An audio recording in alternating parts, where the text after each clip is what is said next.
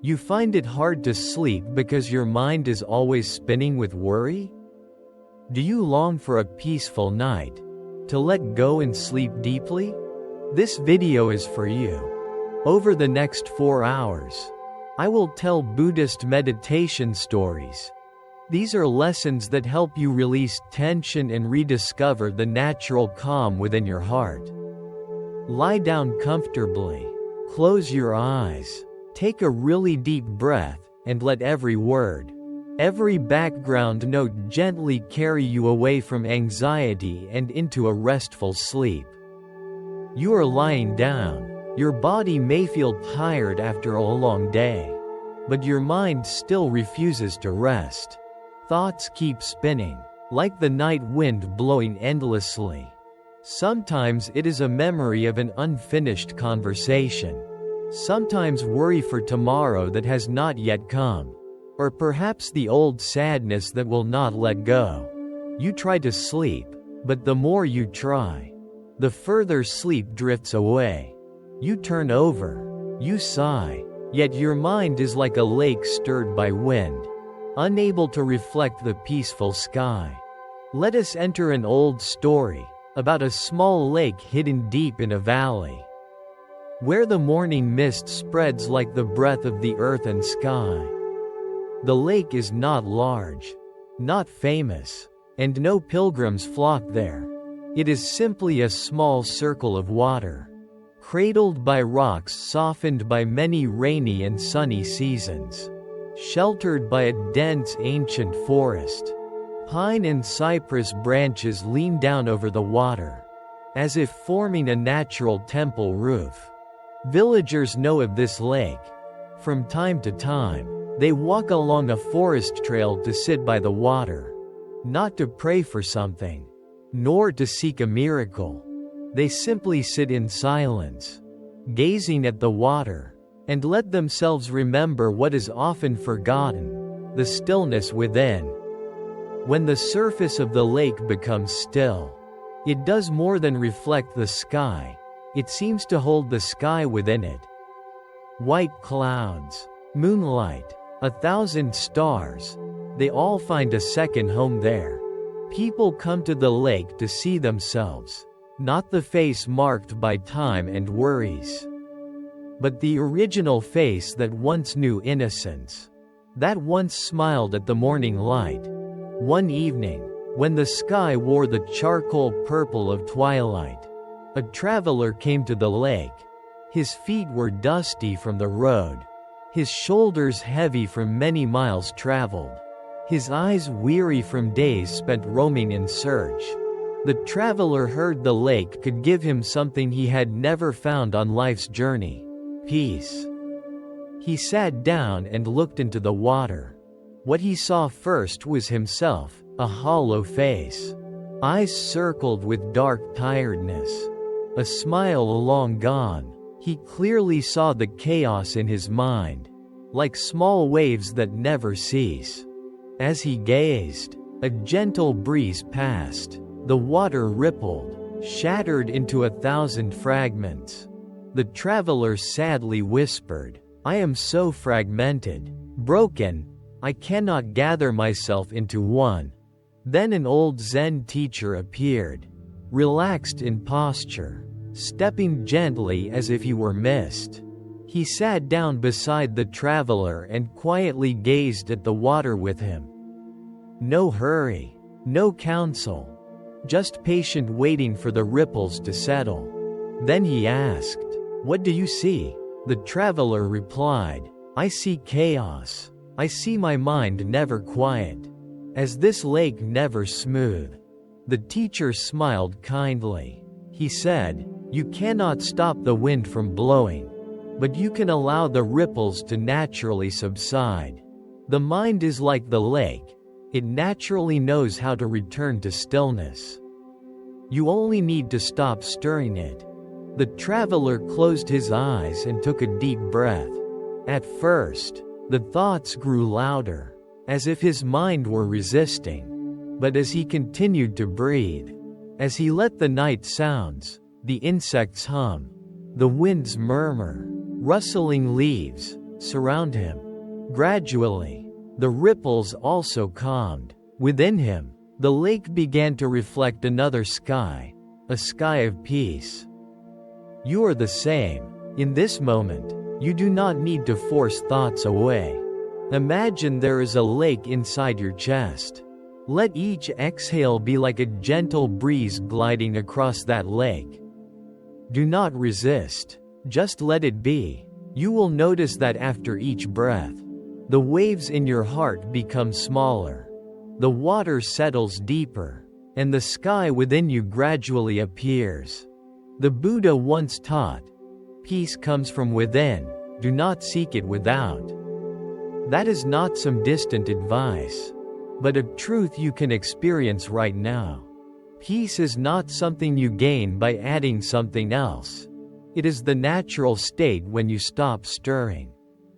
Let your mind be like that lake. Even with wind, it knows how to return to calm. Peace is already within you, just waiting for you to remember. Now, close your eyes. Take a slow breath in and exhale. Feel the release in your shoulders, your chest, your belly. Each breath is a small wave dissolving. You do not have to be perfect. You do not have to solve everything tonight. Just allow yourself to pause and let your heart lake return to its original stillness. Now imagine you are walking on a small path leading into a forest. The path is not wide, just enough for one person. Above, the tree canopy arches close, occasionally revealing a pale purple sky as dusk gently falls. Your footsteps softly crunch on dry leaves. Birds call their final song of the day. Wind whispers through branches. Together they form a sweet melody. You step slowly, no longer rushed as during the day when your mind chases work. Unfinished plans, things not done, vague fears of tomorrow. Here in the forest, all sounds seem to dissolve into one another, creating a space of tranquility. Walking a bit further, you begin to hear water. Very softly, like a long breath, not a rushing stream, but a gentle, quiet sound, as if the earth itself is exhaling. You follow that sound until the forest opens, and before you appears a lake. The lake is not large, not deep, yet it holds a strange allure. It lies there simply, cradled by smooth stones worn by time, and by old tree roots leaning down as if protecting the water. You sit by the lake's edge. No chair, no mat, just the soft ground sprinkled with fallen leaves, but you feel a strange comfort. You look into the water. At first, you only see your reflection, unclear, rippled by a gentle breeze. The face in the water looks tired, eyes puffy from lack of sleep, brow furrowed with lingering worries. You see yourself, but also a stranger, as if looking at someone who has been too busy to remember how it feels to know stillness. Then the wind began to calm. The small ripples slowly faded.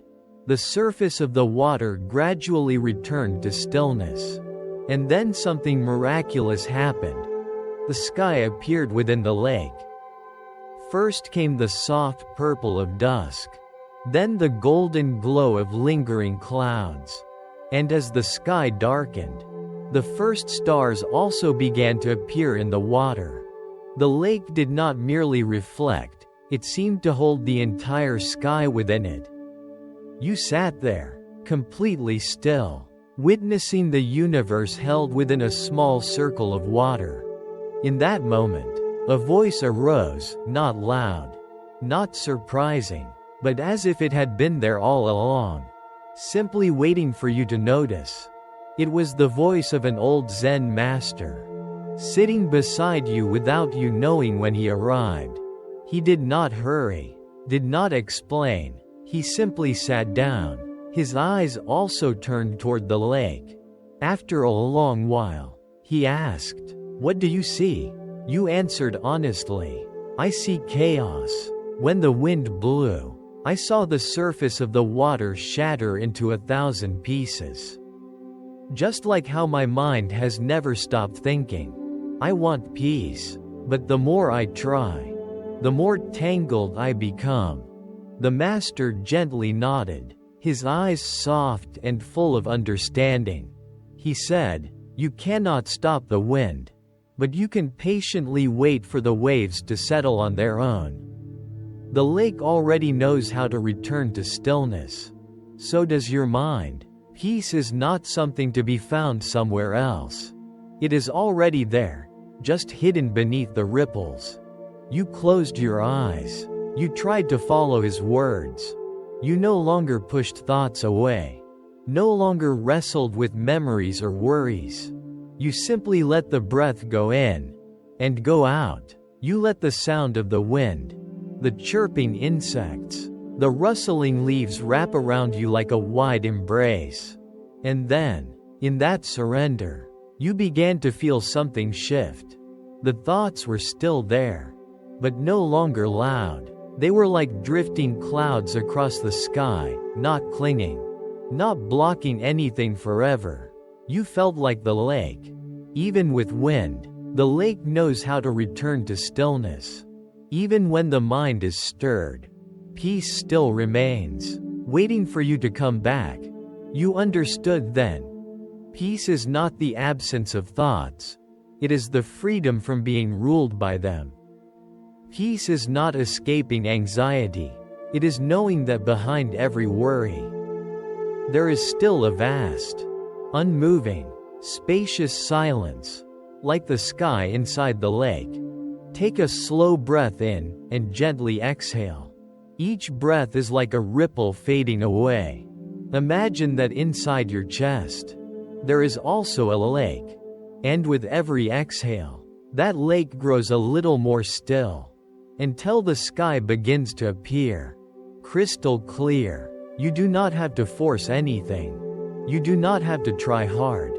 You only need to allow nature to do what it does. The Zen master turned to you and smiled.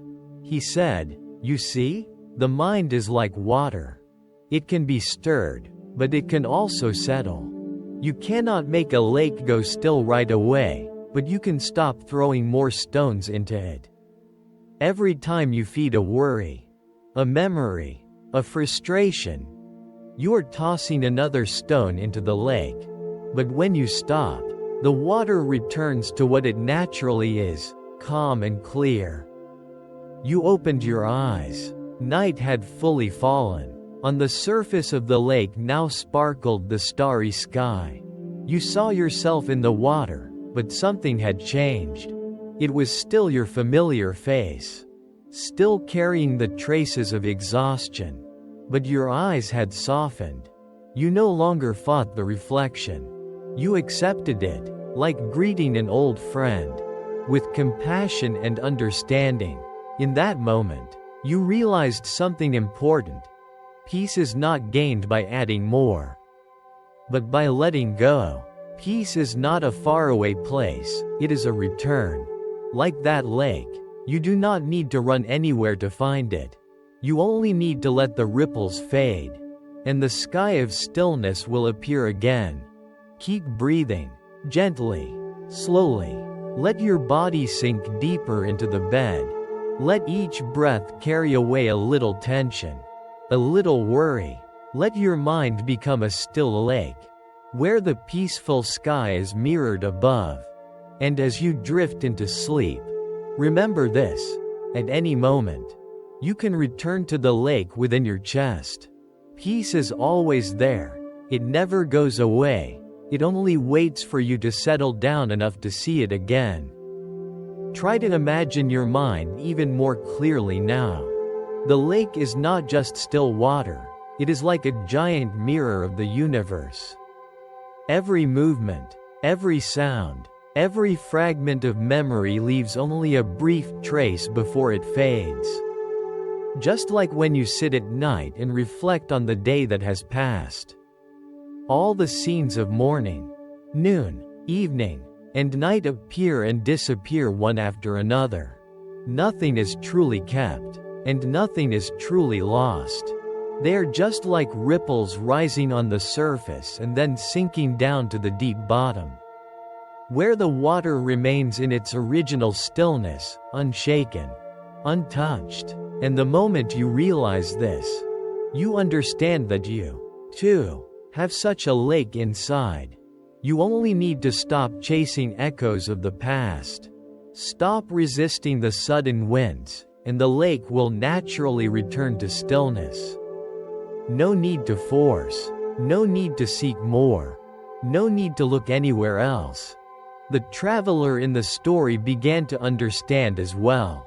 After closing his eyes, he realized that he had spent so long chasing peace as if it were a reward, as if it were some distant destination. He believed he had to walk many roads, read many books, meet many great teachers in order to find it. But now, sitting beside the old Zen master by the lake, he realized that the longest road is the road back to himself, back to his breath, back to the quiet that had always been there. He sat for a long time, letting each heartbeat become a slow, steady rhythm, letting each exhale become a breeze stroking the water in his chest. And gradually, he felt the weight on his shoulders begin to melt, fall to the ground, sink into the roots of the trees, return to the earth and sky, leaving him with nothing but lightness and simplicity. The old Zen master still sat beside him, not speaking much, simply letting his presence shine like the moon, not brilliant, not needing explanation, just quietly illuminating. He knew that any teaching is just a finger pointing at the moon.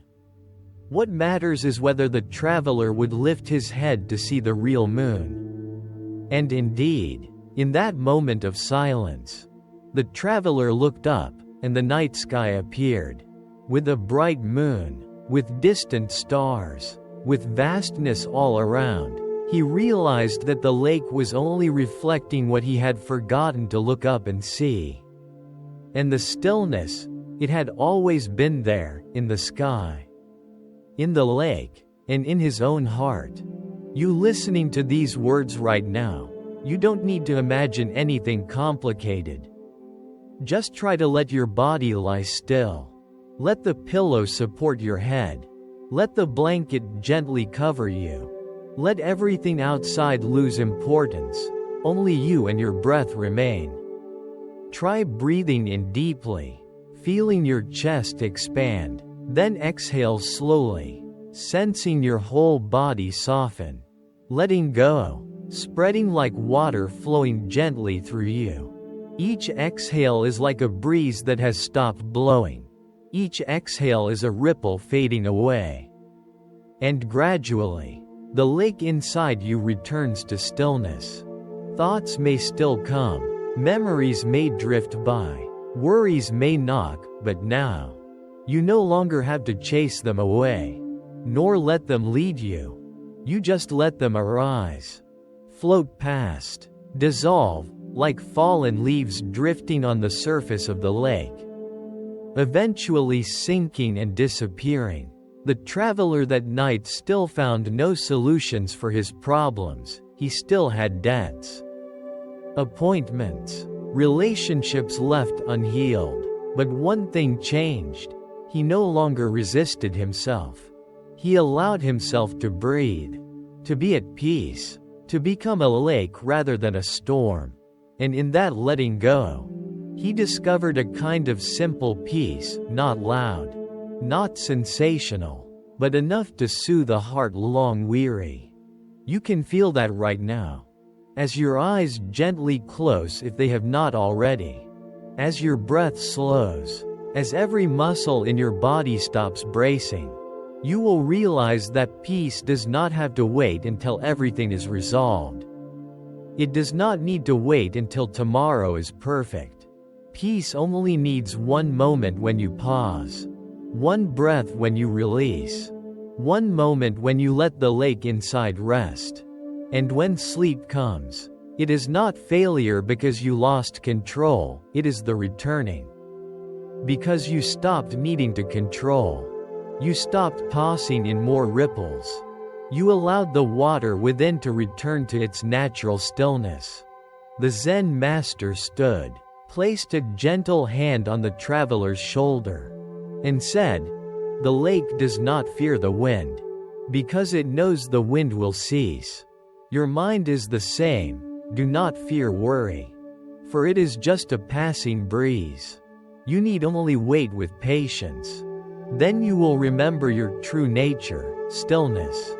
And that night, under the star-filled sky, the traveler sat by the lake until his chest felt light.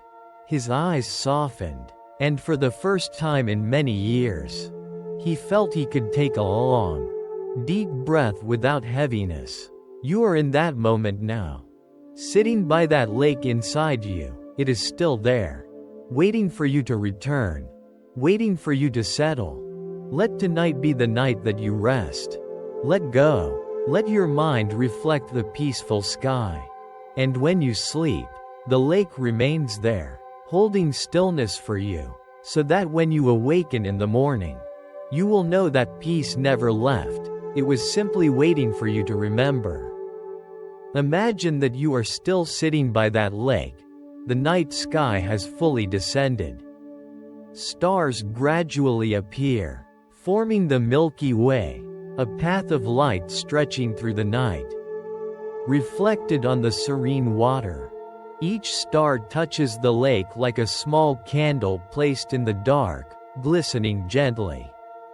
Not blinding, not loud, just enough to remind you that this universe is vaster than every worry, wider than every care. You sit there, body still, but your heart expanding with each patch of sky. You realize all your worries, the endless loops of thoughts, are actually just small ripples in an infinite ocean. And if you stop focusing on those ripples, you will see the whole ocean, calm and immense. The traveler felt that too. He had once believed that peace must be conquered, like climbing a tall mountain, digging for a treasure, traveling to a distant land. But sitting by the lake, he realized peace had never been far away, it was in each breath. Each moment of silence, he had just forgotten to look again. And at that moment, his shoulders relaxed, his clenched hands loosened, his tense eyes softened. Nothing about his life changed, but everything changed in how he saw it. You can try right now. Close your eyes if you have not. Breathe in slowly, as if gathering the entire sky into your chest.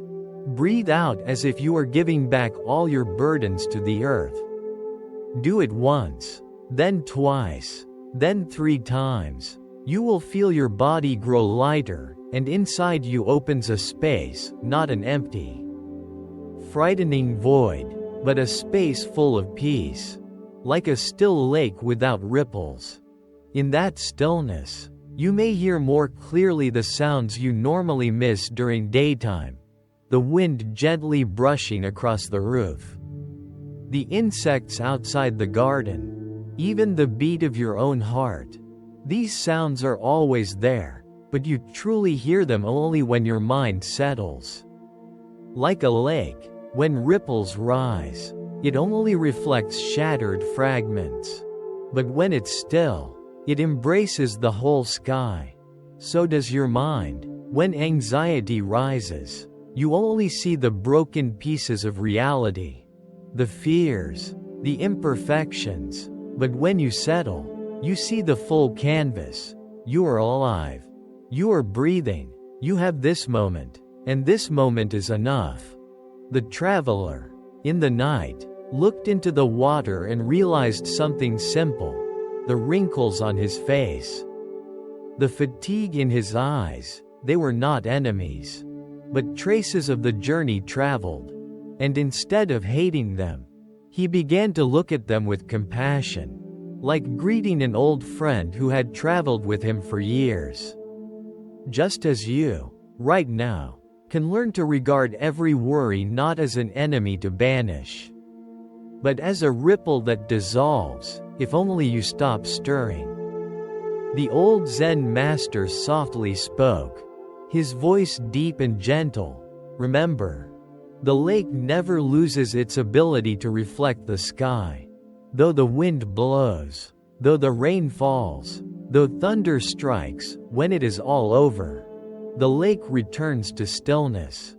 Your mind is the same. It may stir, may feel restless, may feel exhausted, but its deep nature remains still. You just need to remember.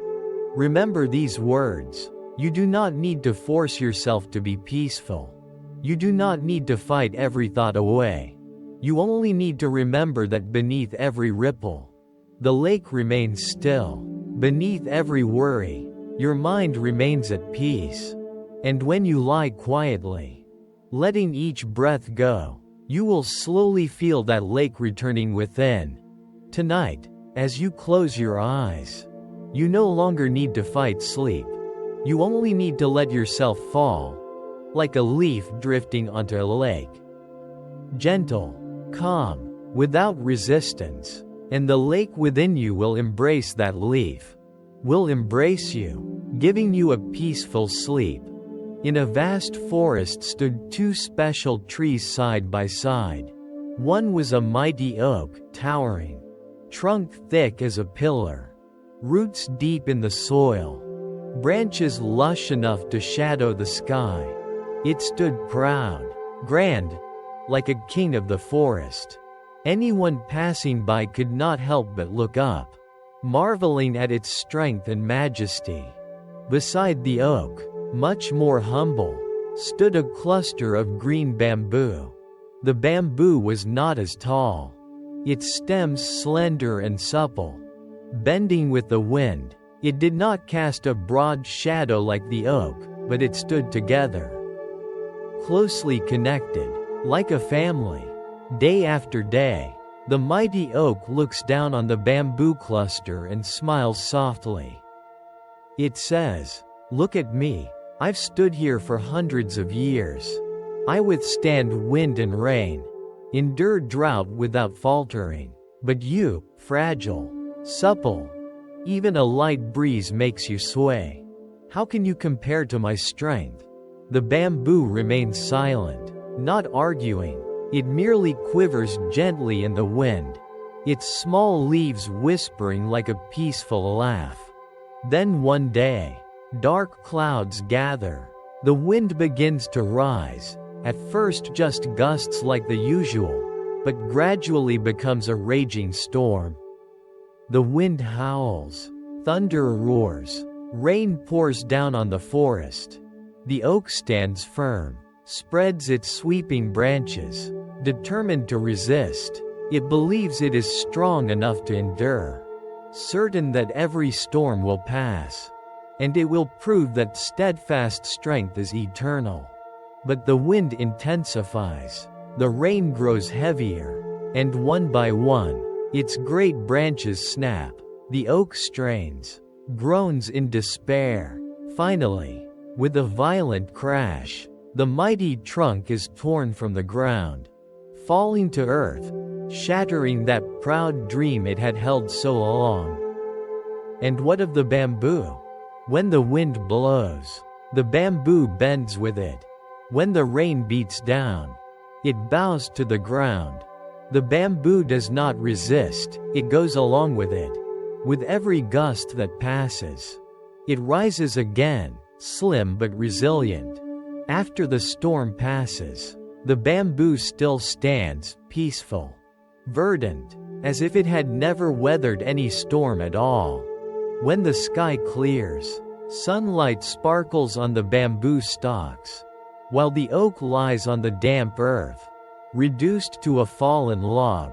It is then that the bamboo gently whispers, "True strength is not rigidity that cannot break, but flexibility that will not collapse." You may recognize yourself in this story.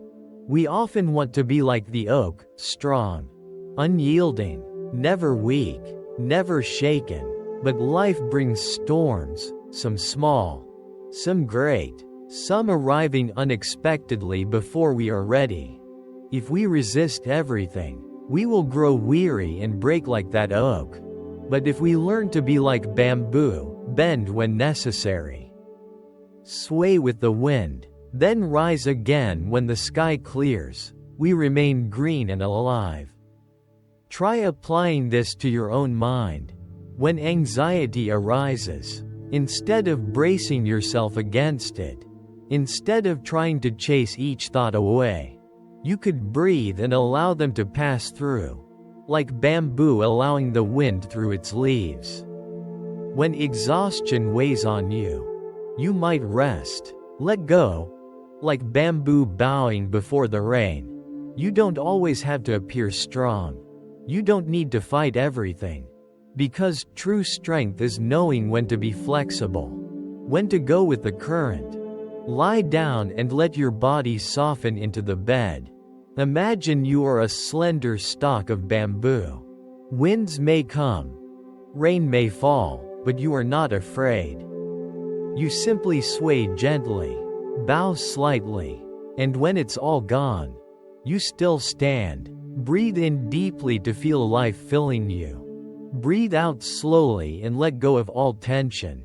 Each exhale is a moment of yielding, a moment of going with the flow, a moment of letting yourself feel lighter. In the storms of life, you don't need to prove you are unbreakable like the oak. You only need to remember, you are bamboo, resilient, patient, supple yet enduring. And as you drift to sleep tonight, let your mind bow like bamboo in rain, relaxed, at peace, so that tomorrow morning, when the sun rises, you will awaken anew, fresh, calm, grounded, ready for a new day. When the storm passes, the forest still smells of damp earth. Fallen leaves cover the ground. Broken branches litter the scene. Yet, among the remnants, the bamboo still stands, lush and swaying in the gentle breeze that remains, as if the storm itself washed and renewed it.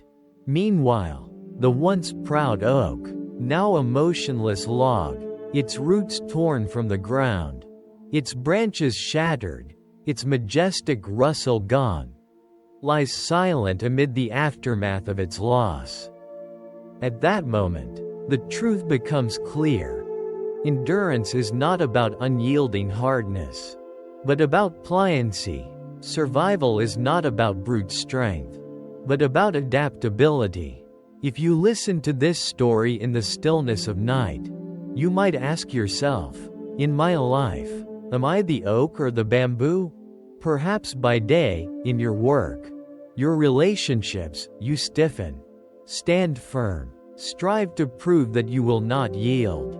But each time you do, your mind tenses like an oak bracing against the wind, growing weary, edging toward collapse. Yet in times of hardship, if you allow yourself to ease, to soften, to recognize that you cannot always be in control, you become like bamboo, bending but not breaking, trembling but not falling. And when the storm passes, you remain whole. Try to envision yourself as that bamboo stalk. As the wind blows, you incline gently.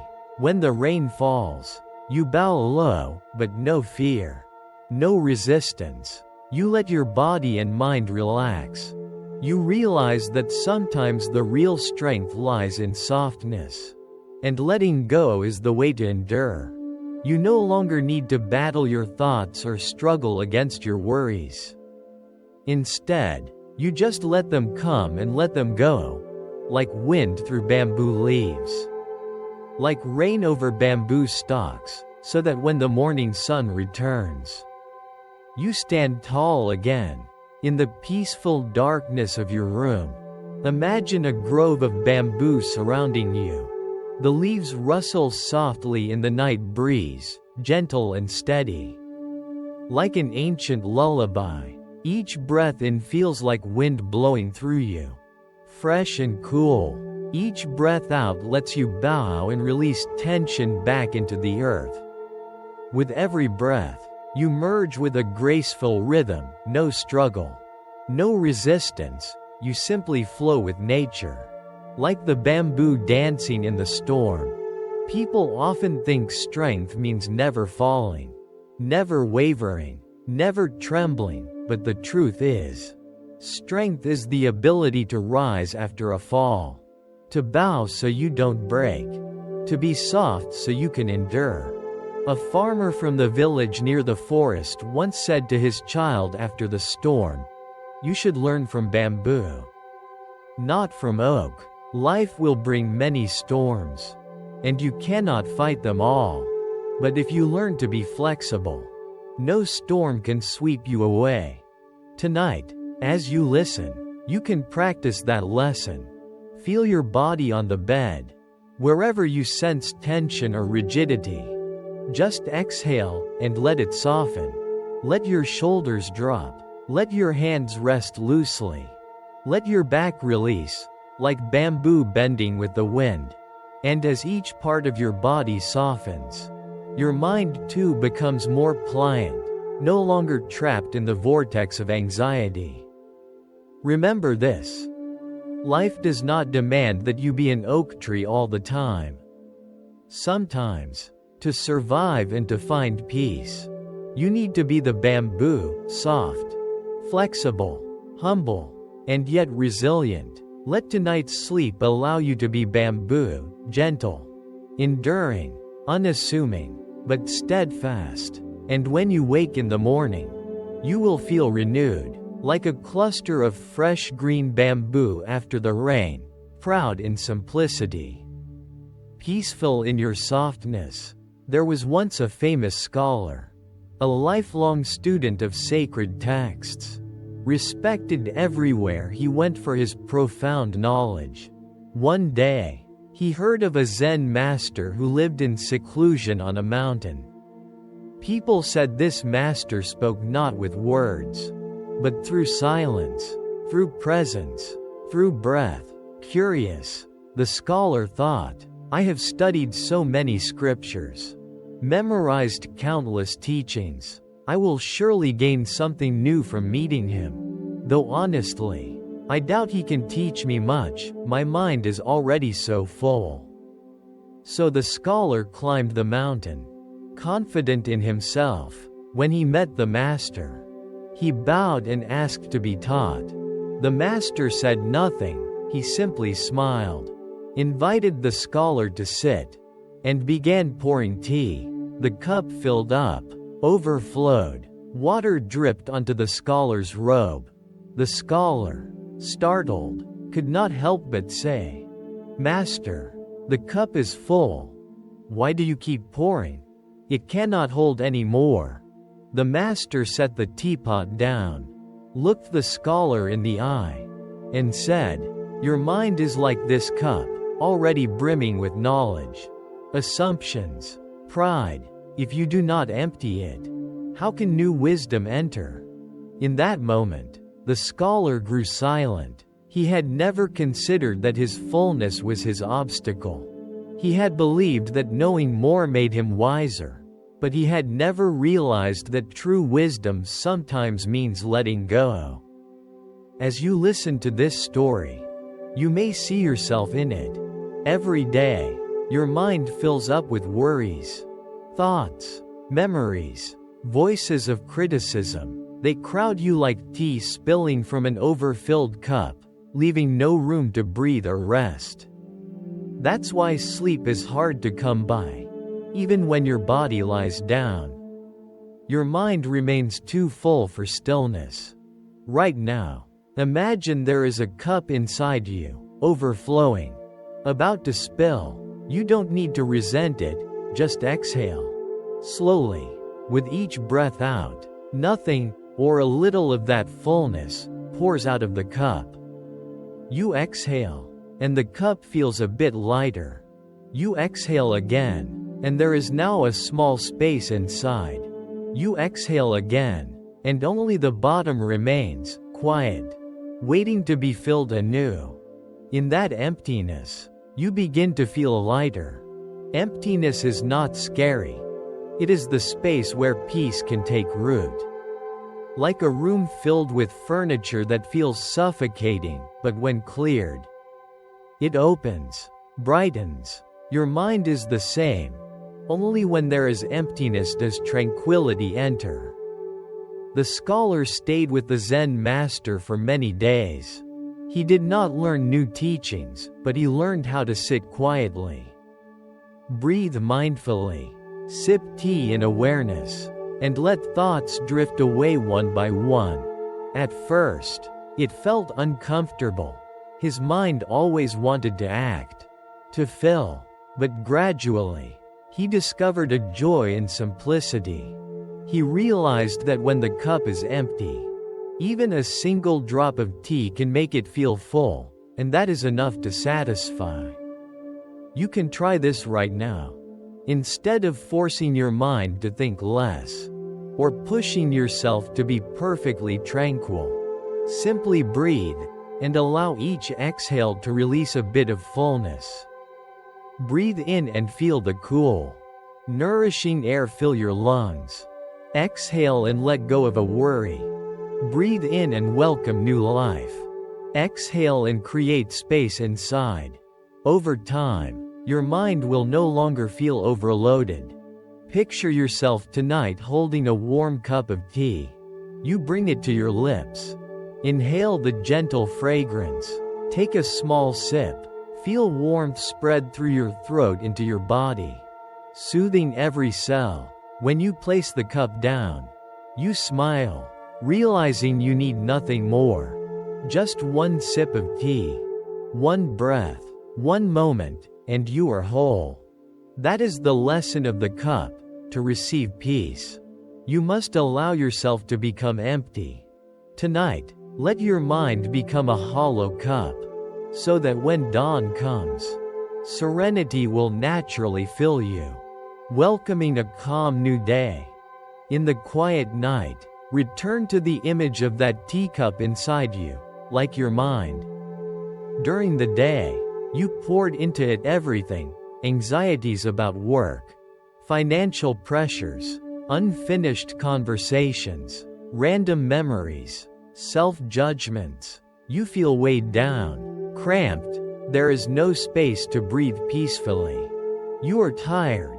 You want to sleep, but the cup remains full. And like spilled tea, thoughts continue to flow out, filling your night as well. But you don't have to pour more in. You don't have to hold on to it all. You have the power to set that cup down and slowly pour some out. Imagine with each exhale, a bit of tea flows out onto the ground. You breathe out, a drop of worry dissolves. Breathe out, a heavy memory fades. Breathe out, an automatic judgment disappears.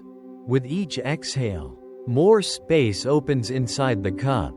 No need to empty it all at once, just gradually. Drop by drop, enough to let your heart feel lighter. As the cup empties, you begin to notice the difference. In its quiet emptiness lies a stillness you rarely noticed. Like a cleared room suddenly bright and airy. Like a sky after the clouds move away, revealing deep blue. Like your heart when the weight lifts, it softens and no longer feels squeezed. And it is that quiet emptiness that becomes the foundation for true peace. The scholar, after hearing the master, remained silent for a long time. He returned to his small room in the monastery. Sitting by the window, gazing out at distant mountains, he realized that for many years, he had never stopped pouring into his cup knowledge, reputation, philosophical debates. But the more he poured, the more stressed he became, the more he felt empty and sought more. For the first time, he decided to let the cup become empty. He sat still, not reading, not thinking, just listening to the wind through the mountain, bird song, rustling leaves, and strangely, he felt a new joy, not from acquiring anything, but from that simple silence itself. You can also experience this very moment. As your eyelids close and your body lies still, imagine that within your chest sits an empty cup. Each exhale pours out a gentle stream of water, carrying away fatigue and worry. You breathe out, and the cup feels lighter. You breathe out, and your mind brightens a little. You breathe out again, and you sense a cool, open space forming inside. You don't need to fill it with anything at all. You only need to let it be empty. Let the night breeze pass through. Let sleep enter. Only an empty teacup can receive fresh, clear water and savor its full flavor. Only an empty heart can hear the whispers of peace, can feel life flowing gently through. Tonight, in that emptiness, you will not feel deprived. You will feel a different fullness. A fullness of ease, of freedom, of no longer having to hold on. As the night flows on, with each exhale slowly pouring out what's inside, the cup in your chest is left with stillness. You don't need another drop, because peace is already there. And in that stillness, you will drift gently into sleep, like an empty teacup waiting for the morning to pour in a fresh new stream of light. Imagine, in your quiet room, a small wooden table carries a white porcelain teacup. The soft light touches its glossy surface, giving it a simple yet profound purity. At first, the teacup is full, heavy, strained, just like your mind, burdened with too much. But with each exhale, as if guided by an invisible hand, a little water pours out. Even the imagined sound of that tiny drip is enough to lighten your heart. You breathe out, and the weight of the day flows away. You breathe out, and the unfinished conversations in your mind dissolve. You breathe out, and the cup becomes lighter, more spacious, until all that remains is spacious emptiness. In that emptiness, you notice something remarkable. Empty does not mean lacking, it means opening. Just like a cluttered room feels suffocating until cleared, opening creates space to breathe, to walk freely, to let light in. Your mind is the same. When it's full, the light of peace cannot enter. But when it's empty, gentle rays begin to shine through, making your inner being brighter, warmer, quieter.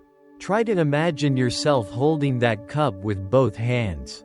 You bring it close, and its warmth spreads through your skin, into your chest, down your arms and legs. Each sip of tea feels like a sip of peace entering your body, flowing not only through your throat, but into every cell, into your bloodstream. It soothes your tightness, washes away weariness, calms the remaining noise in your mind. You realize that warmth does not come from outside, but from the emptiness you created, because the cup is empty. It can be filled with comforting, fragrant warmth. You sit in that quiet room, holding the now empty cup, and you smile.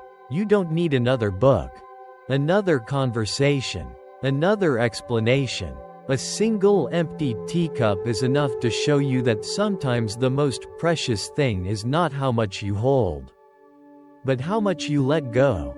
In letting go, you don't lose, you simply create space for life to flow in. Tonight, let your mind become an empty teacup.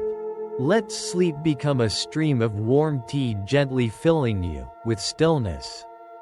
Without noise, without stress or competition, let each breath draw you deeper, like each drop of tea soaking into the earth, bringing you into a peaceful stream. As you drift further into sleep, Smiles softly like the scholar once did, realizing that some lessons are not found in books but in the silence of an empty teacup. When your eyes close, the teacup in your mind remains there, silent, wordless, like a gentle friend. It does not urge or judge you. It's simply there as a reminder that you can set everything down. Let everything go.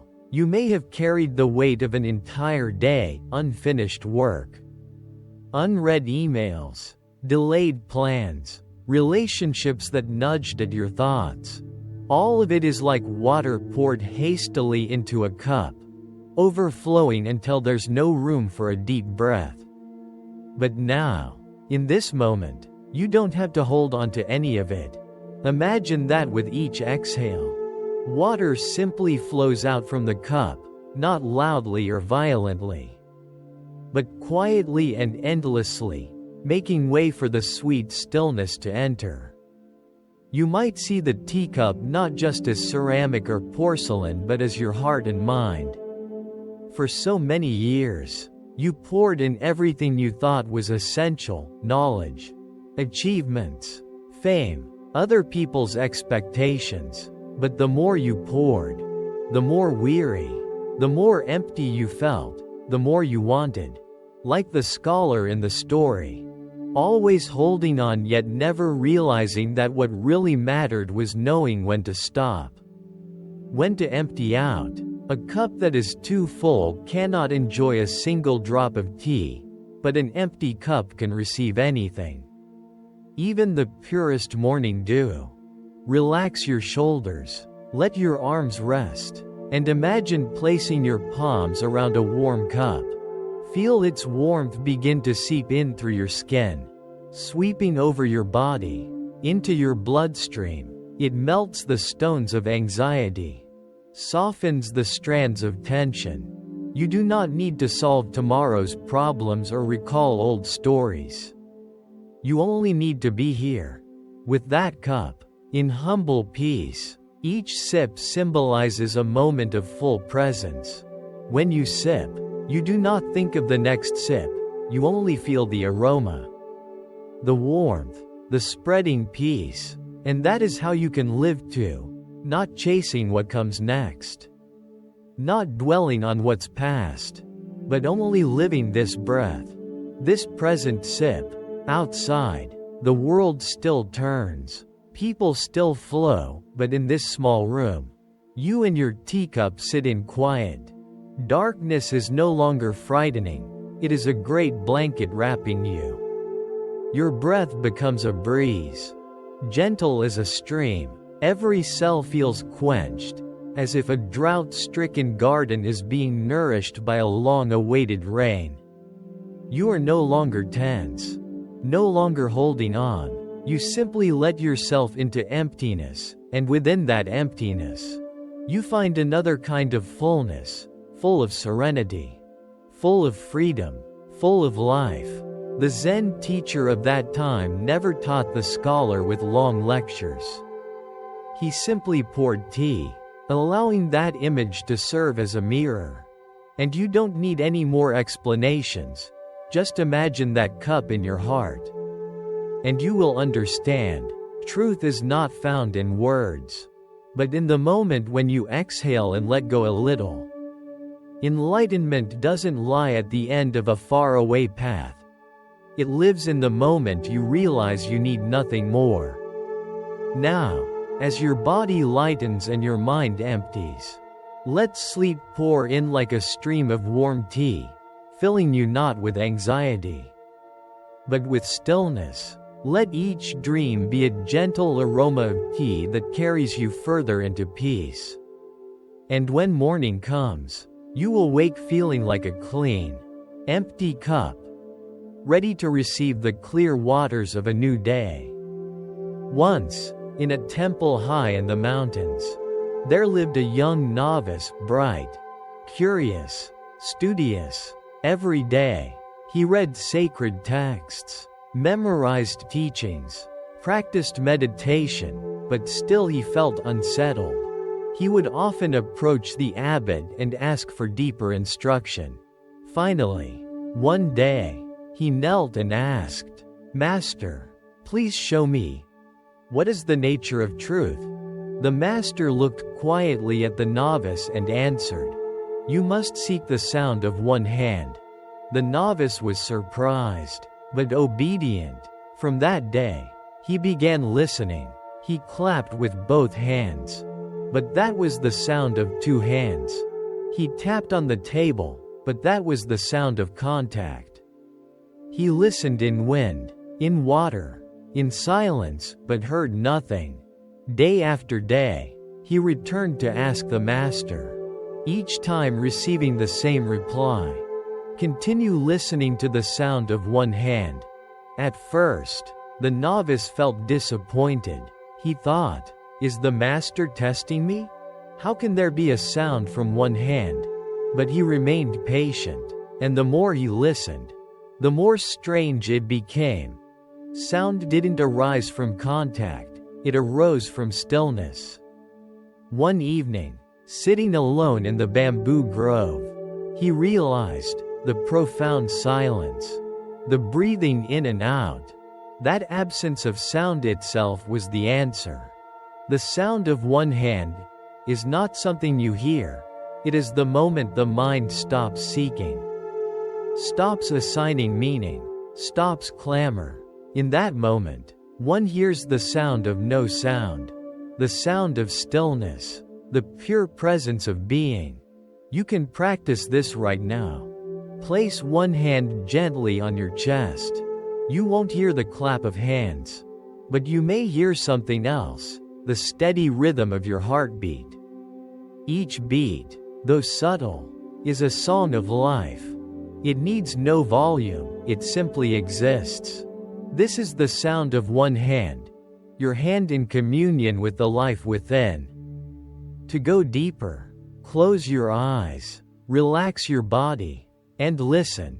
Don't try to hear a specific sound, just listen to the silence around you. You may discover that silence has its own tone, an unwritten melody. Always present, you'll realize that even emptiness holds power. Nurturing, soothing, opening space for your mind to rest. And as you listen to that silence, worries settle, tension melts away, and your heart unfolds like a flower at dawn. The novice eventually understood that the sound of one hand is neither external nor audible, but found in return, in letting go, in stillness. Similarly, if you keep chasing the world's noise, you can never hear anything but chaos. But if you stop, even briefly, you will begin to hear another sound, the gentle presence of life itself, the calm voice of a mind at peace. Tonight, as you lie down, practice listening to the sound of one hand. Place your hand on your belly. Feel it rise with each inhale and fall with each exhale. There's no external sound, but there is a soft melody, your living breath. With each breath and each moment of attentive silence, you'll drift deeper into sleep, deep, restful sleep, where fatigue disappears and only expansive, tender stillness remains. As the novice continued his journey of listening, night after night, he realized that sound comes not only from actions but from the invisible. He would sit by the temple's veranda, listening to wind through bamboo, leaves whispering like nature's gentle voice. Then he'd hold his hand in empty space, not clapping, not striking, but simply suspended. At first, nothing, but after a while, he heard sound in his heart, not physical, but the resonance of profound silence. Just as when you close your eyes in darkness, you see no images, but feel more strongly the vastness around you. The sound of one hand is like that, not a clang, but a resonance rising within. You can try this now.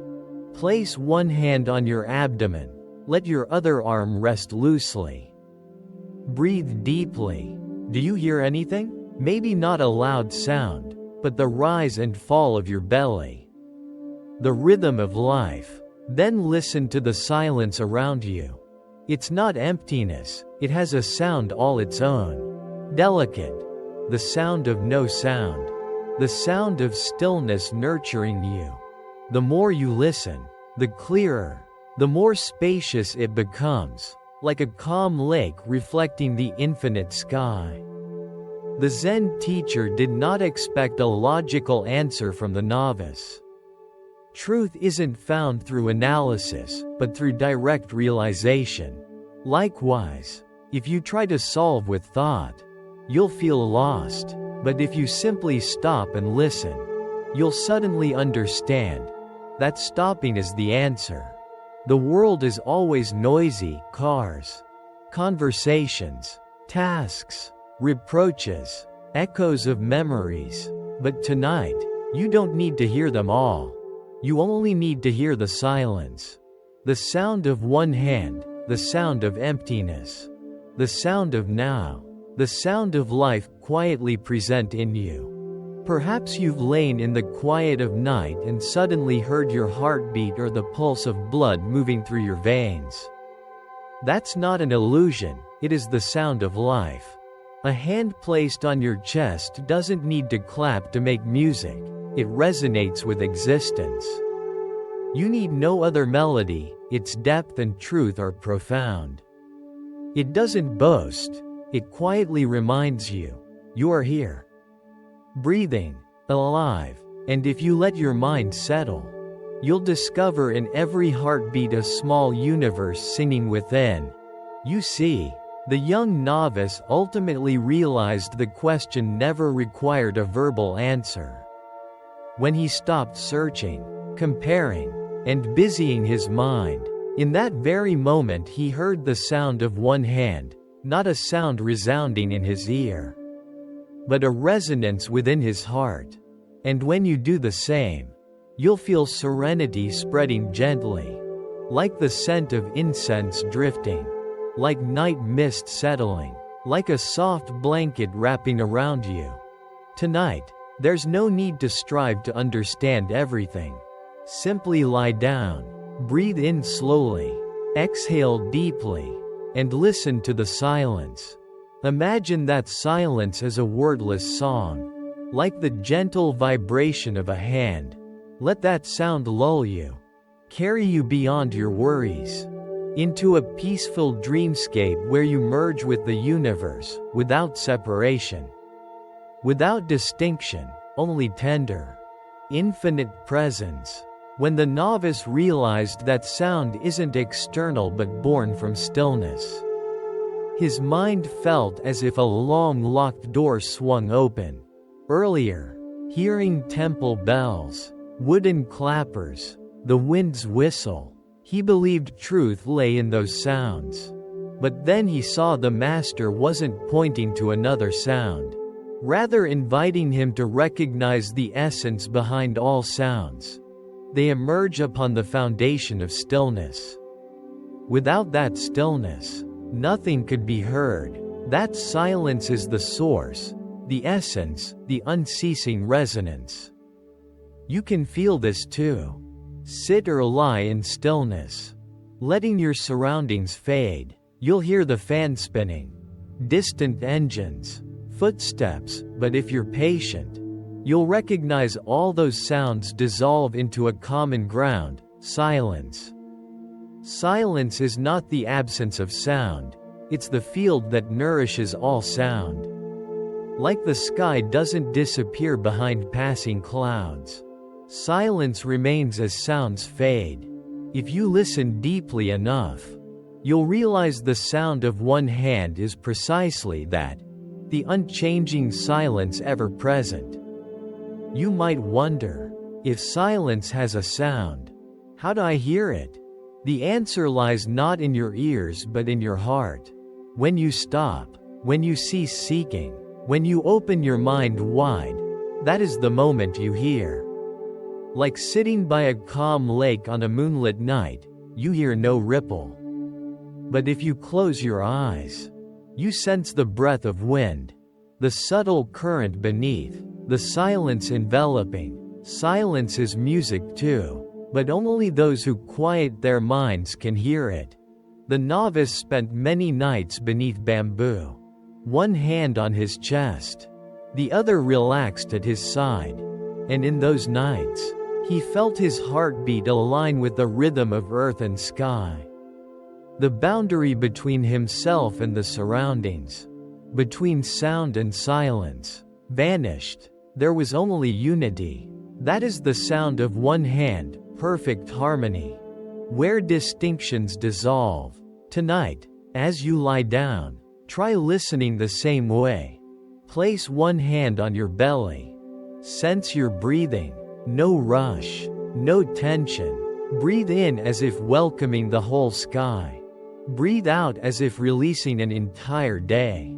Listen as silence spreads within each breath, touching every cell. That is the sound of one hand, no resonance in space, but a resonance in your being.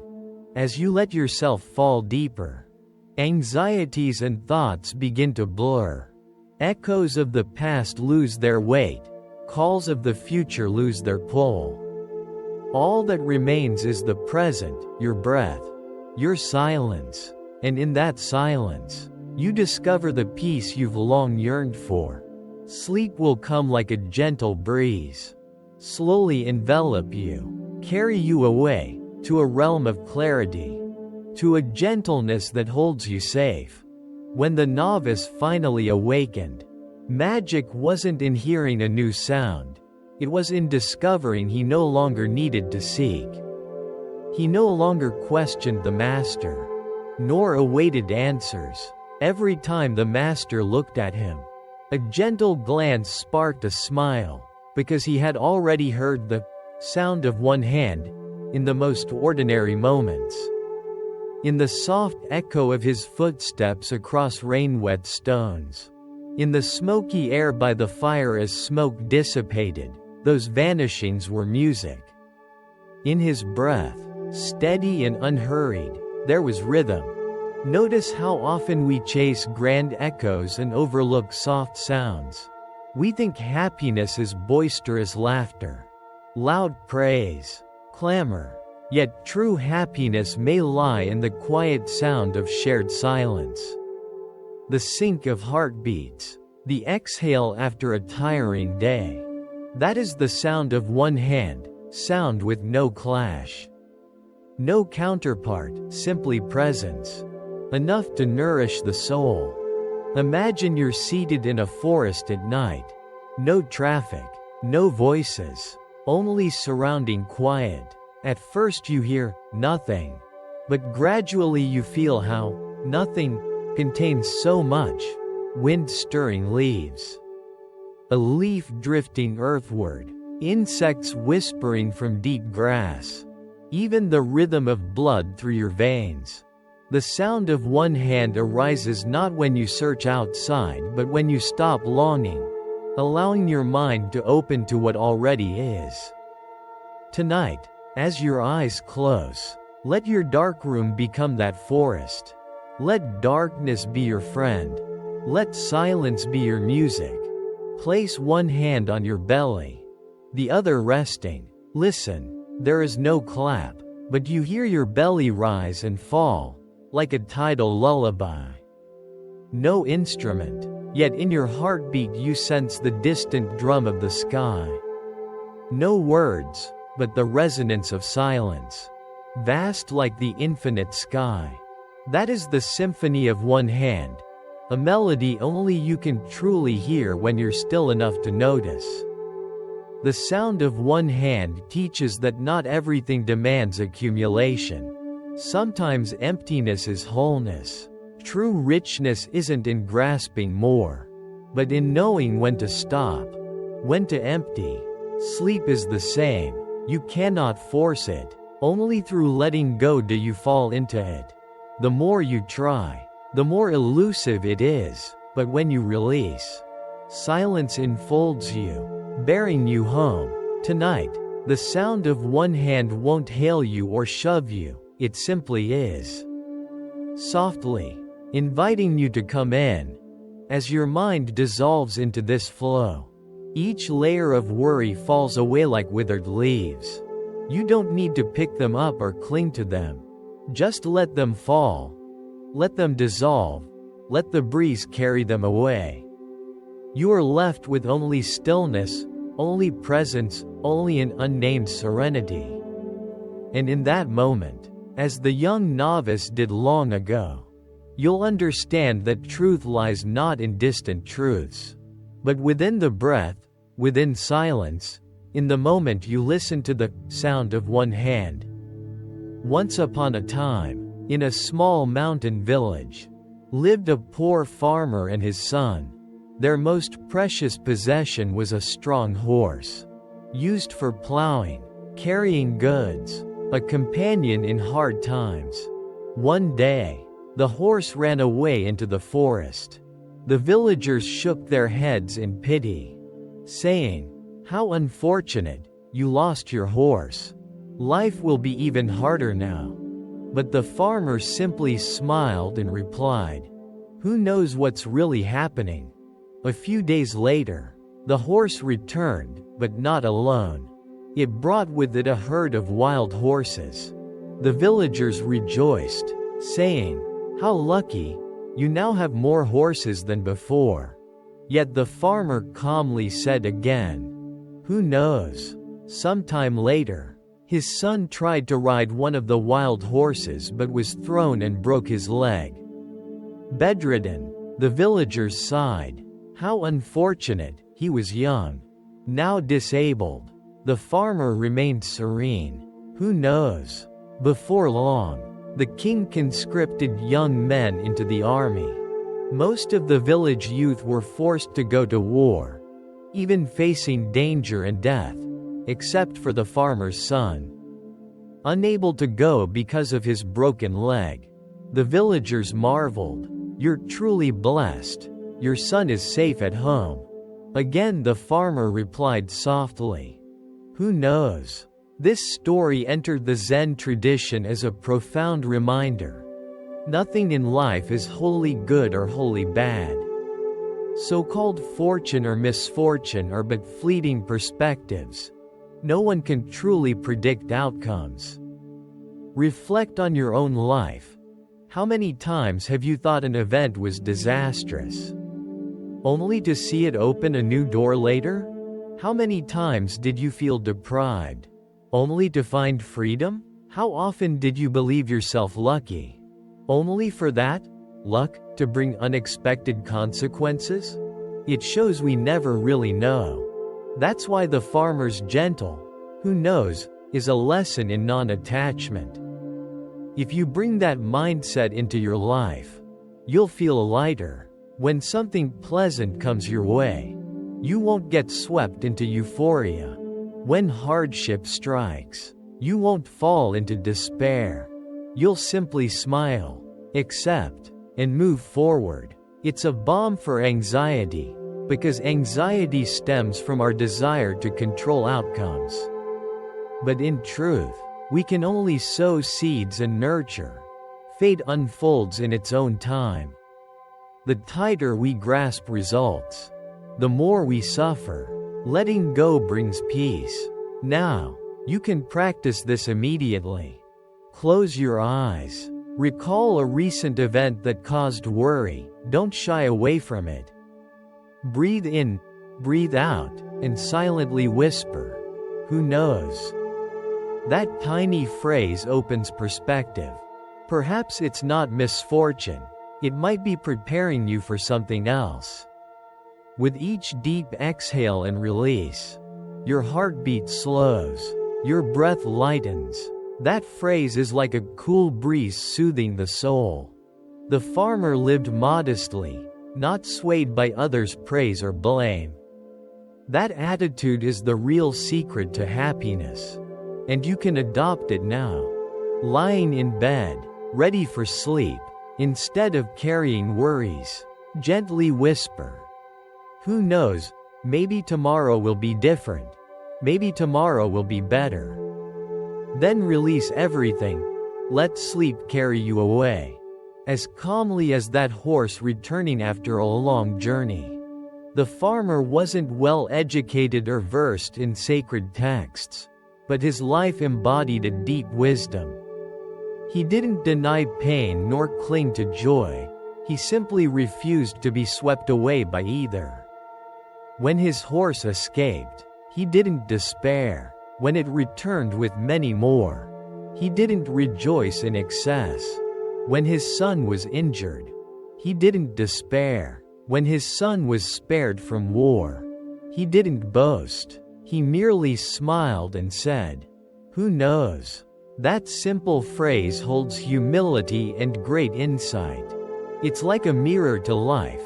We think we see clearly, but we only perceive a sliver. Time turns, causality shifts, and reality often defies our assumptions. Think back on your own life.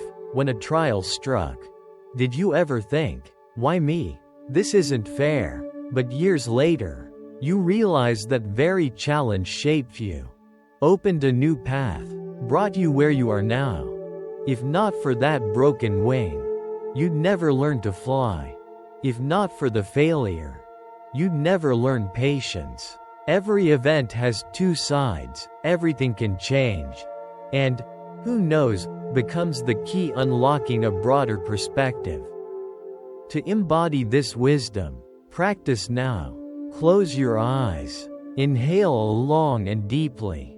Exhale slowly. Let a recent burden appear. Maybe a failed relationship, a work setback, financial worry, illness. Look at it without flinching. Then softly say to yourself, "Who knows?" That gentle whisper is like a hand on your shoulder, saying, "Don't rush to label. Don't jump to judgment. Let time bring clarity." Do you notice that your heart has just calmed down? Your breathing becomes softer, your eyes feel lighter, and your shoulders loosen up. You no longer have to tense up to control everything, because deep down you know you cannot control it all. Instead of forcing things, you choose to open your heart and let the river of destiny flow on its own. Just like that farmer, when facing either ridicule or praise, he remains unmoved. His mind is like a still lake, stirred when the wind comes, and then returning to silence. Our lives are often like riding a wild horse. We do not know which direction it will run. We do not know when it will stop, and we do not know if we will fall off. But instead of being afraid, we can learn how to smile, how to loosen our grip on the reins, and let the horse take us wherever it may go. Because everything that happens has a reason, even if we do not understand it yet. As long as we keep our hearts open, ready to learn, ready to let go, then anything that comes our way becomes a precious lesson. In this moment, as you let yourself follow your breath, allow the words, "Who knows?" to lull you into relaxation. It is not a vague promise, but a gentle reminder that you do not need to carry all the worries. You do not need to know the future. You just need to know that right now you are breathing. You are alive, and you have this chance to rest. When your heart can let go like this, sleep will come naturally, light as a horse strolling out of the forest, returning to you in peace. The farmer went on living as he always did. He woke up at dawn, when the mist was still hanging over the rows of beans. He lit a straw fire to warm a pot of brown rice porridge, checked on the horses, cleaned the water trough, and only then went to his son's room to see if the broken leg still hurt. The young man lay there, at first angry with himself and bitter at fate. But whenever he burst out, "Why is my life so miserable?" the father simply smiled, placed a hand on his son's shoulder, and said softly, like the wind slipping through the thatched roof, "Who knows?" Each word fell like a seed, not sprouting right away, but quietly drinking water deep in the soil. Seasons came and went. Some harvests were plentiful because the rains and winds were kind. Some were ruined by pests. Some days he returned from the stream with a basket full of fish. And some days he came home empty-handed. Still, the father kept tilling the earth, spreading ash, gathering dry leaves. Whenever someone came to share joy or sorrow, he nodded slowly and said, "Who knows?" Neighbors sometimes muttered that he was cold. Others praised him for being calm, and some grew restless on his behalf. But he did not need to explain himself, because he knew what he was choosing was not indifference, but a heart wide enough for every possibility. One afternoon, a herd of wild horses returned to graze in the open field behind the house. The son, leaning on crutches, looked out from the porch. In his eyes, a flame of passion flared. He wanted to tame the most beautiful horse. But after only a few steps, pain shot through his leg and forced him to stop. Frustration rose in him, and he nearly shouted. But then he caught his father's gaze, calm as a lake, and all he could do was sigh and whisper, "Who knows, maybe it is not time yet." That evening, the two sat by the fire. The father told an old story. Once there was a man who cleared a stony field to grow rice. And people mocked him for being foolish. The next year, heavy rains washed away the clay fields, leaving only the stony field untouched. So people said he was lucky. But then, for 3 years, the rains were scarce, the stony field cracked, and people said he was unlucky. In the 5th year, he switched to planting millet, which could withstand drought. The first harvest was small, the second better, and by the third, it fed the whole family. Gain and loss kept spinning like a windmill. The father ended the story with a smile. So we just do our part. And as for which way the wind turns, who knows? Not long after, the military stopped recruiting soldiers because the border was at peace. The villagers rejoiced and cried, telling the farmer, "See, your son did not need to break his leg to stay home."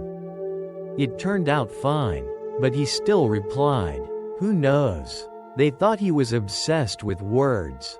But in truth he was reminding himself not to fall asleep on any label.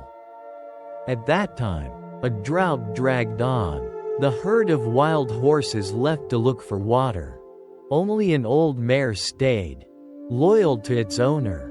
The son began to recover, though he still walked with a slight limp. He practiced in the yard, sometimes falling into the straw.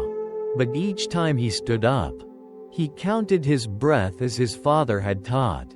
Some nights, he woke drenched in sweat, dreaming of galloping like the wind, then shuddering at the memory of bones cracking in the fall.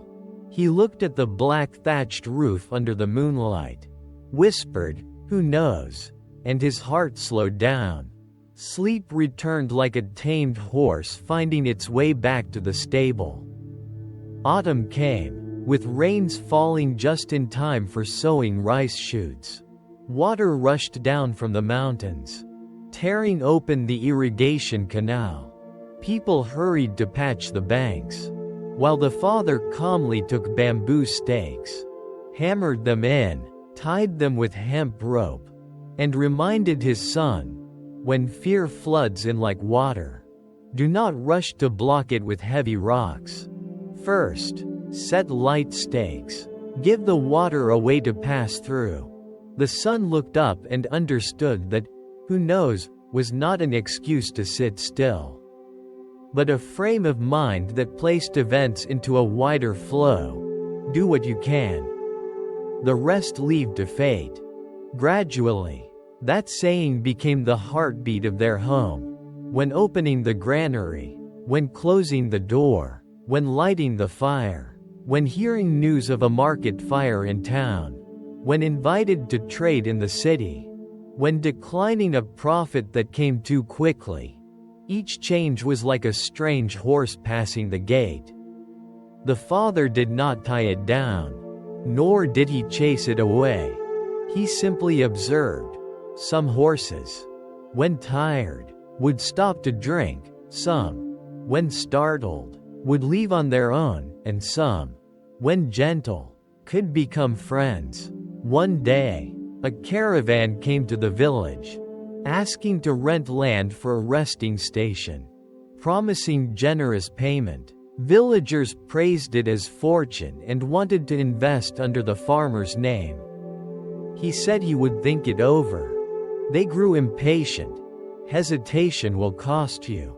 He still smiled. Who knows? Months later, the trade route shifted because a stone bridge collapsed across the river, leaving the resting station abandoned. Those who had pressed him turned away in embarrassment.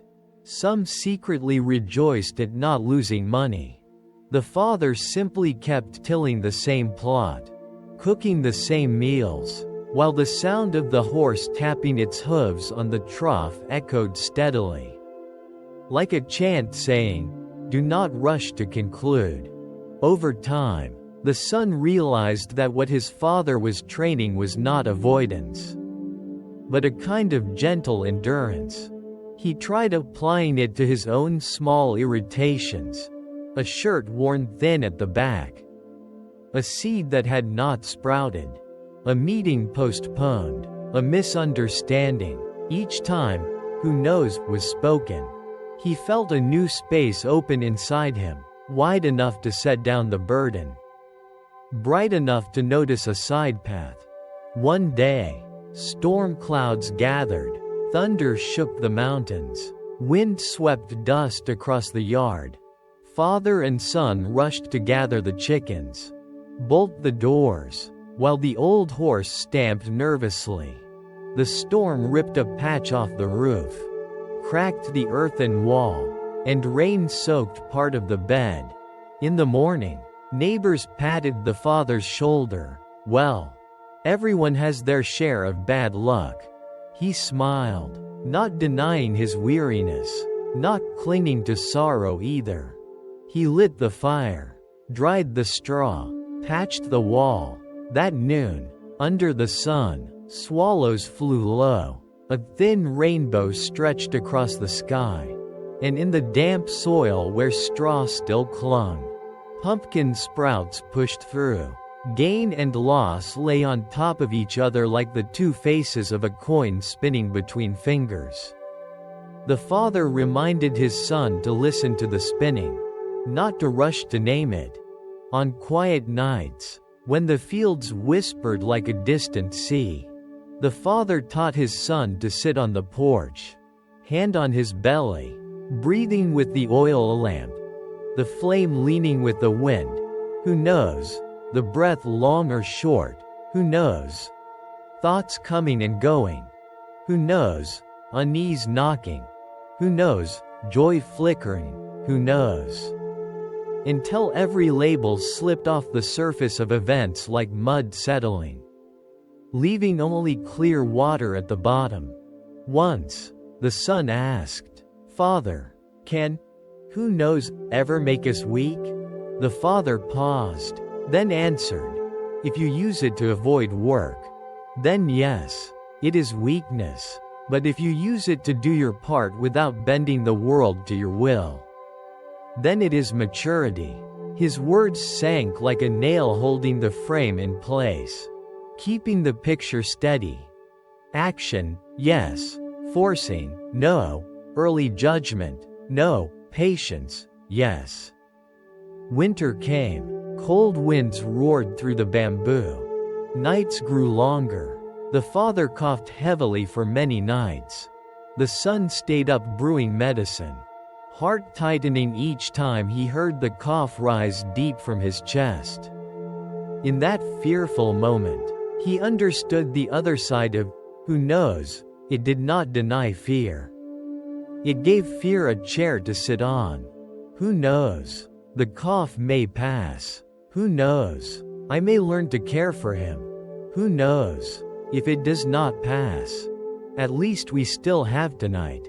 He set the pot of medicine down on the step, looked up at the ash-gray sky, and realized that some days bring no sign of good fortune.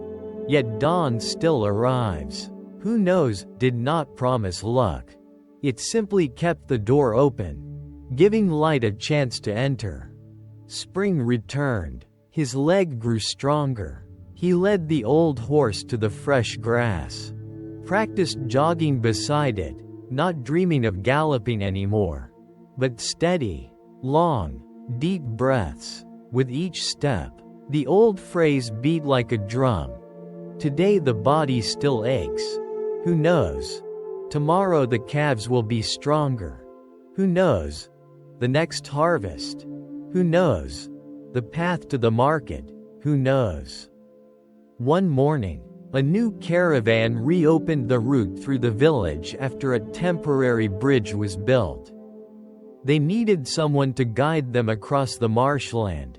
The son took the job, walked carefully, tested the ground, taught the old horse to lift its legs. The caravan paid him fairly and promised to bring drought-resistant millet seeds from afar.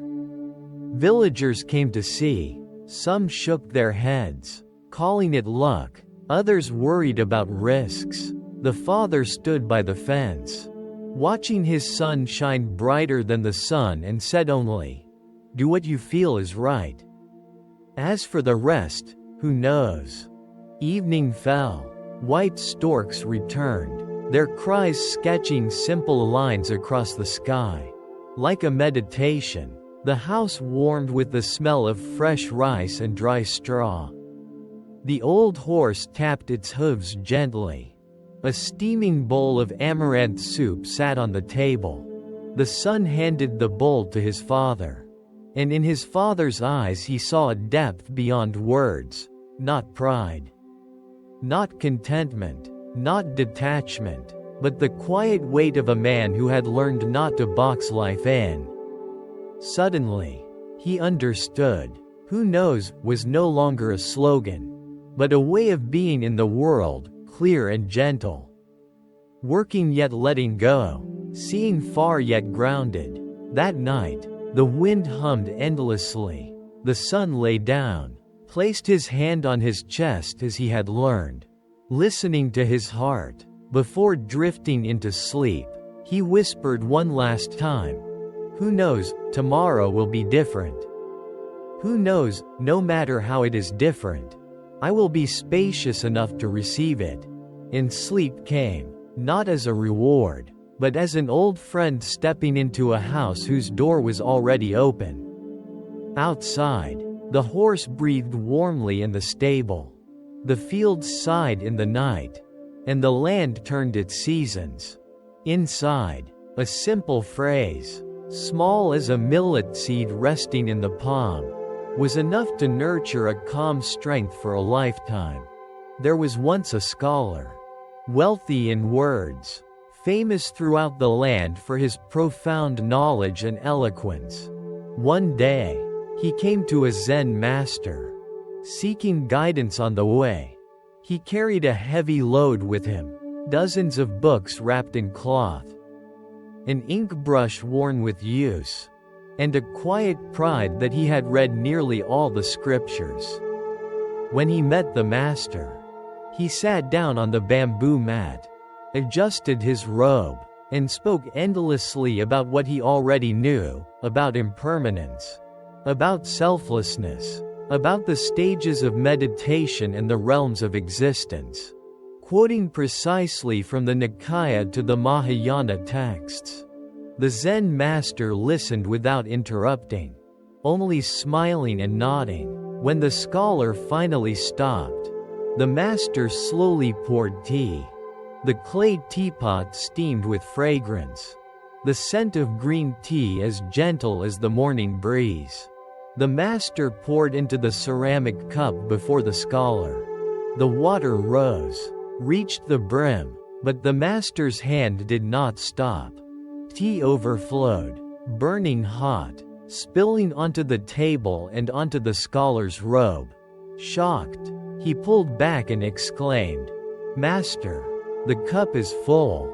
You cannot pour more." The Zen master set down the pot and replied calmly, "You are like this cup of tea, filled with words, filled with opinions, filled with confidence in what you think you know. If you do not empty yourself first, how can I pour anything new into you?" In that moment, the space seemed to fall silent. The scholar's face flushed, but inside, something was cut open. He realized that all along he had not come to learn, but to prove himself. His cup had never been empty. He always wanted to add more, but never to release. He bowed his head for a long time. And from that day, his true journey of learning began. You may also see yourself in this story. In modern life, we fill our minds with countless knowledge from school, information from social media, opinions from friends, prejudices from family, experiences from the past. All of these make a cup that is already full. We always want to pour more, to learn more skills, to collect more information, to gather more experiences. But the more we add, the heavier we become, and the less room we have for freshness. That is why, each day, we need a moment to pour some out, to release a worry, to let go of a prejudice, to set down a piece of pride.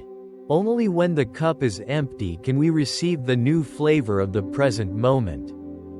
Try practicing right now. Sit still. Breathe gently. Imagine holding a cup of tea in your hand. The water inside represents the thoughts you carried today, unfinished tasks, unresolved arguments, unfulfilled plans, sleepless worries. Your cup is full. Now, imagine tilting your hand slightly, letting some water spill out. Each drop that falls is a burden released. One drop, the expectation that others must be like you. Another drop, the haunting of an old failure. Another drop, the anger you still carry. The cup becomes lighter, and when it is empty, you feel as though you have set down a backpack full of stones. You are ready for life to pour in a new taste. The scholar of that time no longer wandered from place to place showing off. Instead, he quietly followed the master, working in the garden, cooking meals, sweeping the courtyard. He sat by the pond, watching lotus leaves fall, not thinking of which scripture spoke of impermanence, but letting the leaves teach him impermanence. He listened to the temple bell, not analyzing frequency or origin, but letting the sound resonate in his chest. He watched raindrops fall into puddles, not searching for a philosophical meaning, but letting the circles expand and fade away. His cup was empty, and in that emptiness, life became full. Remember, true fullness does not come from adding, but from releasing. Just as when you go to sleep, if you carry too many thoughts, you will toss and turn. But if you empty your mind, sleep comes like warm tea, gently spreading through your whole body. Tonight, before closing your eyes, you can imagine pouring out the old water in your cup, so that tomorrow morning you can receive the new flavor of life. After his first meeting with the Zen master, the scholar returned home, his heart weighed down by one question: how do I pour out what is in my cup? That night he could not sleep. He listened to the rain tapping on the roof tiles, remembered each word the master had said, remembered the image of tea overflowing and burning his hand. He asked himself, had his whole life been nothing but filling? filling with words, with fame, with the imagined applause of students? But before the Zen master, it all had no meaning. The next morning, he decided to return to the temple. This time he carried no books, no ink brush. He brought only an empty ceramic cup. He offered it to the master and said, "Please, master, pour." The Zen master looked into his eyes for a long time. Then without a word, nodded and led him to the garden. It was autumn. Yellow ginkgo leaves fell in waves. The damp earth smelled rich and raw. The master handed him a bamboo broom and said, "Sweep the leaves." The scholar hesitated, but then bent down and did as told. Leaves fell endlessly. Each time he looked up, more had gathered. The master stood watching in silence. At first, the scholar thought it was meaningless work, but as he swept on, he began to hear the rustling of the broom merging with the wind, began to see fresh leaves falling on top of those he had just cleared, began to realize the task would never be finished. Yet his mind grew lighter, more open, no longer resisting. When the late afternoon sun stretched across the garden, he sat beneath a tree, his robes soaked with sweat, his hands scratched, but inside he felt as light as a cup no longer overflowing.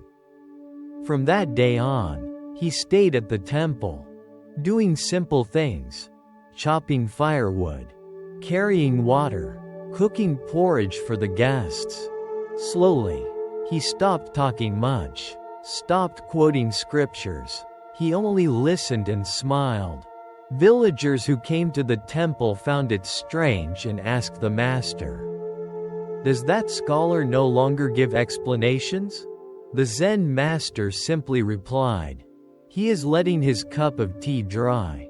And indeed, inside the scholar, the layers of old knowledge sank like mud settling to the bottom, leaving a stream of clear water. One day, while cleaning the kitchen, he accidentally dropped a clay bowl. It shattered with a sharp crack.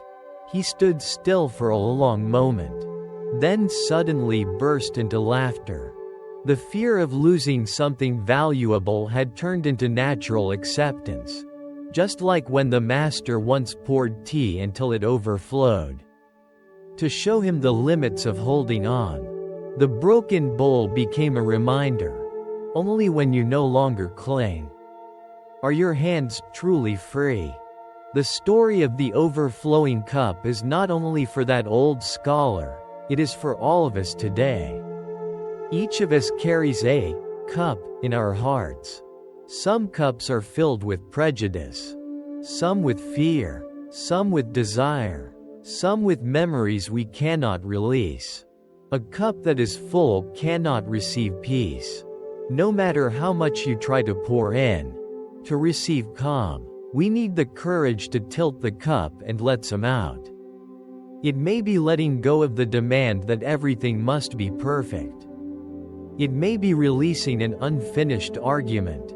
It may be allowing a tear to fall instead of holding it in your chest. When the cup becomes lighter, you will be surprised to see life pour in new things. A smile from a stranger, a gentle breeze, a quiet afternoon. You can try this right now. Close your eyes and imagine a cup of tea in your hands. Feel how heavy it is with today's worries.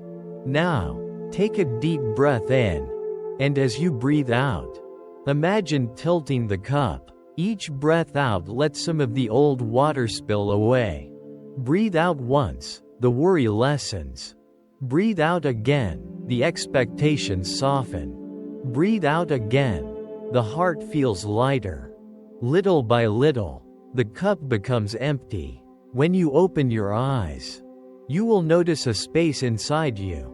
And it is this space that is the foundation of peace. An empty cup is not a lack, it is readiness. Just as a seed needs empty soil to sprout, just as the sky needs clear space for sunlight to shine through. If you go to bed with a cup full of worries, your dreams will overflow with unease. But if you pour some out before lying down, sleep will come like a gentle stream flowing through you. Let tonight be a time to release.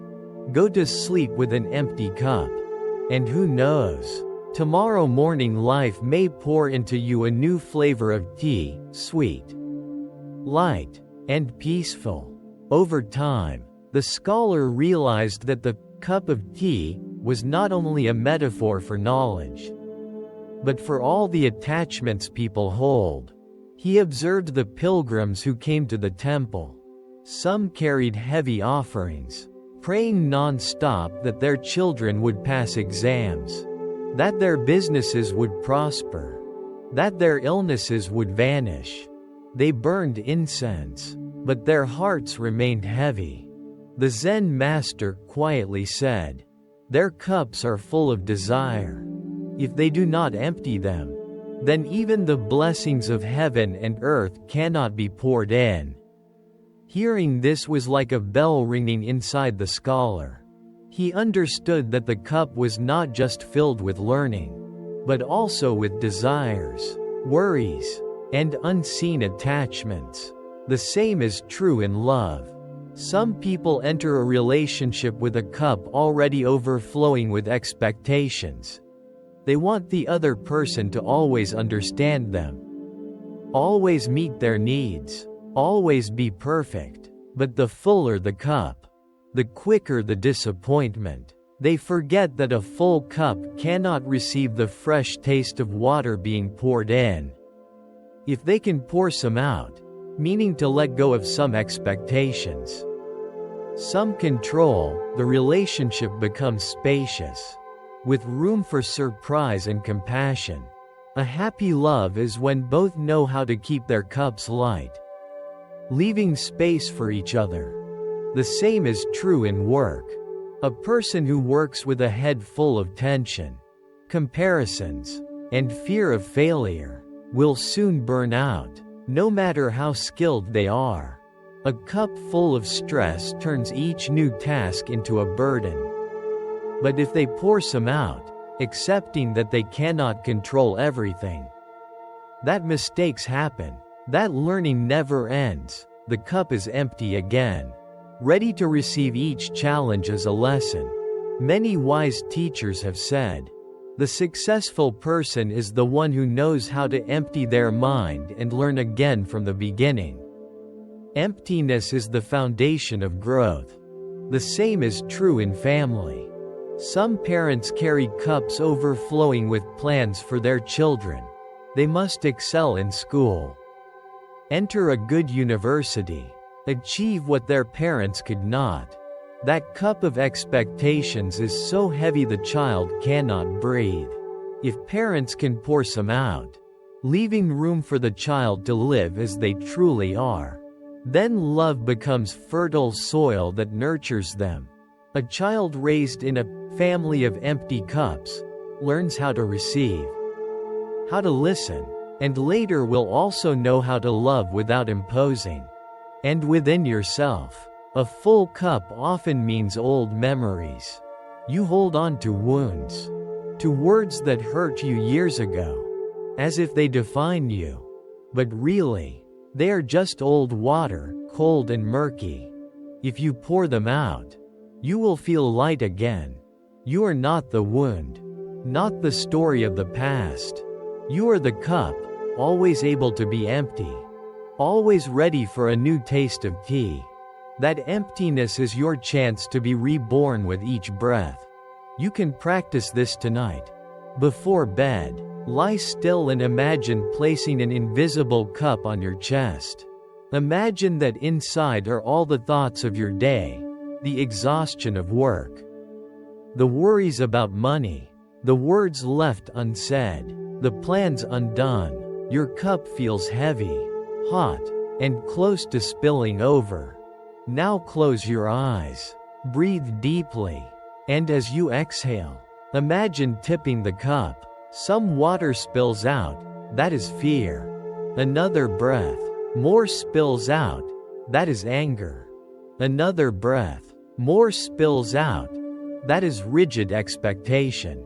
With each breath, old water leaves. When the cup is empty, you will feel a wide open space in your chest, where your breath moves like the waves of the sea.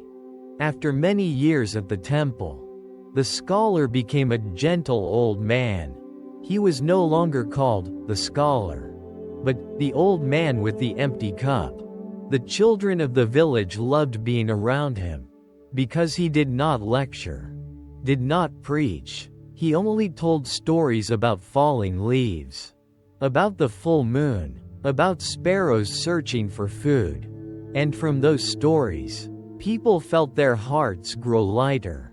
One day, someone asked him, "How many scriptures have you studied?"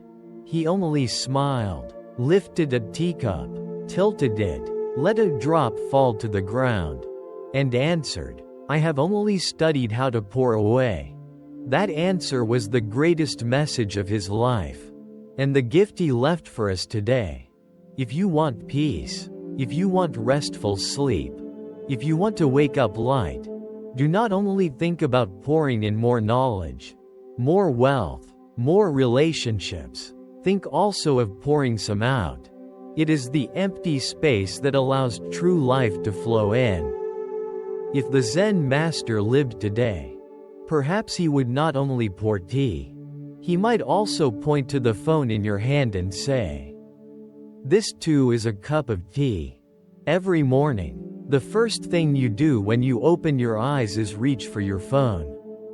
You scroll through hundreds of messages, notifications, videos, and posts. Your mind is flooded with images, sounds, and opinions. Within minutes, your cup is overflowing with noise. You carry that fullness to the breakfast table, to your workplace, to your bed at night. You complain of exhaustion, but the truth is, you have never allowed your cup to be empty.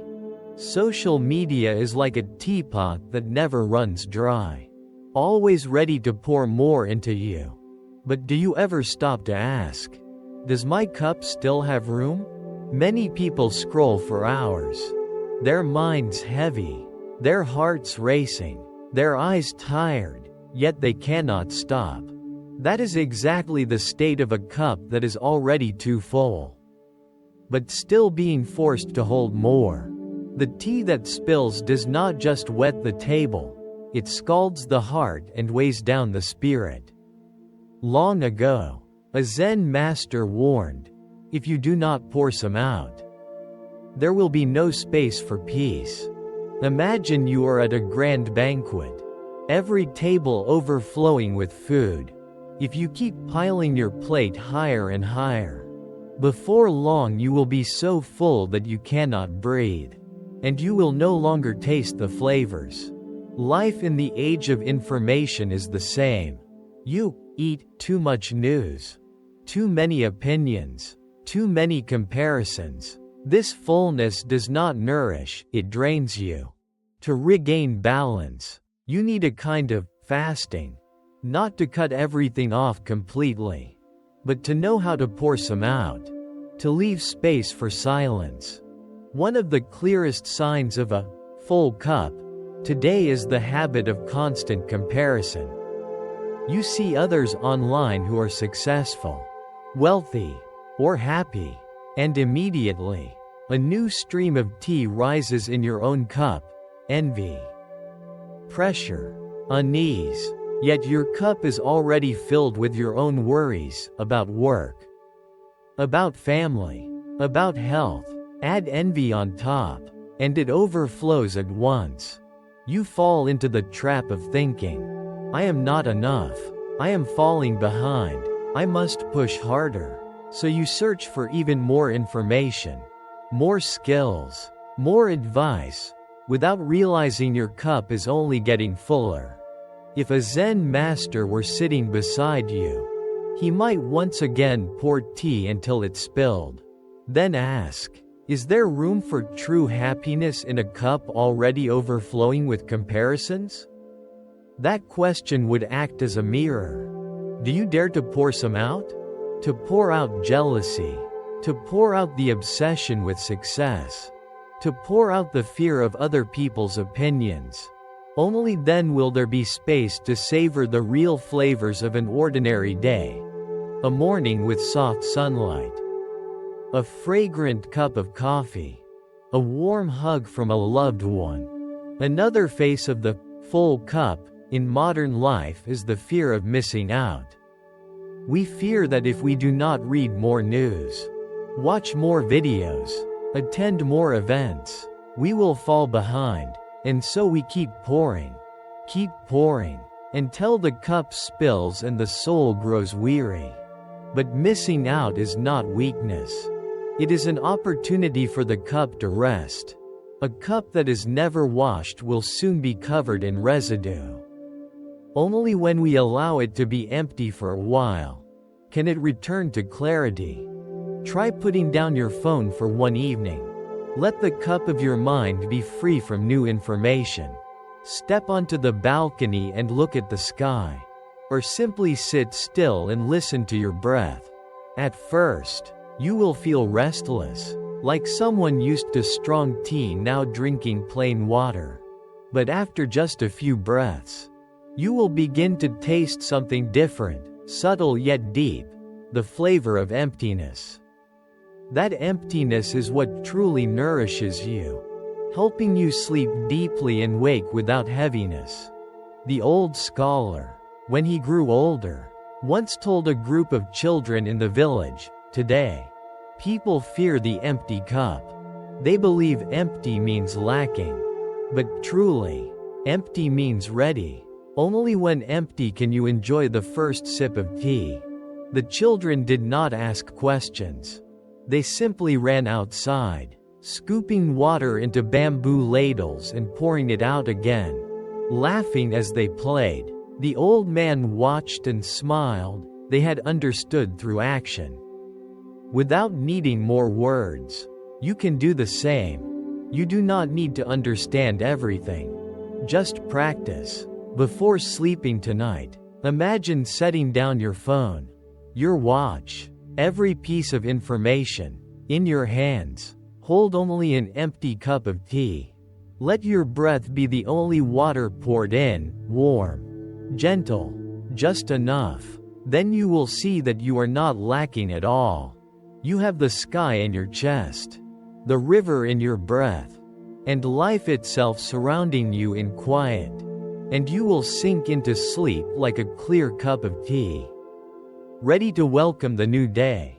There was once a Zen master who lived quietly in a small temple by the sea. Every morning, after meditation, he would stroll down to the shore, where the waves rolled in, leaving thin white foam that quickly dissolved. One day, a young man came to him, his eyes sunken from sleepless nights, his steps heavy with burdens. He knelt before the master and said, "I have tried everything, prayers, scriptures, music, medicine, yet every night I am tormented by worries, like hundreds of birds screaming in my head. Please teach me how to drive them away." The Zen master did not answer right away. He picked up a dry branch and slowly drew a circle in the sand. When the circle closed, he asked, "What do you see?" The young man replied, "A circle." The master nodded gently, handed him the stick, and said, "Now erase it." The young man swept his hand across, and with a single motion, the circle vanished, the sand flat again. The master looked at him with kind eyes. Worries in the mind are like this circle in the sand. You believe they are carved deep, but in truth, with a single motion, they can disappear. The question is whether you dare to let go. The young man was stunned.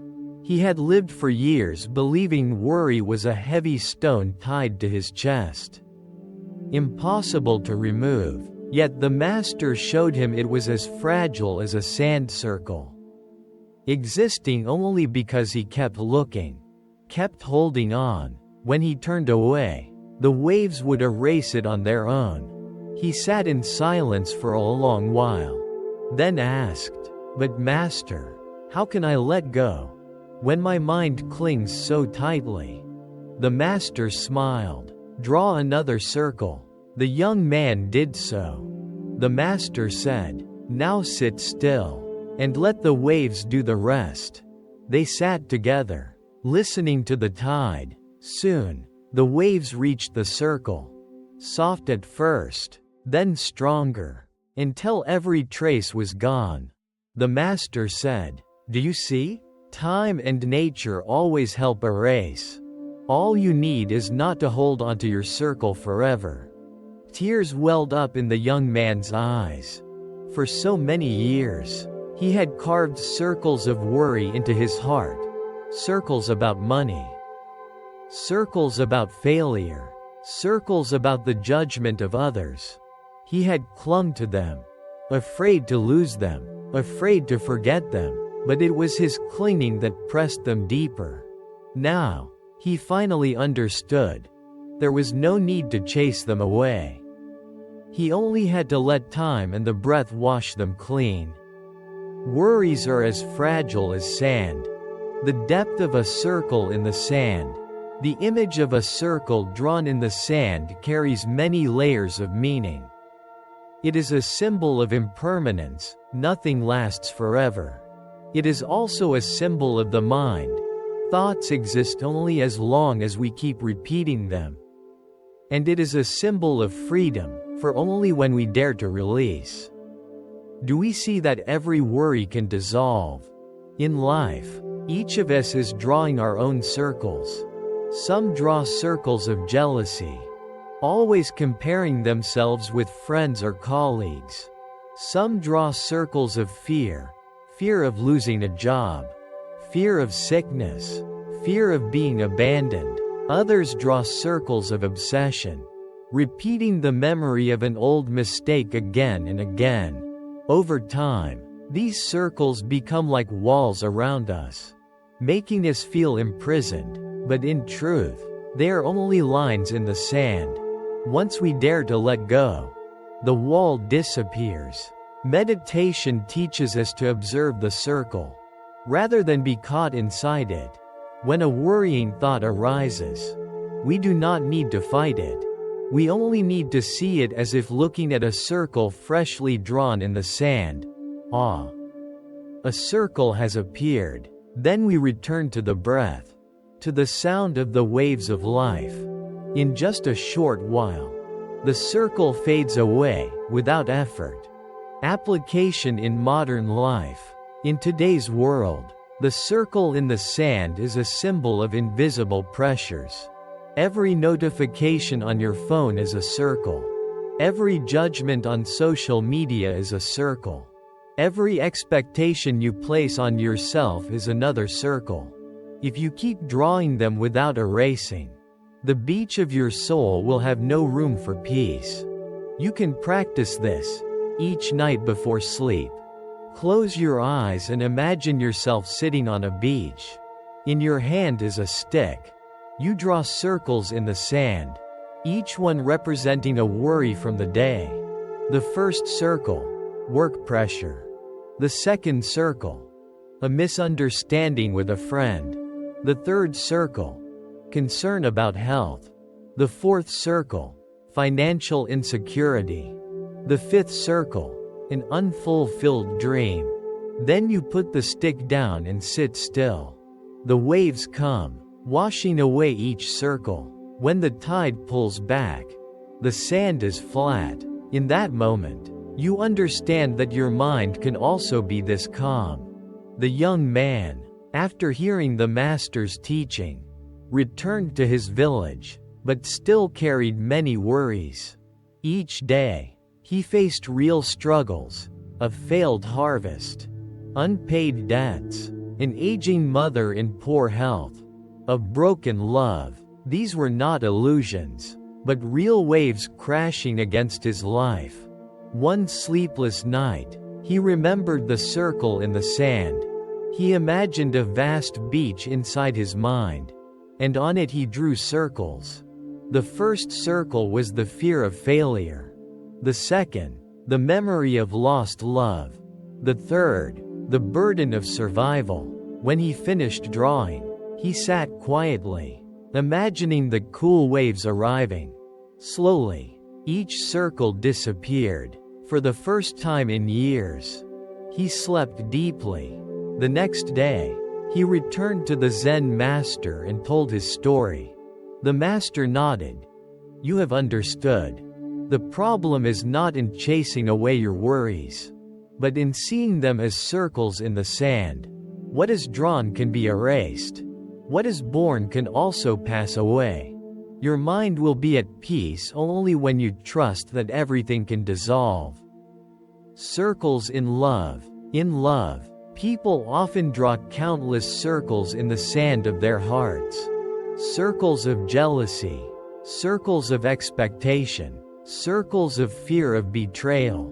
When we hold them too tightly, the beach becomes cluttered and confusing, and both lovers lose their way. Many relationships do not end because of a lack of love, but because the circles were too many, too heavy, and not erased in time. If couples can sit together, draw their circles of worry, and then let the waves wash them away, love will become a space of understanding and compassion, instead of a prison of suspicion and fear. One who can release the circle no longer fears loss, because they understand that love is not about holding on, but about giving freedom, like the waves of the sea. Circles in family. In families, parents often draw circles of expectation on their children. They must excel in school. They must succeed.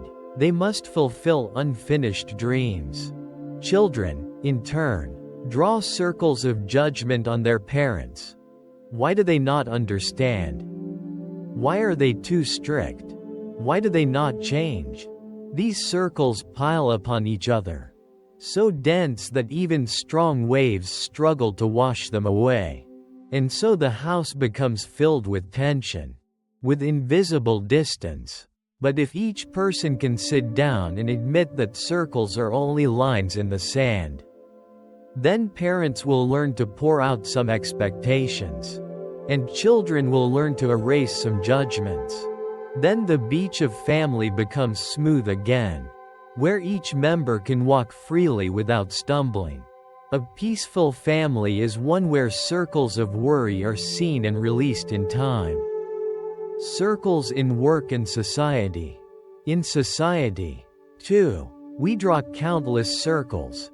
Circles of work pressure, circles of failure, circles of comparison with colleagues, circles of numbers and reports. We believe these circles are carved deep, like etchings in stone, impossible to erase. But in truth, they are only lines in sand, existing only because we keep looking and repeating them. A failed project, a rejection, a harsh word, all are as fragile as sand, able to be washed away with time and breath. Yet people often redraw the same circle again and again. We repeat our mistakes in thought. We fear the future. We compare ourselves endlessly. It is like drawing the same circle 10 times, pressing it deeper. Meditation teaches us to let the waves do their part. Each day, practice simply seeing the circle you just drew. Smile, step away, and let the waves erase it. Meditation practice. Drawing and erasing circles. You can try this exercise before going to sleep. Close your eyes and imagine a peaceful beach. In your hand is a small branch. Draw in the sand the circle of today's worries, the fatigue of work. Draw another circle of anger, the argument still unresolved. Draw a circle of fear, anxiety about sickness, about money. Draw a circle of obsession, a sad memory not yet forgotten. Then put the branch down and sit quietly. The waves approach. Listen to the sound of the waves like the rhythm of your breath. One wave comes, touching the sand. The circle begins to fade. Another wave comes. The circle disappears. The next wave arrives. The sand is smooth again. You do not need to try. You do not need to chase the circles away. All you need is to allow the waves, meaning your breath, meaning time, to do their work. When the beach of your mind becomes flat and calm, you will find yourself sinking into sleep like a child. The final message. The Zen master once said, "Worry is not the enemy. It is only a circle in the sand. The problem is not to fight it, but to let it dissolve." The young man of that old story later grew into a peaceful person. Whenever he faced difficulties, he simply smiled and said, "This is just a circle. The waves will erase it." Villagers were surprised and asked about his secret. He only pointed to the shore, where the waves had always been erasing countless circles, just as they had done for eternity. Long ago, there was also a young traveler who dreamed of finding peace of mind. He heard that far away, on a mountain peak, there was a temple where an old Zen master could help people free themselves from worry and suffering. With this hope, he prepared his journey. In his backpack, besides food and a few clothes, he picked up some stones and placed them inside. He thought, "The road is long. I must train my strength.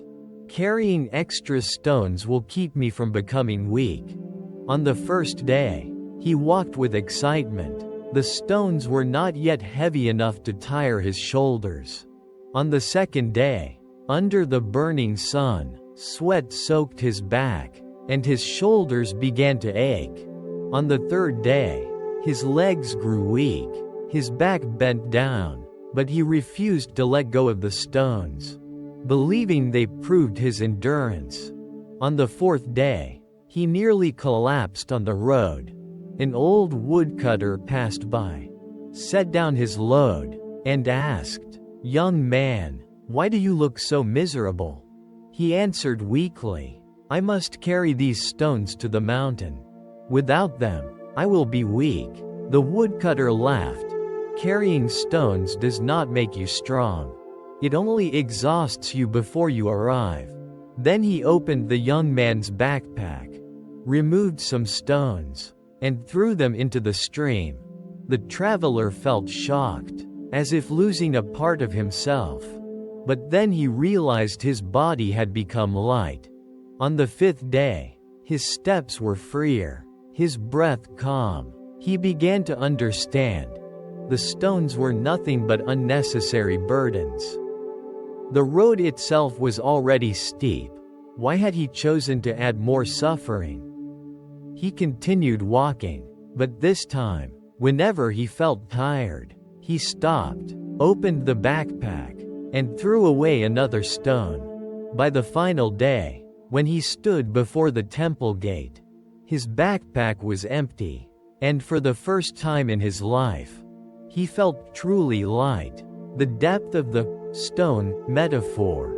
Each stone is a symbol of the burdens we place in the backpack of our lives. Some people carry the stone of old memories, a hurtful word, a painful failure, a wound from love. Some carry the stone of expectations, the demand to succeed, to be rich, to be recognized. Others carry the stone of fear, fear of losing, fear of being judged, fear of not being enough. We believe that carrying these stones will make us stronger, that without them we will fall behind.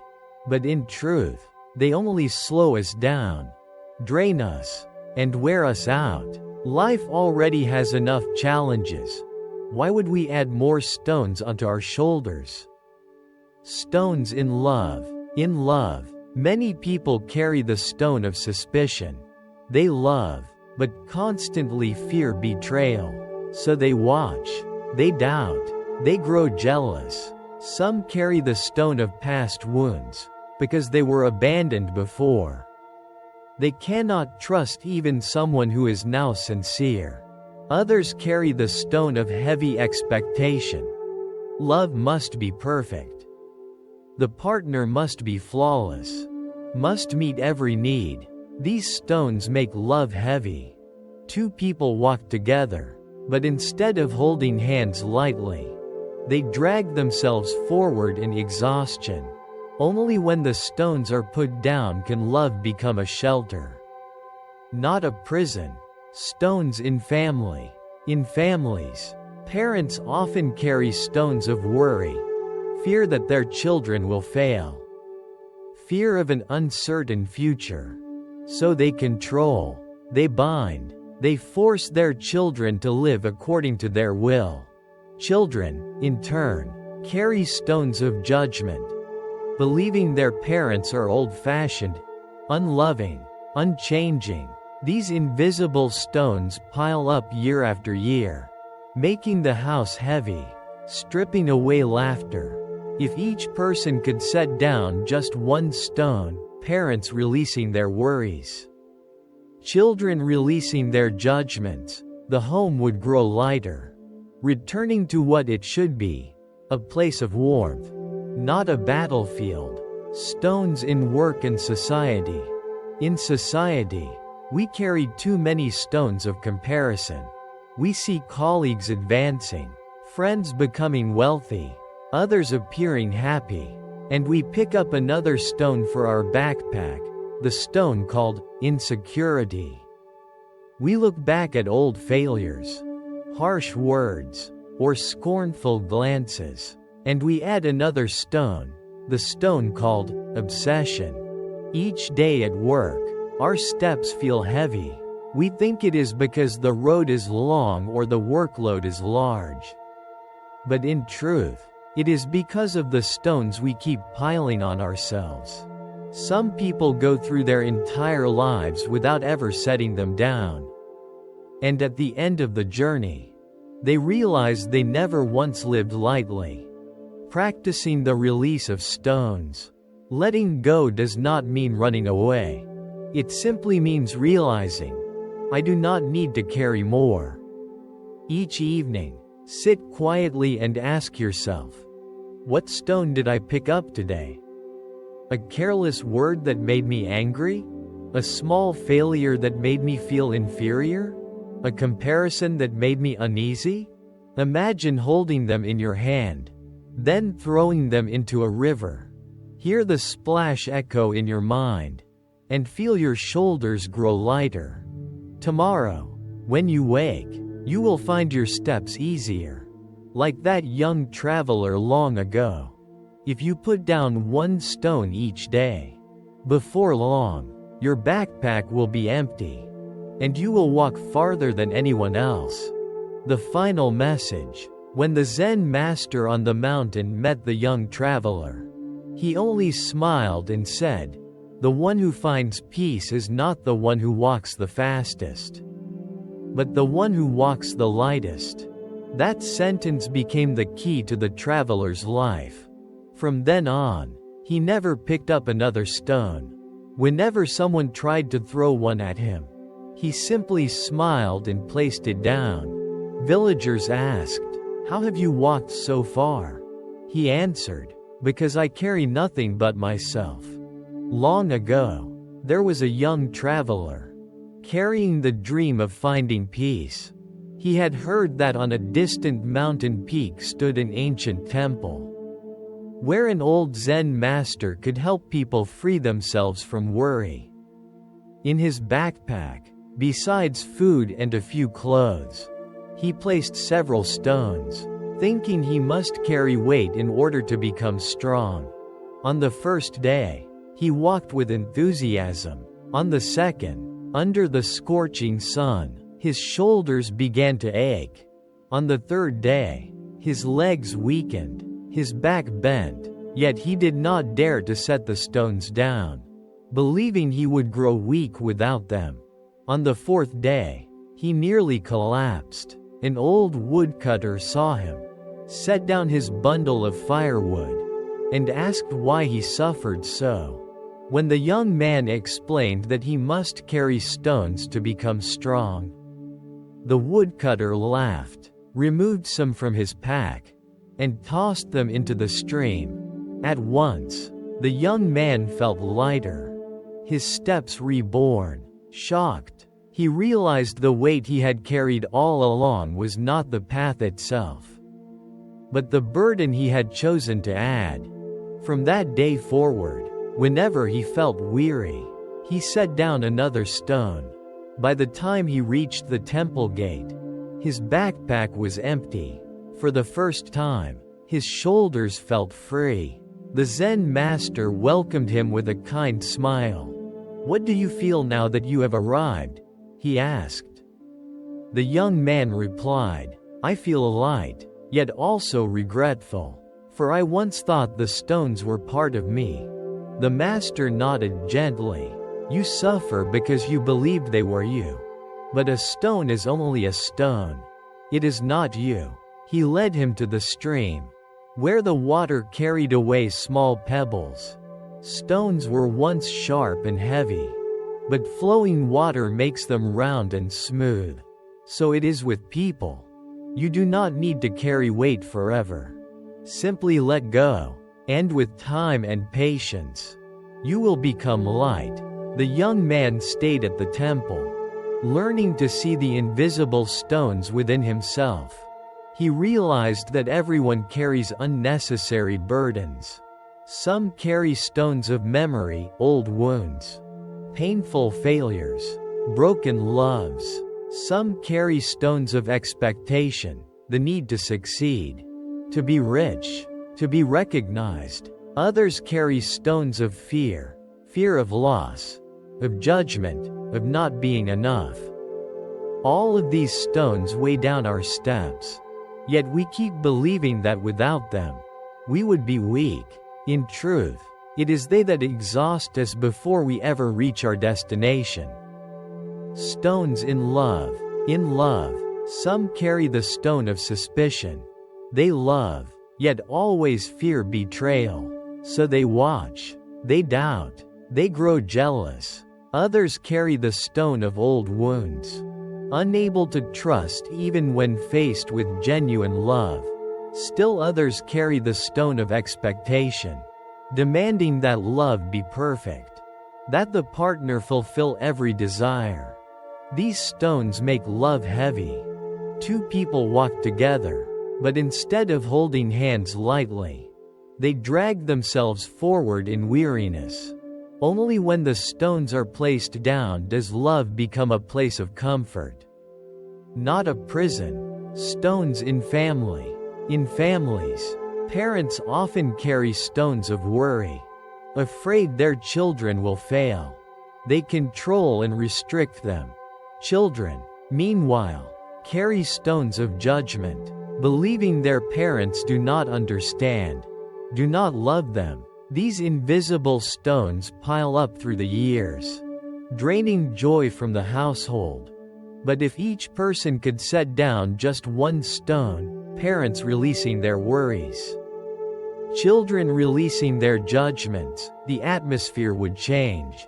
The home would become light again, filled with warmth instead of tension. Stones in modern society. In today's world, people carry even more stones.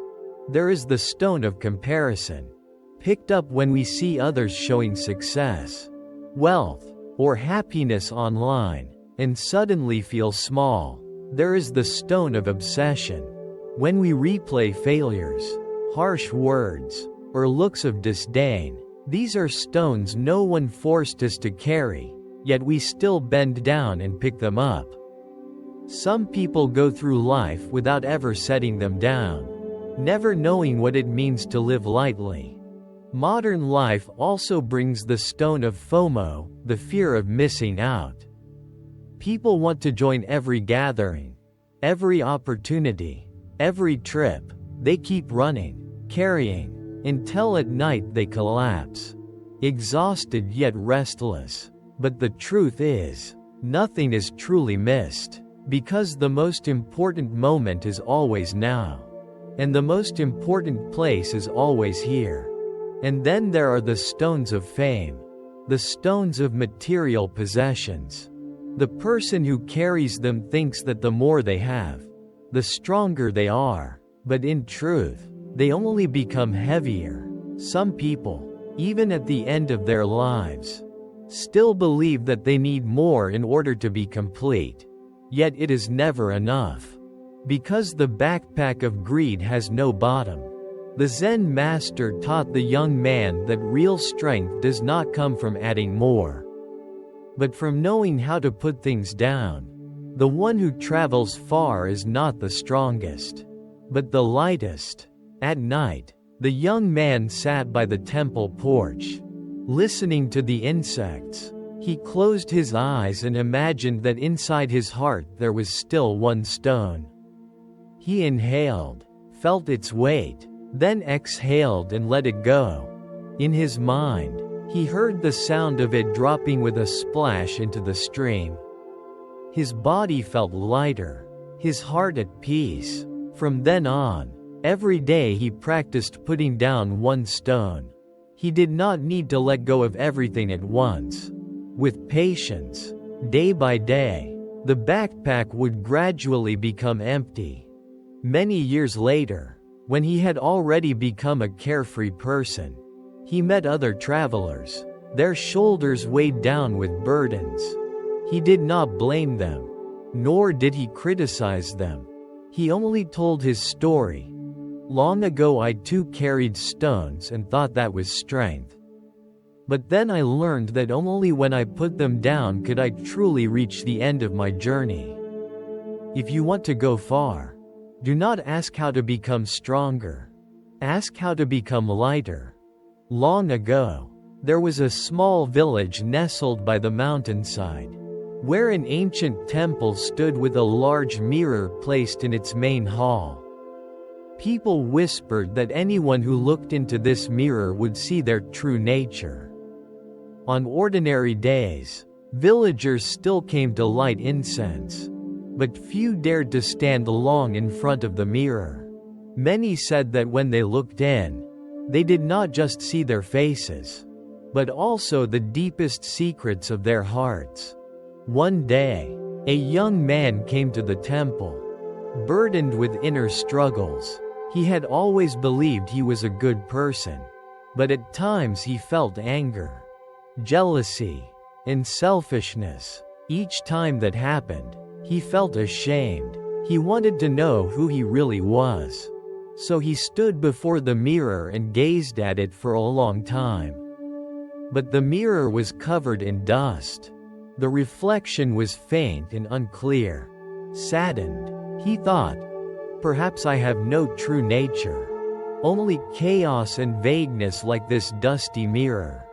Seeing his disappointment, the Zen master stepped forward, gently blew on the mirror, and the dust scattered. The image became clear. The master said, "The mirror is always clear, only hidden by dust. The human mind is the same, naturally pure, but clouded by greed, anger, and ignorance. If you simply wipe away the dust, you will see your radiant nature." Hearing this, the young man suddenly awakened. He realized that his anger, jealousy, and selfishness were not his essence, but only temporary dust. The problem was not that he was bad, but that he had not yet learned how to clean his mind each day. From that day on, the young man decided to stay at the temple for a while, practicing how to polish the mirror in his heart. Each morning, instead of rushing into tasks, he sat still for a few minutes, breathing slowly, watching his thoughts drift by. Some thoughts were beautiful like birds in the sky. Others were heavy like dark clouds. If he clung to the dark clouds, the mirror grew dim. If he just smiled and let the clouds pass, The mirror shone bright again. To polish the mirror is not done with the hands, but with awareness. To polish the mirror is not something finished once and for all, but a lifelong practice. In the village, there was a wealthy man with an arrogant nature. He heard the story and went to the temple. Standing before the mirror, at first, he saw himself in fine robes, looking grand and dignified, but the longer he looked, the more he saw behind him a shadow of greed, eyes burning with rage, hands stained with blood from oppressing the weak. Terrified, he ran away, shouting that the mirror was cursed, and forbade others from visiting the temple. But the villagers whispered to each other, "The mirror never lies. It only reveals the truth we try to hide." Some, after looking into the mirror, broke down in tears, realizing how long it had been since they last gave their families a genuine smile. Some chuckled softly, realizing that beneath layers of worries, their kind hearts were still intact.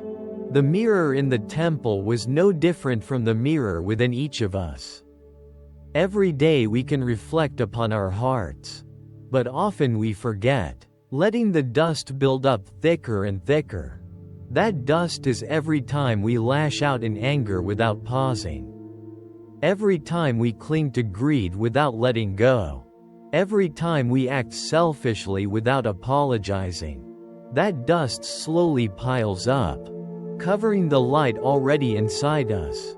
When life feels heavy, when we think we are ugly inside, it is only because we have forgotten to clean the mirror. Nowadays, the dust is even heavier. Dust from work pressure. Dust from endless comparisons on social media.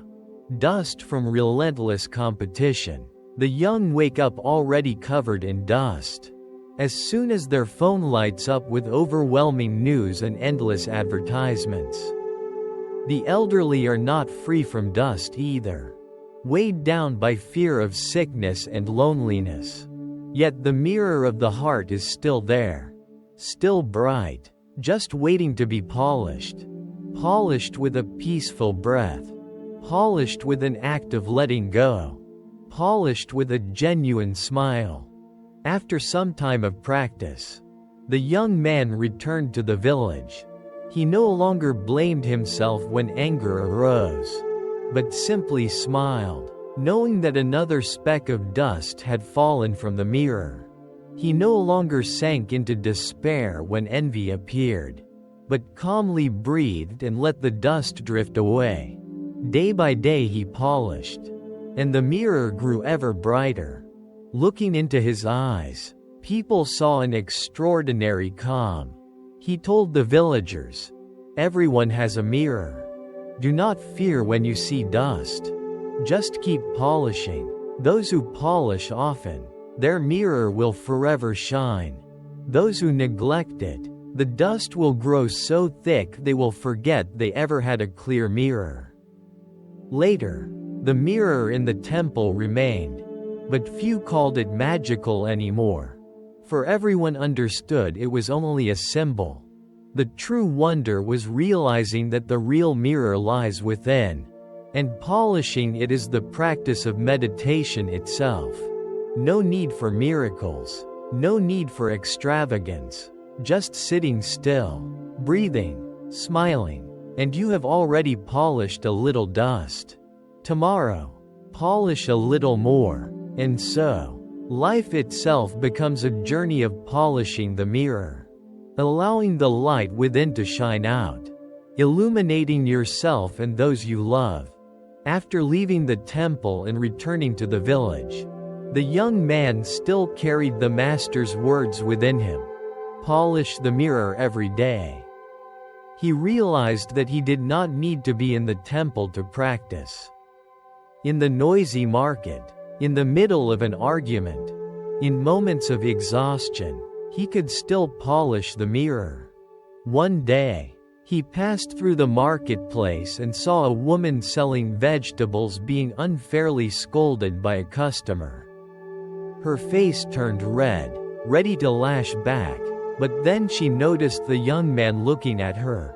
His eyes calm like still autumn water. Suddenly, she fell silent, took a breath, put down the bundle of vegetables, and a faint, awkward yet slowly warming smile appeared on her lips. She did not understand why, but she felt lighter, as if she had just polished a layer of dust from her heart.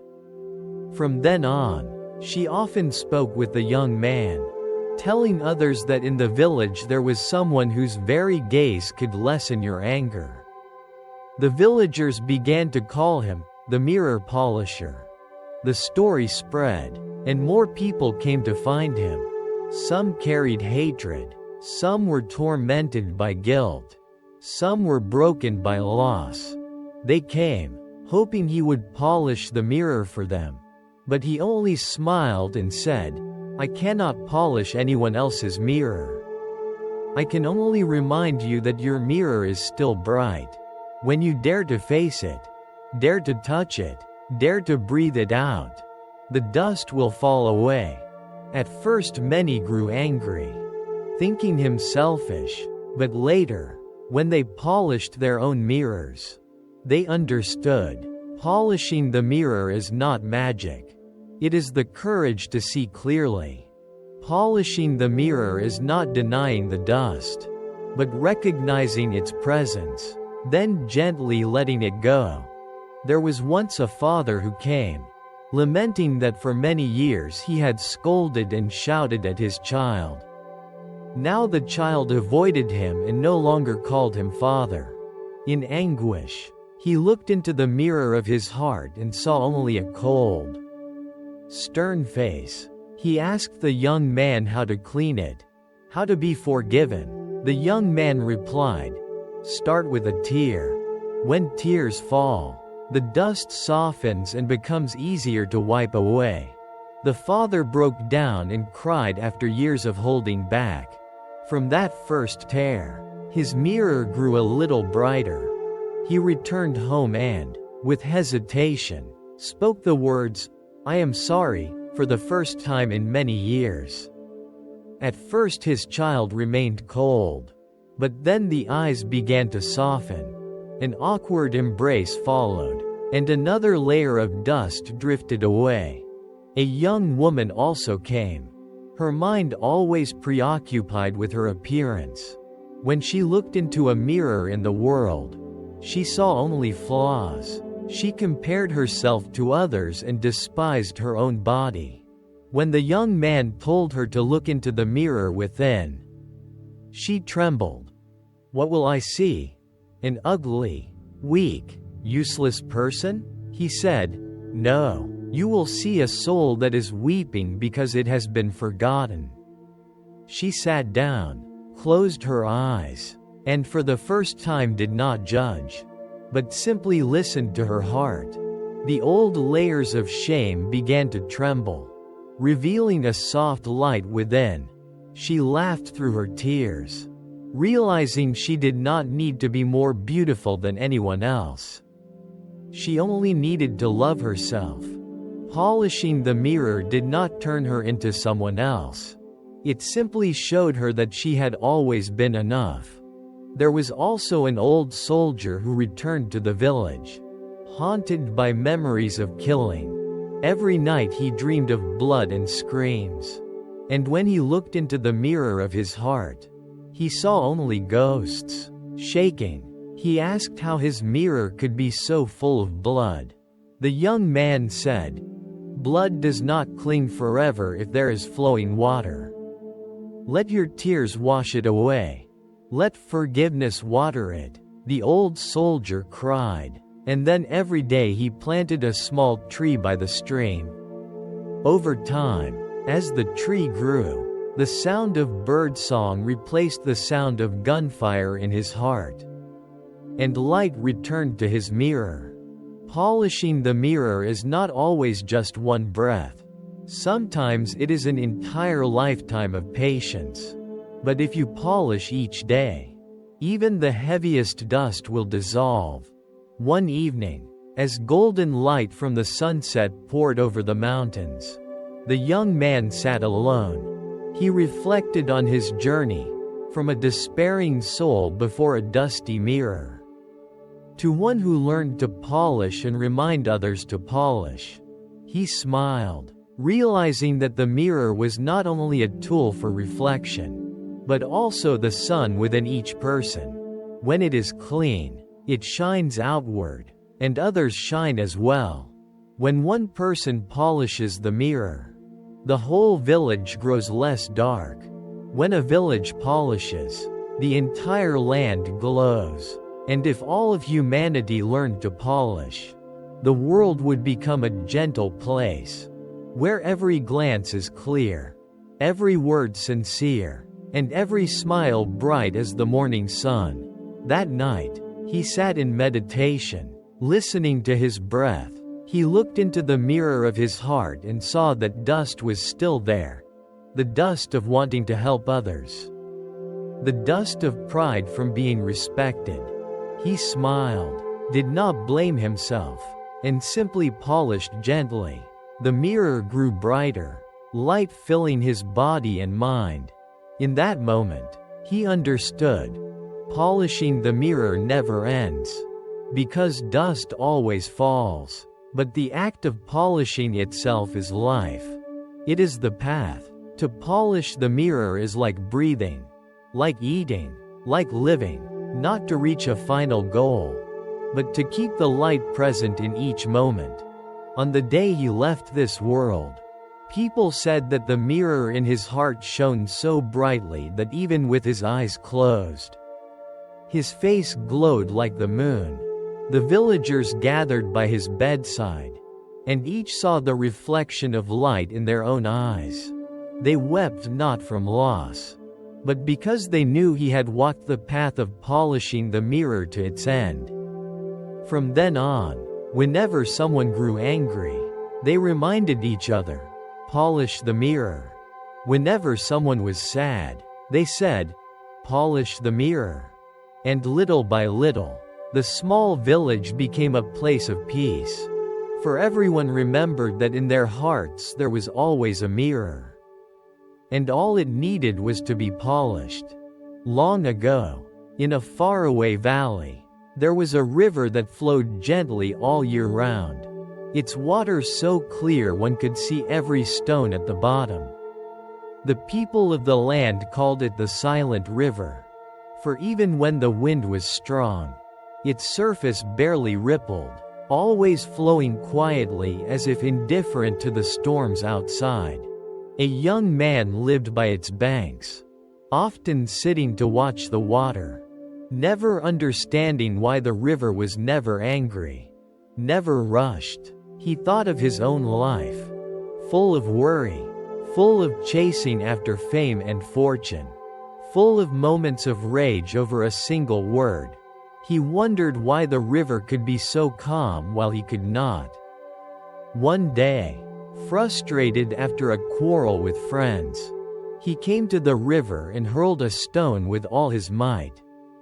The water broke into waves, but within minutes the surface was smooth again, as if nothing had happened. Astonished, he sat on the sand and asked himself if his heart could ever do the same, return to stillness after turmoil. Or would it always be restless until exhausted? At that moment, a Zen master happened to pass by and stopped by the riverbank. Seeing the young man troubled, the master asked why. The young man spoke of the stone, the waves, and his wish to have a heart like the river. The master smiled. Do you see? The river does not refuse the stone. It accepts it, but does not hold it. It allows the waves to rise, then lets them fade. If the river became angry, the waves would never stop. But the river only embraces quietly, and then restores its calm. The human heart is the same. if you know how to accept without clinging, if you know how to exhale instead of grasping, then the waves of the heart will also return to peace. Hearing this, the young man felt light within, but then sighed. That is easy to say. But how can I let go when pain, anger, and disappointment strike again and again? The master sat beside him and dropped a yellow leaf into the river. The leaf spun gently in the current, floating away, not resisting, not hurrying. The master said, "You can be like the leaf, letting your heart drift with the flow, not struggling against it. When you stop forcing yourself, the river will carry you back to peace." From that day, the young man came to the river daily, practicing to be like the leaf. Some days his heart raged with anger, but he closed his eyes, breathed deeply in and out, and imagined himself floating. The waves within softened. Some days he recalled past mistakes, his chest tightening in pain. But when he looked at the river's surface, he saw his reflection mingled with the passing clouds, sometimes distorted, sometimes fading away. He understood then that memories were like clouds, arriving and departing, impossible to hold. Slowly, he no longer feared the waves inside him, for he trusted that after the waves, stillness would return. Once, an old friend came to apologize after many years apart. In the past, he would have scolded, recalling all the pain, but this time, he simply smiled, like the river receiving a stone, and let the waves pass. The friend was astonished and asked how he had changed. He only answered, "I learned from the river." The villagers noticed his calmness and often asked him to mediate conflicts. When a married couple quarreled, they invited him. He said little, only took them to the river and told each to throw in a stone. Then sit and watch the ripples fade. They sat in silence, embarrassed, but when they saw the water return to stillness, their anger subsided. They looked at each other, realizing that anger was no more than short-lived waves that only left them weary. From then on, many came to the river not only to fetch water, but also to learn stillness. The elderly came to release their worries about aging. The young came to pause after chasing too much. The river became the silent teacher of the entire village. There was once a man who had lost all his possessions and, in despair, decided to end his life. He came to the river, intending to throw himself in, but as he stood on the bank, he saw that the river kept flowing, without resentment, without stopping. He sat down, wept like rain, then fell asleep. When he awoke, his heart felt lighter, and the urge to die was gone. He decided to begin again, to live more simply, without chasing too much ambition. He later said that the river itself had saved him, because it showed him that even after loss, life continues to flow, and we can flow along with it. Many years later, the young man had grown old, his hair silver, yet he still sat by the river. He told children the story of the stone and the leaf, teaching them not to fear the waves. One child asked, "Grandfather, what if the river dries up?" He smiled. The river may dry, but stillness remains. When your heart is still, you can carry the river within you, wherever you go. And when he passed away, people said his face was as peaceful as the calm river, without a single ripple. From then on, whenever someone in the village was angry or anxious, they would gather at the river, throw in a stone, and watch the ripples fade, reminding each other that no wave lasts forever. And with patience, the heart too returns to stillness. The young man of long ago had become a living symbol of serenity. And the story of the silent river spread far beyond a small village. People came from afar just to sit on its sandy bank, to listen to the water flowing, to watch the ripples vanish, and to let their hearts slowly relax. Yet the river did not only teach people stillness in a single moment. It became a mirror for modern life, where people are swept away by endless sounds, news, temptations, and competition. Young people today can sit before their phones for hours, eyes fixed on an endless stream of words and flashing images, like standing before a river that never stops flowing. But unlike a real river, that stream carries noise and pressure, drowning out the ability to hear one's own heart.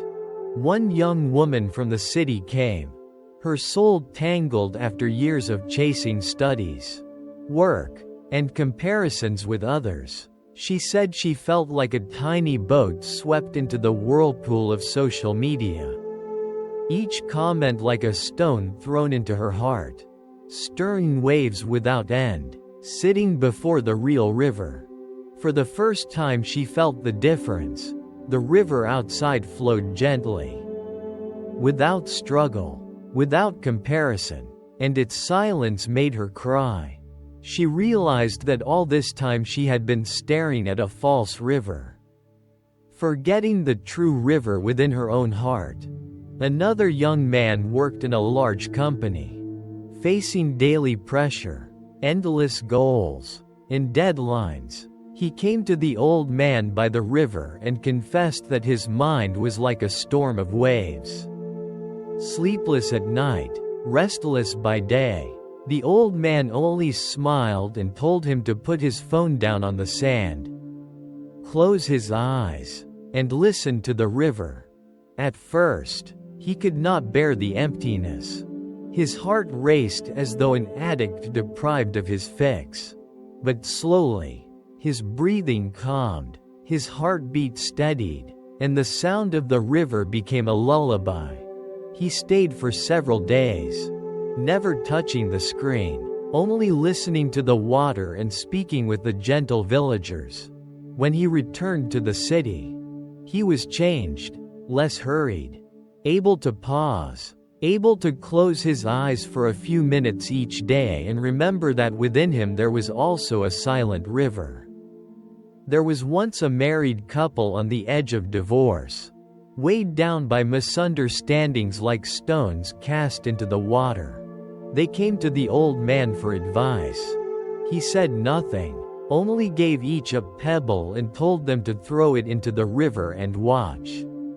At first, they saw the ripples collide, but then they dissolved, leaving the surface smooth. He said, "Words, quarrels, misunderstandings are just like those ripples.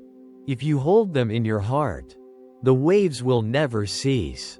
But if you allow them to fade, stillness will remain." They stayed quiet, then broke into tears. That night, they returned home, no longer fighting, only embracing each other tightly, like two stones that had stopped falling, letting the water carry them away. Through the years, the river became a place of pilgrimage for weary souls. Those who suffered loss came to cry, their tears falling into the current until their hearts grew lighter. Those who despaired came to see that even if they stopped, the river kept flowing, life continued, and they too could begin again. Those who were ambitious came to learn that the river never fought. Yet it nourished the entire land, teaching that true strength does not lie in noise, but in quiet patience. Children born in the village were taught from a young age to listen to the river instead of shouting in anger. And they grew up calmer, never letting the waves inside drown them. Then one day came the rumor that upstream, people planned to build a great dam, to block the river for their own gain. The villagers worried, fearing the river would lose its freedom, and they would lose their spiritual refuge. By then, the old man was frail, but he still leaned on his cane and came to the bank, telling them, even if they build a dam, even if they block the river, stillness remains in our hearts. No one can block the inner river if we know how to guard it. In that moment, everyone understood that the true lesson was not in the river outside, but in the river within. And indeed, when the dam was built, the surface of the river changed, and many were saddened. But in the long nights, as they sat in silence, they realized they could still hear the river flowing, in their breath, in their heartbeat, for the river never truly disappears. It becomes an underground stream, morning dew, drops of water on leaves, and then returns as rain falling to earth. So too does inner stillness, sometimes blocked, but always finding its way back, transforming, and returning. When the old man passed away, the whole village gathered by the riverbank. They released petals onto the water, watching the ripples spread, then fade, knowing he had merged with the current, becoming part of eternal stillness. The children of the village grew up with the story of the river, remembering that every storm in life is only temporary. And generations later, even in an age of noise and technology, they still remembered that within every heart there is always a river. All it takes is to close the eyes and breathe, and one will hear the water flowing, gentle, eternal, never-ending. That year, the dry season stretched on unusually long. The grass along the riverbank burned yellow. Cracks spread across the soil like the wrinkles on an old man's forehead. And the water thinned so much that the pebbles on the bottom lay exposed under the sun. For the first time, children saw little islands rising in the middle of the stream and shouted as if they had discovered a secret. The adults, however, stayed silent, worrying about crops, while boats lay tilted on the sandbanks. People came to ask the old man who had always sat by the river, if the river dries, where does stillness go? If the water is no longer deep enough to hold a reflection, how do we continue to learn? The old man smiled gently, like the faint breeze that lingered over the shallow stream, and said, "Stillness does not lie in the amount of water, but in the way water rests in itself. When the river dries, it does not die, it retreats deeper, becoming an underground spring, becoming dew on the leaves, becoming droplets in the soil. And whoever knows how to listen can still hear it flowing, simply by placing a hand on the chest." So each evening, the villagers created a simple ritual. They sat in a long row on the sand, placed their hands on their chests, closed their eyes, and listened to their heartbeats as if each was a small boat carrying them across the shallow season. Strangely, it was in those nights of the thinnest waters that people found the richest flow within themselves. There was a potter, used to shaping clay as he wished. But when the earth grew too dry, he struck it down on the table and complained that it had hardened. Refusing any shape, the old man told him to take the clay to the riverbank and sit still, letting the night's moisture touch it, letting patience seep into each grain. By morning, the clay was soft again, like a heart that had released its anger. And the first pot of the dry season rose on the wheel. A reminder that all hardness can return to tenderness if given time. On another night, sudden rains came like a different lesson. Thunder rolled across the valley. Winds dragged torrents of muddy water. And the river roared, carrying branches, straw, and hurried voices. People were afraid, but when the storm passed, the murky waters flowed away. The surface grew calm, and the sandbank bore the footprints of those who had run and then laughed in relief. The old man reminded them, peace is not the absence of storms. It is the ability to see stillness even within the thunder. Just as the river still knows how to flow when struck by stones, still knows how to rest even while waves rise on its surface. A young student came from afar, carrying the wound of having failed an exam. Standing before the river, he felt like a drop of water flung from the stream, evaporating under the sun. The old man asked him about his dream from the night before. The boy said he had dreamed of falling into a vast, clear emptiness. The old man smiled and said, "That is a good sign. For that emptiness is the space between two ripples. The place where nothing has yet been named. The place where you can begin again without dragging along the noise of failure." They sat together for a long time, saying nothing more, letting the frogs of the rainy season leap like exclamation marks of the night, before falling silent again like nods of agreement.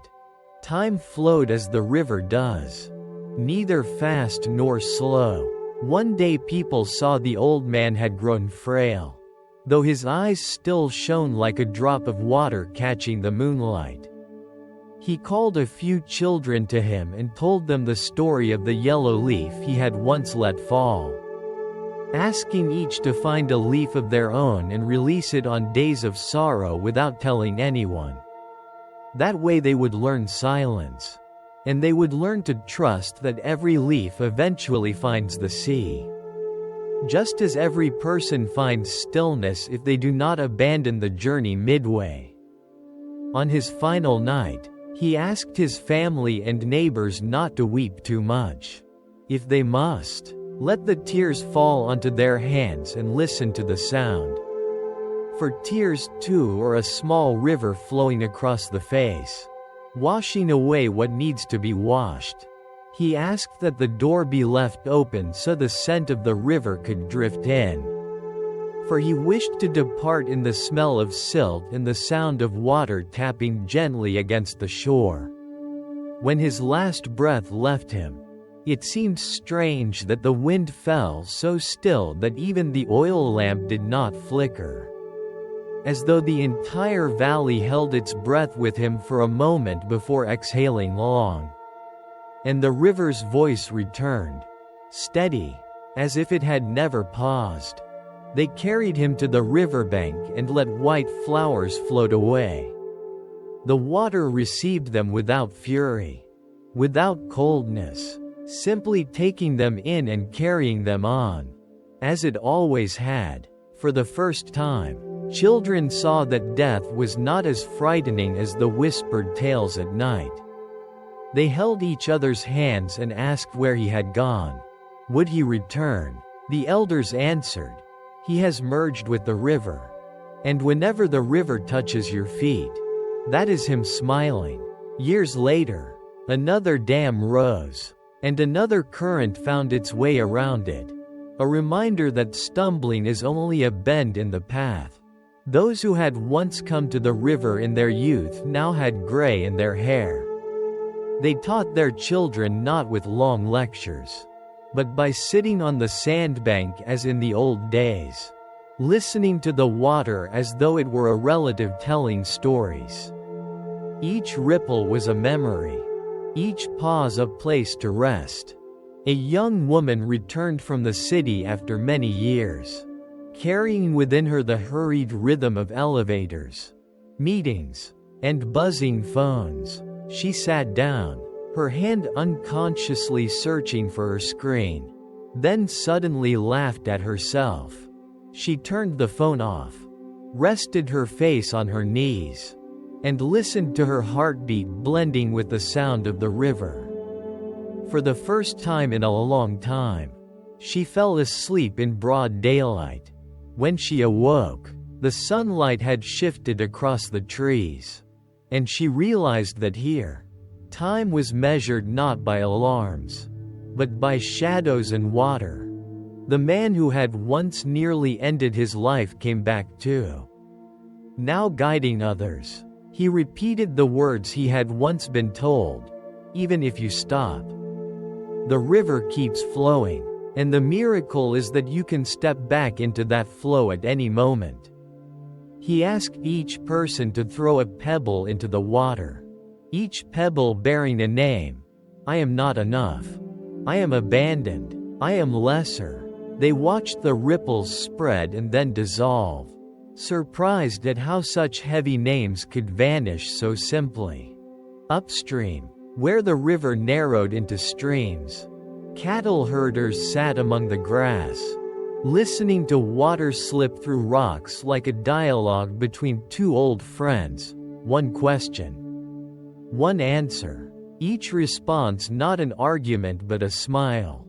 They said to each other that life does not need to be about winning or losing, only about listening well. Downstream, the river spread into wide fields of water. At sunset, the sky dropped a golden path onto it. Harvesters walked in lines, and the sickles striking rice stalks sounded like music. Everyone silently knew the truth that no one spoke aloud, whatever bitterness the year had carried. In this moment it must be quiet, for a sickle may cut rice but cannot cut through stillness. Those who had learned to carry the river within said they no longer feared noisy cities, no longer hated the sound of horns. At times, they simply closed their eyes and let the water inside wash through their weary nerves. They no longer struggled to become someone else, no longer forced sorrow away, but set it down like laying a dry branch on the shore, letting the current take care of the rest. Once someone asked how to know when you truly have a river within. The old man, when still alive, had answered slowly: when you can hear criticism without a storm rising in your chest. When you can receive praise without banners waving in your mind. When you can pass through an imperfect day and still smile at night. That is when your river is flowing. And if one day it dries, do not fear. Sit down, place your hand on your belly. Count your breaths as if counting boats passing by. Sooner or later, the underground spring will rise again. From one generation to the next, the story of the silent river endures, not as a myth to worship, but as a skill to live by. The skill of pausing at the right time. The skill of letting a leaf fall in the right place. The skill of casting a pebble on the right day. The skill of speaking less when the heart is already too full. And one day, when each villager finally understands, they see that the greatest achievement of their life is not a wall built high, nor money hidden away, but a fragile yet steadfast ability. The ability to return to calm after each wave. The ability to preserve a small smile in the throat amid the market's noise. The ability to hear their own river even when surrounded by concrete and steel. And then, if anyone asks where the silent river is, they will simply place a hand on their chest and smile. Here. Here, where even when a stone falls, it makes only a few ripples. Here, where every piece of news passes like clouds casting shadows. Here, where the shore is always open for a boat to come home. Long ago, in a small village by the forest, there lived a hunter renowned throughout the region for his courage and sharp eyes. His arrows could strike a bird mid-flight, and for that, the villagers feared him more than they respected him. For within his heart was not only skill, but also pride. looking down on everything weaker around him. One day, he chased after a white deer that had strayed from its herd. It ran deep into the forest and vanished. Searching for tracks, he lifted his eyes and found himself before a strange cave he had never seen. At its entrance were carved patterns like ripples of water etched into stone, soft yet eternal.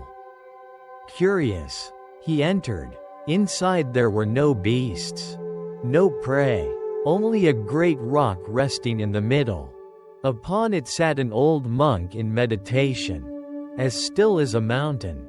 His eyes closed but his face radiant as though welcoming the sun. The hunter laughed loudly and said, "Old man, what are you doing here? You do not hunt, you do not gather, you do not store food. Live like this and you will starve." The monk opened his eyes, not angry, only asking, "Tell me, who is truly hungry? The deer out there, or you who are chasing after it?" The hunter froze, feeling as if an arrow had pierced his chest. But this was no arrow from a bow, it was the arrow of a question. In the days that followed, he returned often to the cave, keeping it secret. At first, it was only curiosity, but slowly he began sitting beside the rock, setting his bow aside, listening to the monk tell stories about the forest and the wind, about the way a bird could drink without stirring the water's surface, about how a tiger could lie still for an entire day awaiting a single chance, and about how a man, when he put down his weapon, discovered that his hands were truly empty. The hunter realized that all his life he had believed himself in control. But in truth he was the one being hunted by his own desire to control. Like a beast stalking him from within, never letting him rest. One bright moonlit night, he dreamed he was shooting an arrow into the sky. But instead of striking a bird, the arrow turned back and pierced his own heart. He fell into a river, and as he thrashed to stay afloat, he heard the monk's voice, "If you let go, the water will hold you. But if you keep struggling, you will drown." He woke drenched in cold sweat, more afraid of this dream than of any wild animal. Gradually, he learned to sit still, close his eyes, and listen to his breath. At first, there was only noise, the wind, the leaves, the pounding of his own heart. But over time he discovered a silent space among all those sounds. Like the pause just before an arrow leaves the bow, where time itself seems to stop. And in that pause, he saw the image of his father, a farmer who had once taught him to plant seeds, not to hunt. He had ignored those lessons in pursuit of praise. Tears fell onto the rock. The monk said nothing, only nodded. For the first time, the hunter understood that there are prey we chase our whole lives but never catch. Satisfaction. The shadow of ourselves. The more we pursue them, the further they recede. Rumors spread of the hunter's change. Some doubted, some grew curious, and came to the cave. Indeed, they found him sitting beside the monk, no longer arrogant. His sharp eyes had grown calm, and the hands that once strained the bowstring now lay open, empty like a bowl waiting for rain. People began to ask him for advice. He no longer boasted, only told the story of the white deer and the arrow turned inward. He would say, "Sometimes we think we are hunting, but in truth, we are the ones being hunted." The young would laugh, but later, when faced with failure or sleepless nights, they remembered his words, sat quietly, let go, and discovered the truth within them. Years passed. The old monk passed away in the cave, leaving behind no body on the rock, only the faint mark of meditation etched like light upon stone. The hunter grew old, but his eyes still shone, not with the sharpness of arrows, but with the stillness that had taken root. He no longer hunted, yet he kept his bow hanging on the wall as a reminder. The bow itself is not at fault.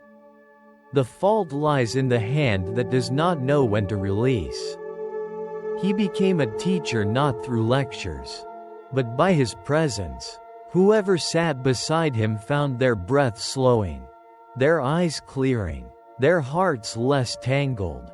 The story of the hunter and the cave spread on. It was no longer a tale of hunting, but a lesson. Often it is we who are hunted, by ambition, by fear, by endless desire. Only when we dare to put down the bow, when we dare to step into the dark cave of our own hearts, do we find the great rock of stillness upon which to rest. Villagers told their children, "You do not need to enter the forest to find the monk. For within each person there is a cave, and within it a rock waiting. If only you sit, breathe, and lay down the invisible bow." In modern times, when villages had turned into cities, the story of the hunter and the monk was no longer told by firelight or at the hearth. Instead, it lingered quietly in memory, carried by someone who once heard it from a grandmother, a mother, and brought it along when stepping into the noise of urban life. One morning, a young man heard the tale again in a cafe. He was scrolling on his phone, gulping bitter coffee, when a line flashed on his screen. Sometimes we think we are hunting, but in truth, we are being hunted. Startled, he put his phone down and sat still for a few seconds amid the noise of music and clinking cups. For the first time, he realized he was being hunted by endless notifications, by the comparisons of coworkers, by performance targets, by glittering social media posts tugging at his heart. He gave a bitter smile and wondered, if my bow is this phone, then who is the prey, and who is holding the string? A young woman working at an advertising firm stayed up late each night editing images. Waking with red eyes each morning, she felt as if she were in a race without a finish line. One day, passing a library, she saw a thin book with the story of the hunter and the cave. She read it, then sank into a chair in silence. She realized she had never truly stopped. She had been hunted by illusions that if she worked more, looked better, received more praise, she would be happy. But the more she chased, the more the arrow turned back on her heart. That night, instead of opening her laptop, she turned off the light, sat on the floor, breathed slowly, and imagined stepping into a quiet cave. At first it was unbearable, her mind restless like a monkey leaping everywhere. But after a while, she unexpectedly touched a fragile stillness between thoughts. Like a sliver of light in a sealed room, she burst into tears, but they were tears of release, as if dropping a great burden. In a great hospital, a young doctor also found strength in this tale. He worked day and night, constantly facing patients slipping away. The weight of responsibility kept him drawn tight as a bowstring. One day, during a break, he saw a note from a colleague. To put down the bow does not mean giving up. It means letting the hand be empty. He suddenly remembered an afternoon fishing with his father as a child. When his father said, "You can sit all day without pulling the line. Because sometimes what is precious is the stillness of the water, not the fish." That memory returned like a calling. He set his pen down, turned off the light, and allowed himself to sleep deeply for the first time in weeks. When he awoke, he felt lighter. In that lightness, he was clear-headed enough to save a difficult patient the next day. The story spread like a breeze. In glass-walled offices among tall towers, someone pinned a small note on their desk. "Who is hunting me?" In classrooms, teachers told it as a thought exercise. If the white deer is freedom, and the hunter is the ego, which would you choose to be? At first, the children laughed, but later, facing the pressure of exams, they tried putting their phones down for a few minutes, tried closing their eyes, tried sitting still. In those moments, the cave was no longer in distant mountains, but within their own hearts. There was a middle-aged woman who had spent her life sacrificing for her husband and children. When they were grown, she felt empty. One day she heard the story on the radio. She wept, realizing she too had been hunted, not by beasts, but by duty and endless sacrifice. That evening she sat in her garden, closed her eyes, placed her hand on her chest, and whispered, "I am no longer being hunted." A wave of relief spread through her, as if the rock of the cave appeared within her, giving her a place to rest and live the rest of her life with a peaceful smile. In the age of social media, the story itself became a reminder on the screen. Every like was like an arrow, seeming at first a reward but often becoming a burden. Every flawless picture was like prey, drawing us into endless pursuit. And so, some people began to practice letting go. They deleted apps for a week, or set their phones aside during meals, simply to feel their own presence and the presence of their loved ones. Those moments became their rock, where stillness could take root. An artist, once famous and later forgotten, confessed that this very story saved him from despair. He realized that for years he had been hunted by the glory of his past, trapped by the obsession of needing to shine forever. But when he sat down and laid down his bow, he rediscovered joy in holding the brush itself. Without waiting for applause, his new works were not as dazzling as before, but they were pure as drops of water. And the audience, when gazing upon them, found reflections of themselves inside. And so, the story was told everywhere, in online forums, in therapy rooms, during weekend meditation sessions in the park. The storytellers no longer emphasized the legend, but the message. Humans believe they control everything, yet they are endlessly hunted by their own desire for control. The way out is not to fire more arrows, but to release the bow, to leave the hands empty, and only then discover true freedom. And the next generation, when they heard it, no longer called it the story of the hunter. They called it the story of myself. They spoke of it as if of a day when they unexpectedly discovered a cave within their hearts, where there was a luminous rock, and where a question echoed, "Who do you think is truly hungry?" And that question remained, not needing an answer. Only a slow breath, a gentle gaze, an afternoon of sitting still. Long ago, in a faraway plain where rice fields stretched to the horizon and a great river curved like a soft ribbon, there was a small village that lived by farming and fishing. In the village was a boy named Min. He was lively and playful, fonder of games than of study. He spent his days by the riverbank chasing dragonflies and flying kites, sometimes neglecting the chores his parents asked of him. His father often scolded, "A day without work is a day of hunger." But Min paid little attention.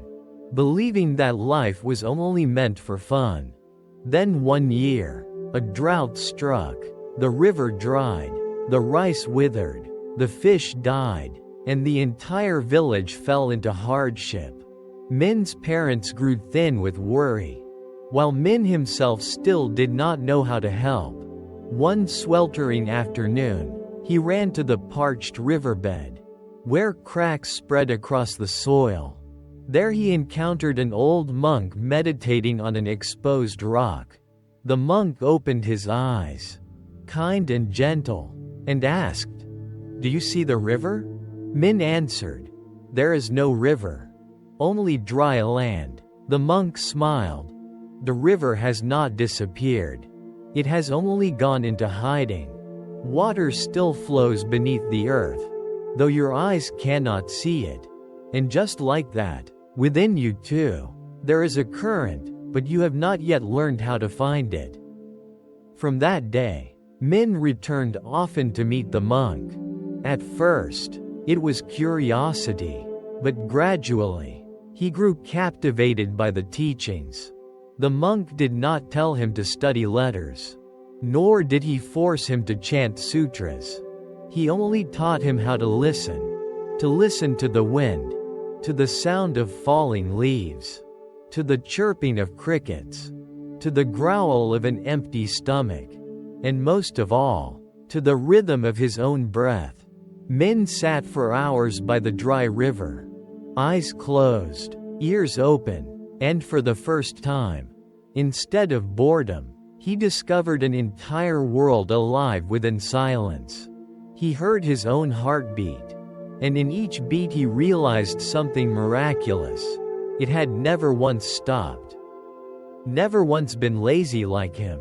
Ashamed, he thought. Even the heart works harder than I do. And yet I spend my days running from responsibility. One day, the monk handed Min a small stone and said, "Each day, when you do something kind, place this stone in your basket. When you are lazy or do wrong, take one out, look at your basket, and you will see whether the river in your heart is flowing or running dry." Min obeyed. The first day, there were no stones in the basket, and he felt sad. The next day, he helped his mother carry water, and placed one stone inside. The day after, he shared his small portion of rice with his younger sibling, and added another stone. The basket slowly filled, and joy filled his heart. He understood that every small action was a drop of water, and drop after drop formed a current strong enough not only to save himself, but also his family and his village. That year, the rains came late, but when the waters finally returned to the river, the villagers rejoiced. Min's joy, however, was not only for the return of the river, but because within himself, another river had begun to flow. He no longer wasted days on idle games, but learned how to plow, how to sow seeds, how to wait for rice to bloom. The adults marveled, saying the lazy boy had become someone entirely different. Min only smiled, remembering the monk's words. Water never disappears. It only hides. The heart is never bad. It is only covered with dust. Strike gently, and the current will appear. Many years later, Min had grown into a man trusted by the entire village. In times of drought, he did not despair. He organized the villagers to dig wells, to channel water, to store rain. In floods, he guided them to build dikes and share food. People began to call him the keeper of the river. But Min never claimed the title for himself. He said, "Everyone has a river inside. If you care for it, it will flow forever. If you neglect it, it will dry. I am only reminding you of what you already know, but often forget." One day, a child in the village asked him, "How can I know if my river is still flowing?" Min placed his hand on the boy's chest and said, "Do you hear your heartbeat? Every beat is a drop of water. As long as your heart still beats, the river still flows. The only question is whether you keep it clear or let it grow muddy." The boy's eyes widened. Then he smiled, as if he had just received a great secret. And so the story spread, becoming a lesson for generations. A river may dry on the surface, but the river inside the heart never disappears. It only waits for us to return, to listen, to care for it. Whoever tends it will never be truly poor, never truly lost. When Min grew old, his hair turned white like morning mist over the fields. His eyes still shone, not with childish mischief, but with the depth of a river lying still beneath the moon. He often sat on his porch, watching the great river flow past the village, remembering both the days of drought and the floods that once swept through. He knew that a human life is like a river, sometimes cracked and dry, sometimes rushing and fierce, sometimes gentle and slow. But what matters most is not the outer changes, but whether we can keep the inner current flowing without end. He often told his grandchildren the story of the monk by the dry river, of the stone placed in the basket, of how every small act of kindness becomes a drop of water in the inner stream. At first, the children listened as if it were just another fairy tale. But as they grew, they began to realize it was not just a story, but a guide. One time, when a great hardship struck the village, the harvest failed and people fought over every sack of grain, every drop of water. Tension spread everywhere. By then, Min was weak and no longer able to work, but he still called the villagers to gather by the river.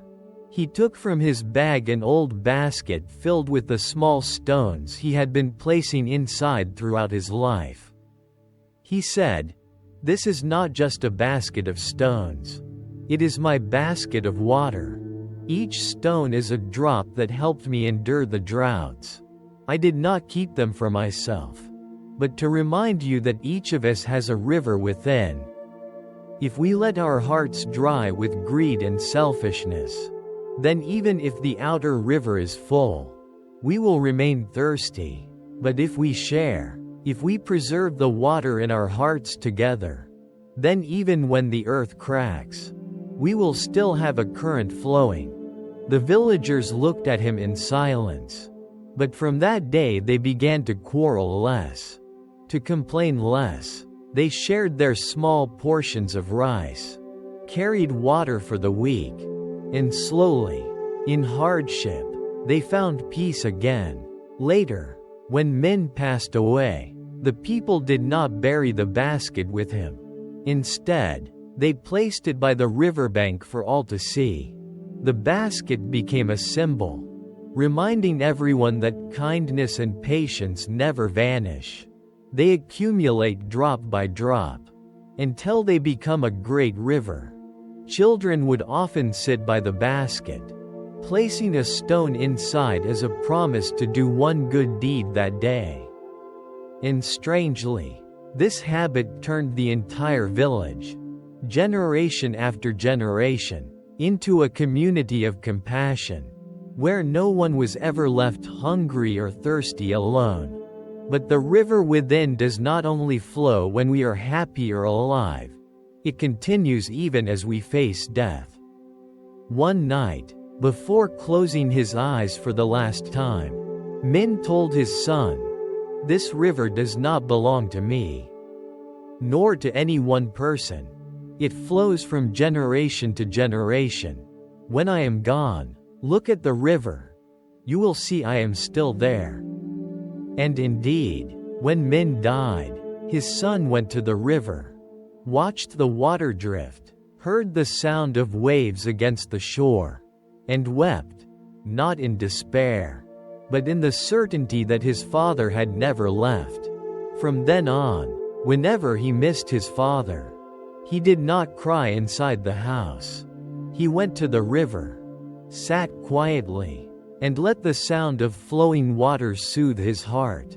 The story of Min spread beyond the village, to other regions, becoming a lesson for many. People no longer remembered exactly what he looked like, nor how many stones remained in the basket, but everyone remembered his words. Water does not disappear. It only hides. The heart is never bad. It is only covered with dust. A merchant who heard the story returned to the city and began placing a pebble in a box for every good deed he did. Slowly, he changed his way of life, becoming less competitive, less deceitful, and more trusted by all. A student, hearing the story, grew less lazy and more diligent, eventually succeeding in his studies. An elderly person, lonely and hopeless, remembered that the heart still beats. The inner river still flows. And so despair faded.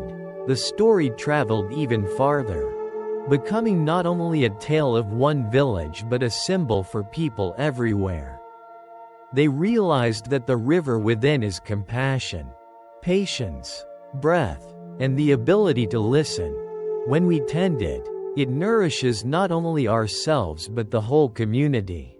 When we neglect it, it dries, and we feel exhausted, thirsty, searching for water. Yet anyone can begin again, with a single stone, a single good deed, a single slow breath, a single act of letting go. In time, people began to share not only Min's story but also their own stories tied to the river within. Someone spoke of forgiving a person who had once hurt them, calling it a drop of water. Someone else spoke of holding the hand of a despairing friend, calling it a drop of water. Those drops continued to flow, joining one another, until everyone realized they would never truly run dry, as long as they listened and shared. Thus, the story of Min and the inner river became a lesson passed down, that humans do not live only on food and clothing, but also on the flow within.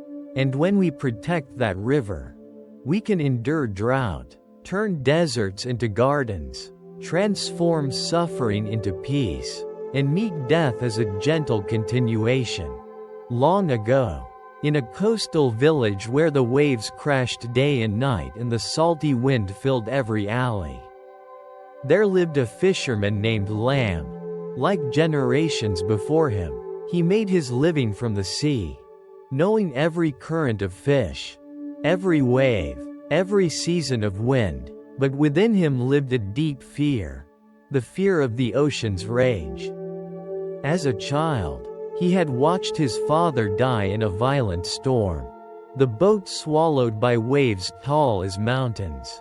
That memory never left him, so that all his life he both loved and feared the sea. By day he sailed to feed his family. By night he dreamed of waves taking his father, dreamed of himself drowning in endless black water.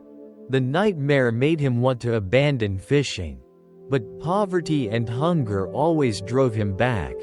One moonlit night, after casting his nets, he sat alone on the deck, watching the sea shimmer, torn between peace and fear. Just then, he met an old monk traveling with young novices, asking for passage to an island.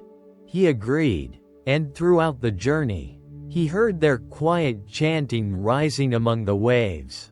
That night, the wind grew fierce, the sea surged, Lamb's heart pounded, sweat poured, memories rushed back. He turned in panic and saw the monk sitting still, eyes closed, lips moving calmly as if no storm existed. Surprised, Lamb asked, "Are you not afraid? The sea like this, one overturn and we are dead." The monk opened his eyes and smiled. The waves out there are great. But the waves in your heart are greater. If you can sit still, you will see the sea cannot drown you. The words pierced through his fear like an arrow. From that day, Lam often visited the temple on the island to see the monk. He did not understand all the scriptures, but he learned to sit and breathe, to listen to the waves as music rather than threat.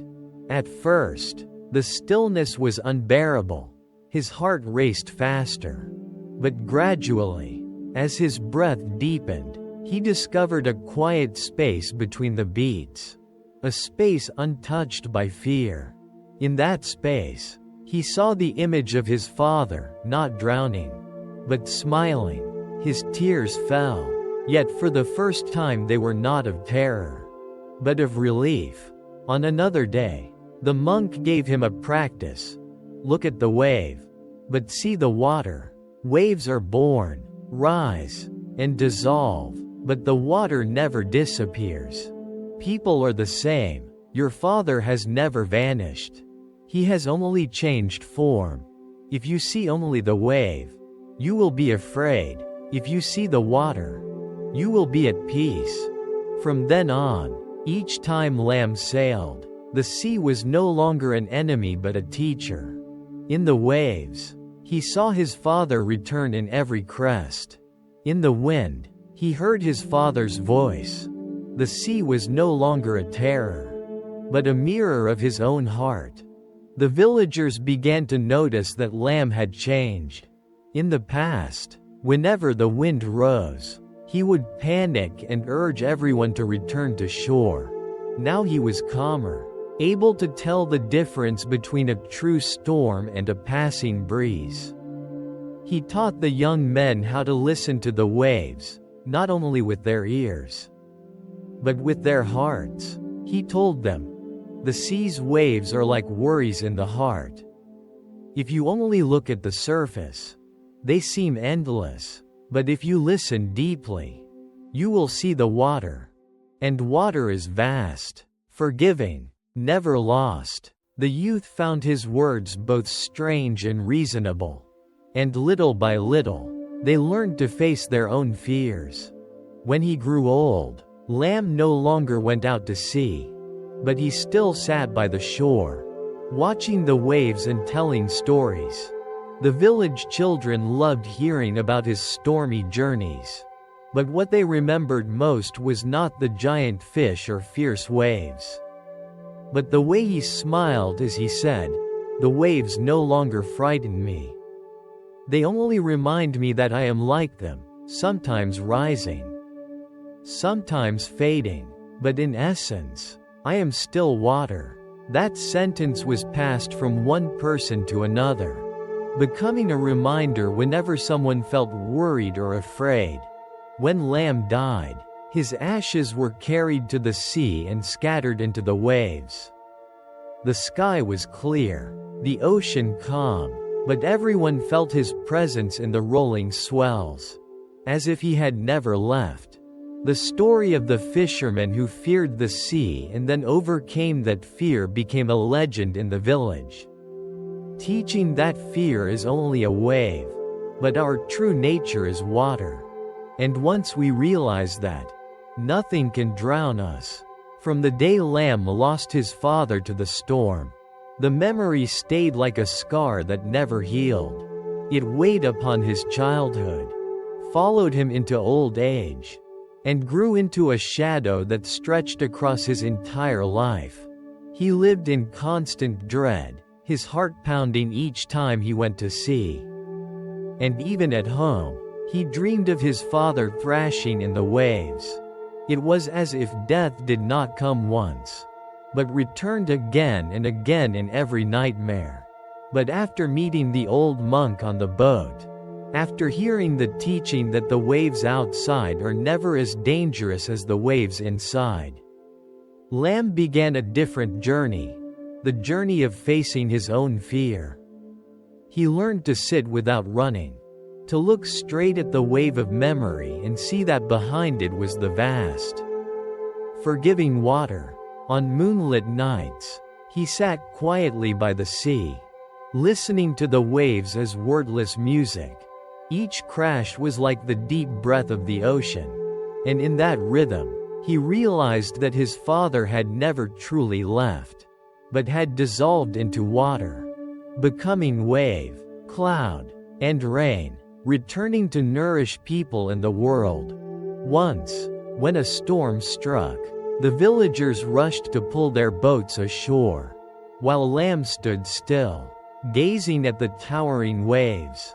People thought he had gone mad to face the furious sea. But within him, the old fear was gone, replaced by the clarity that storms are simply part of the sea. Just as suffering is part of life, he no longer saw the waves as enemies, but as old friends who came to visit, noisy, but destined to leave again. When the storm passed, he told the villagers that in the chaos, he heard the waves more clearly than ever. And within their roar, he also heard the beating of his own heart. When the two rhythms merged, he no longer knew where he ended and where the sea began. He felt only a boundless unity. From then on, villagers sought him not only for advice on sailing safely, but on how to weather the storms inside their hearts. Young men, anxious about marrying and providing for their families, came to him. Lamb would lead them to the shore and say, "Listen to the waves. You will see that fear is the same, loud. But it will pass." Women who had lost husbands at sea wept endlessly. He brought them to the sand and told them, "Waves become water again. Your husband too. He is still in the water. In the wind, in the rain, he has not vanished." Children afraid of the dark came to him. He taught them to close their eyes, to hear the lull of the waves, and to find the gentle rhythm even in darkness. Over time, people began to call him the one who listens to waves. He was no longer just a fisherman, but a teacher to the whole village. In old age, Lamb rarely sailed, but every day he sat upon the rocks, watching the waves and telling stories. He said that the outer waves are no different from the worries in our hearts. They can rise suddenly and make us panic. But if we are patient enough to look deeply, we will see that water is never harmed by the waves. Our hearts are the same, their nature is pure, only covered by layers of fear. Again and again he reminded them, "See the water in the wave. See the peace within the fear." The children grew up carrying those words like a charm. Later, when they faced life's storms far from home, they would stop, breathe deeply, and remember that they were water, not the wave. On the day he passed, the sea was quiet, the wind gentle, as if nature itself bowed in farewell. The villagers scattered his ashes into the ocean, and in that moment many whispered together, "He has not left. He has returned to the water." From then on, whenever the sea rose in waves, they no longer saw only danger.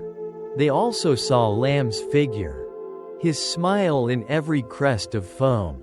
And through the years, the story became a legend, reminding everyone that fear is only a wave, but love and awakening are the water, eternal, indestructible, never lost. In a small mountain village, nestled among green hills where white clouds drifted across the peaks and terraced rice fields climbed like steps to the sky, there lived a potter named En. He was known throughout the region for his gifted hands, able to shape ordinary clay into jars and vessels so beautiful that everyone desired them. Yet behind his skill, and carried a deep burden, he feared breakage. As a child, he had watched many cherished objects slip and shatter, their sharp shards cutting his bare feet. Growing older, Every piece he created filled him with both pride and dread. For he imagined the day it might fall and be destroyed. The fear grew so strong that even as people praised his work, he never felt at ease. One day, while shaping a large jar, his hands trembled, terrified that one mistake would ruin the piece. A wandering elder happened by, sat quietly, and then smiled. "Are you making pottery? Or are you making fear?" Startled, and did not understand, the elder picked up an old jar from the corner and let it fall. The crash echoed through the workshop, and leapt forward, desperate to gather the fragments. But the man stopped him. "Listen. That is the sound of truth. Everything born will one day break. If you cling too tightly, you suffer. But when you see that breaking too is part of life, only then are you free." With that, the elder departed, leaving him bewildered. From that day on, and changed, he continued to shape clay. But within each vessel he placed not only beauty, but the acceptance that it would one day break. His hands grew lighter, no longer trembling, and strangely, in letting go of fear, his creations grew more beautiful, more alive. Villagers noticed that his pottery seemed to carry a quiet radiance, soothing the hearts of all who looked at it. One customer once asked him the secret, and simply smiled and said, "A pot is beautiful not because it will last forever, but because it knows it will break, little by little," and began to keep the broken shards instead of throwing them away. He used them to piece together mosaics and small walls around his garden. Whenever someone came to visit, he would point to them and say, "This is life. Even when it breaks, it can become beautiful, if we know how to mend it with love." Children from the village loved coming to his house, gathering fallen shards, and arranging them into flowers and birds with him. They learned that even what seemed lost could become part of joy. Over the years, people no longer called him the finest potter, but the potter who accepts breaking. He taught his students not only how to shape clay, but how to breathe evenly, how to let go of worry with each turn of the wheel. He said, "Each spin is a moment. If you are tense, the clay will crack. If you breathe calmly, the clay will round." At first the students found it strange, but gradually they realized it was true. Only when their hearts were at peace did the clay follow their hands.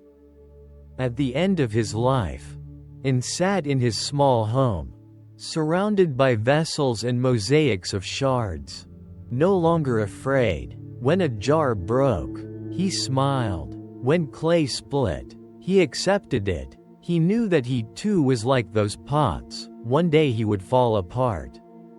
But that no longer brought him sorrow, because he had understood. Impermanence itself makes each present moment precious.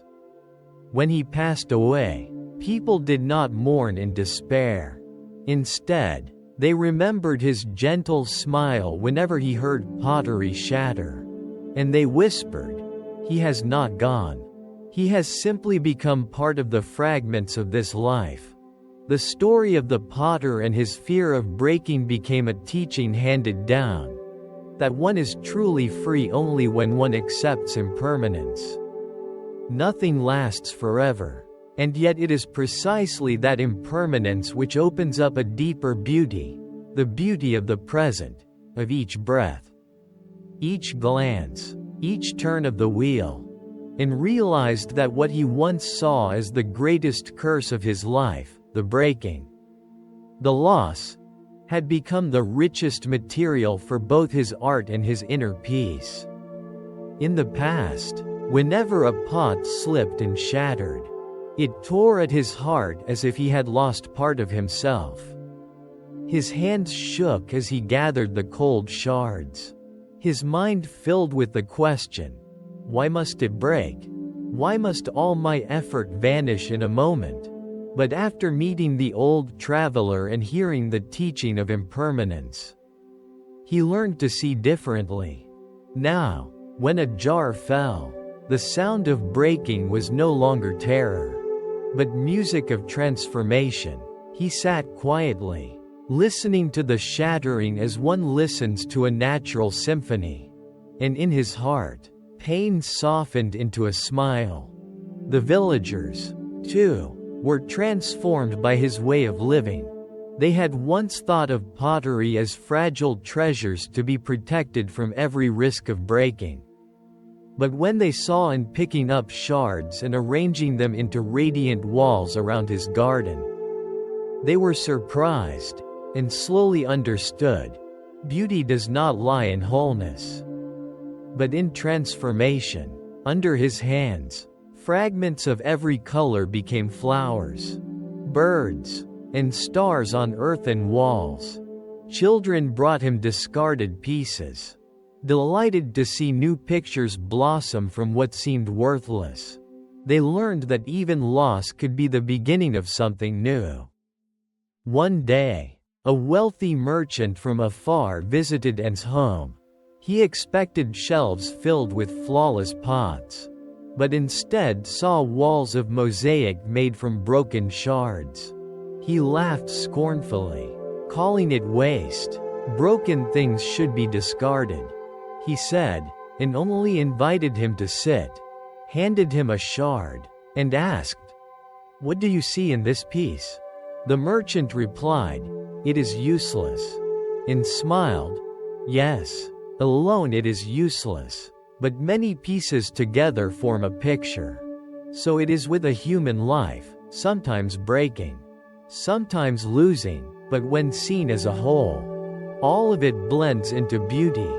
The merchant fell silent, then asked to take a small mosaic home, to remind himself that wealth, too, was like pottery, precious.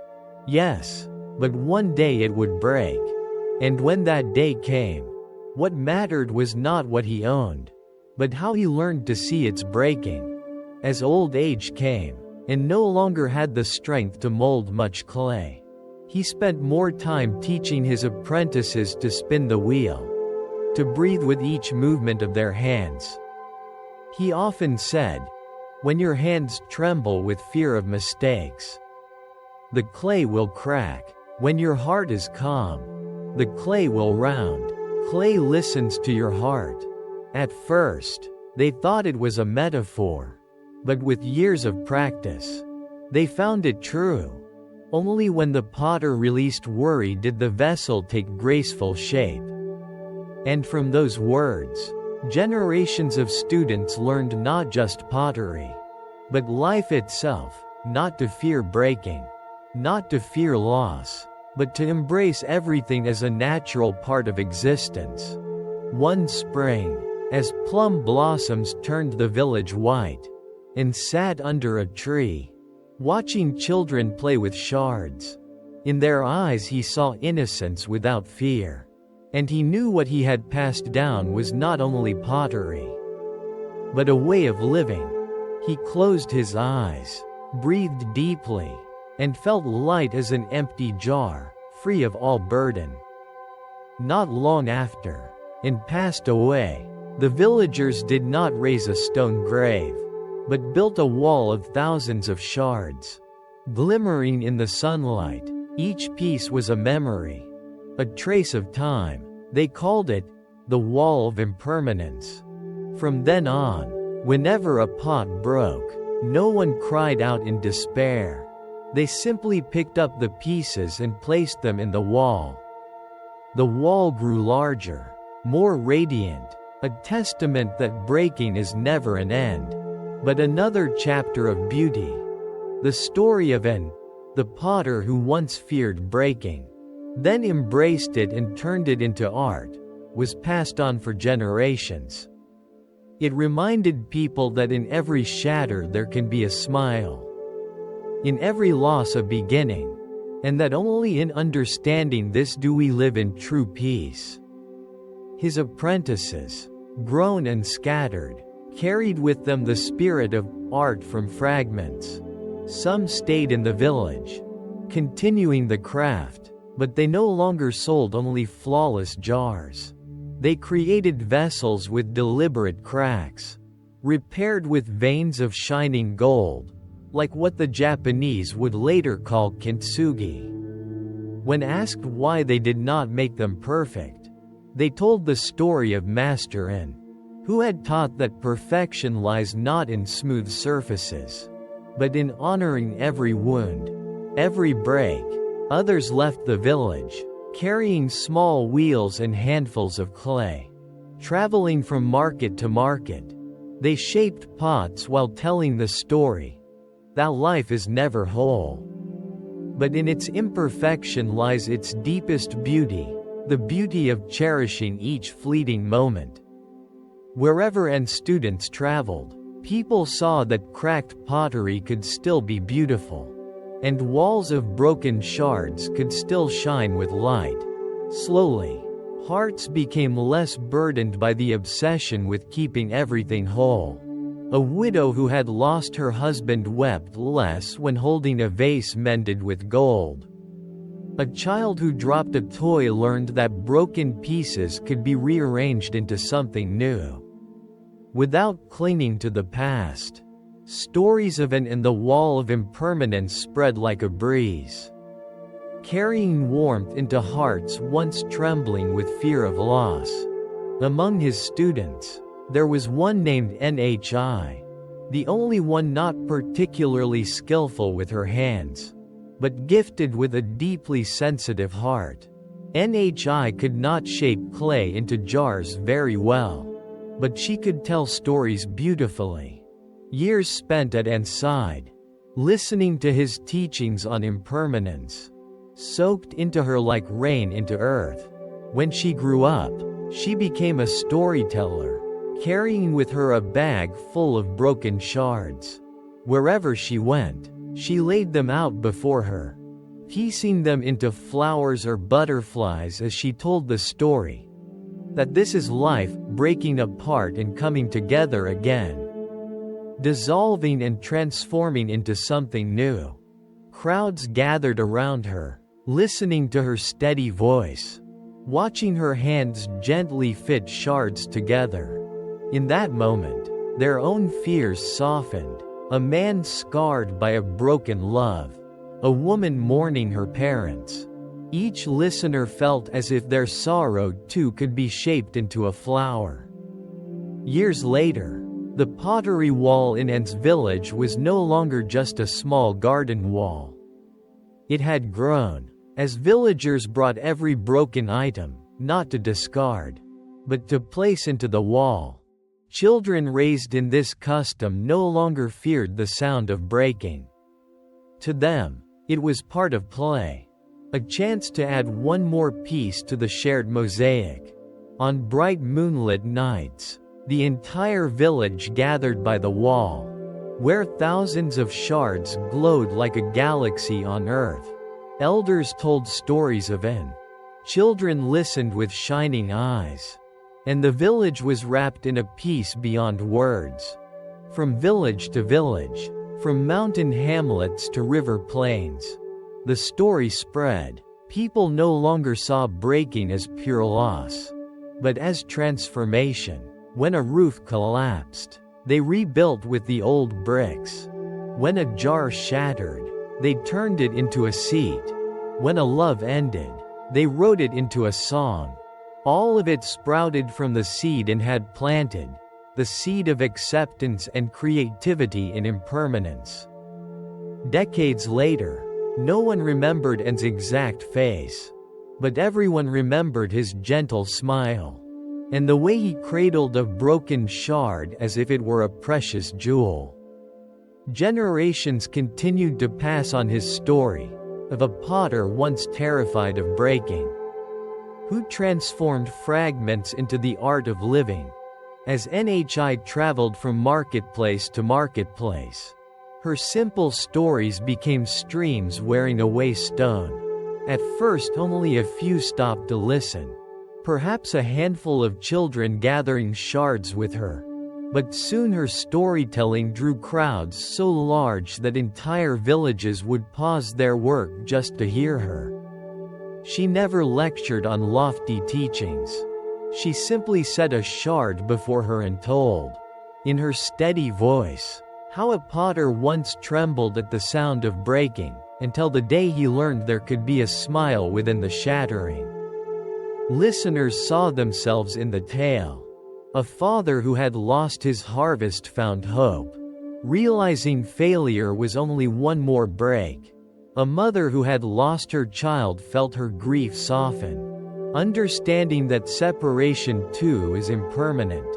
A heartbroken lover stopped blaming themselves, realizing that breaking is not an ending, but a doorway to something new.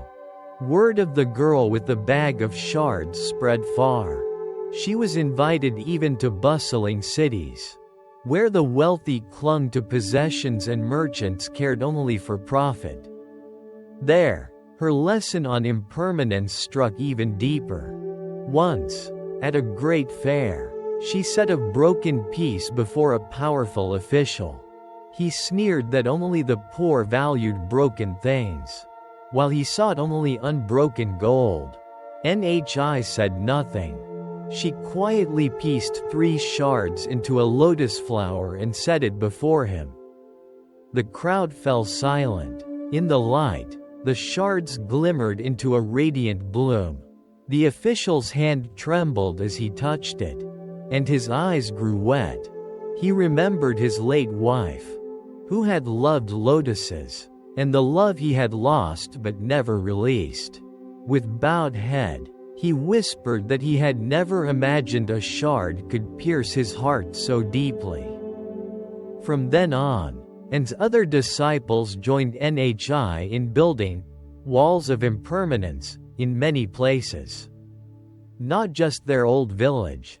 They invited people to bring whatever was broken, jars, cups, mirrors, even broken jewelry, and add them to a shared mosaic. When the sunlight struck, the walls shone like miniature universes of clay and glass, reminding all that nothing truly disappears, it only changes form. Soon, every community had its own wall of impermanence. Whenever someone grieved a loss, they were encouraged to bring the keepsake to the wall, letting private sorrow merge into shared beauty. Time passed. The story of An and his students no longer belonged only to a potter's village, but became a seed reshaping an entire land. People learned to release their fear of breaking, to breathe when facing loss. Children no longer cried when they broke a bowl, they laughed and carried the shards to the wall, as if adding another star to the common sky. The elderly no longer dreaded their weakening bodies. They smiled, saying the body is like clay, it too will break, but the soul will merge with the universe, becoming a shard of light in the invisible wall of time. One day, in her old age, Nhi returned to N's village. She sat before the wall of impermanence, now covered with thousands of shards. She touched each piece, and memories surged back like waves, the laughter of her teacher, the eyes of her friends, the long journeys, the markets where she told stories. She understood that her own life was like a vessel, cracked many times, yet those very cracks had shaped who she was. She smiled softly and told the children nearby, "When I leave this world, do not cry. Simply place 1 shard into the wall for me." And when Nhi passed away, the village held no grand funeral. They quietly placed a piece of pottery into the wall, and everyone felt that she was still there, another shining shard. Never truly gone, the story continued to spread, generation after generation. like the spinning of a potter's wheel that never stops. And it all began with a potter who once trembled at the sound of breaking, yet at the end smiled within that very shattering. The 15th story begins at a small temple perched precariously on a mountainside, where white clouds often draped the hill like a giant cloak. The temple itself was nothing remarkable compared to the grand ones down in the lowlands. It had only a few simple wooden halls, a dirt courtyard, and a moss-covered garden. But people did not come for splendor. They came to hear the deeply serene teachings of the old monk who lived there. They called him Zen Master Tin Nien, for his very presence radiated a gentle breeze that calmed hearts. Anyone who stepped into the temple felt their worries dissolve. Every day, people from far and near trekked to the mountain just to listen to his stories. And the story most remembered was the final lesson he left behind, the lesson of the candle in the dark. One winter night, the sky poured heavy rain, and the wind howled against the cliffs. In the small meditation hall, a faint candle flickered as his disciples gathered around. Outside was a dense darkness, and inside their hearts, unease pressed heavy. Some feared death, some worried about their poor families, some doubted their spiritual path. Together they asked, "Master, how can we live in this world without being swallowed by the darkness of fear?" The Zen master looked at their faces, smiled gently, and slowly lit another candle, placing it in the circle. The flame wavered, and at once the hall felt less cold. He said, "People often try to chase away darkness. But darkness has no true substance, it is only the absence of light. Even a single small candle makes darkness tremble. In the same way, one mindful breath, one moment of awareness, is enough to dissolve an ocean of fear." Hearing this, one disciple began to cry, saying human life felt just like this stormy night, surrounded on all sides by darkness. Unable to see the way forward, the master smiled again, handed him the candle, and said, "Step outside with this, and see if the darkness is still frightening." The disciple, trembling, carried the candle out. The wind bent the flame, but it did not go out. That small light was enough to reveal the falling rain and the scattered leaves. He exclaimed, "Master, the darkness is still here, but it no longer covers me. As long as I carry this flame, I can walk anywhere." The Zen master nodded. Yes, fear, anxiety, despair, they're like this darkness. They remain, but if you hold a candle of awareness within, they can never consume you. From then on, the candle story became the way of life for the mountain villagers.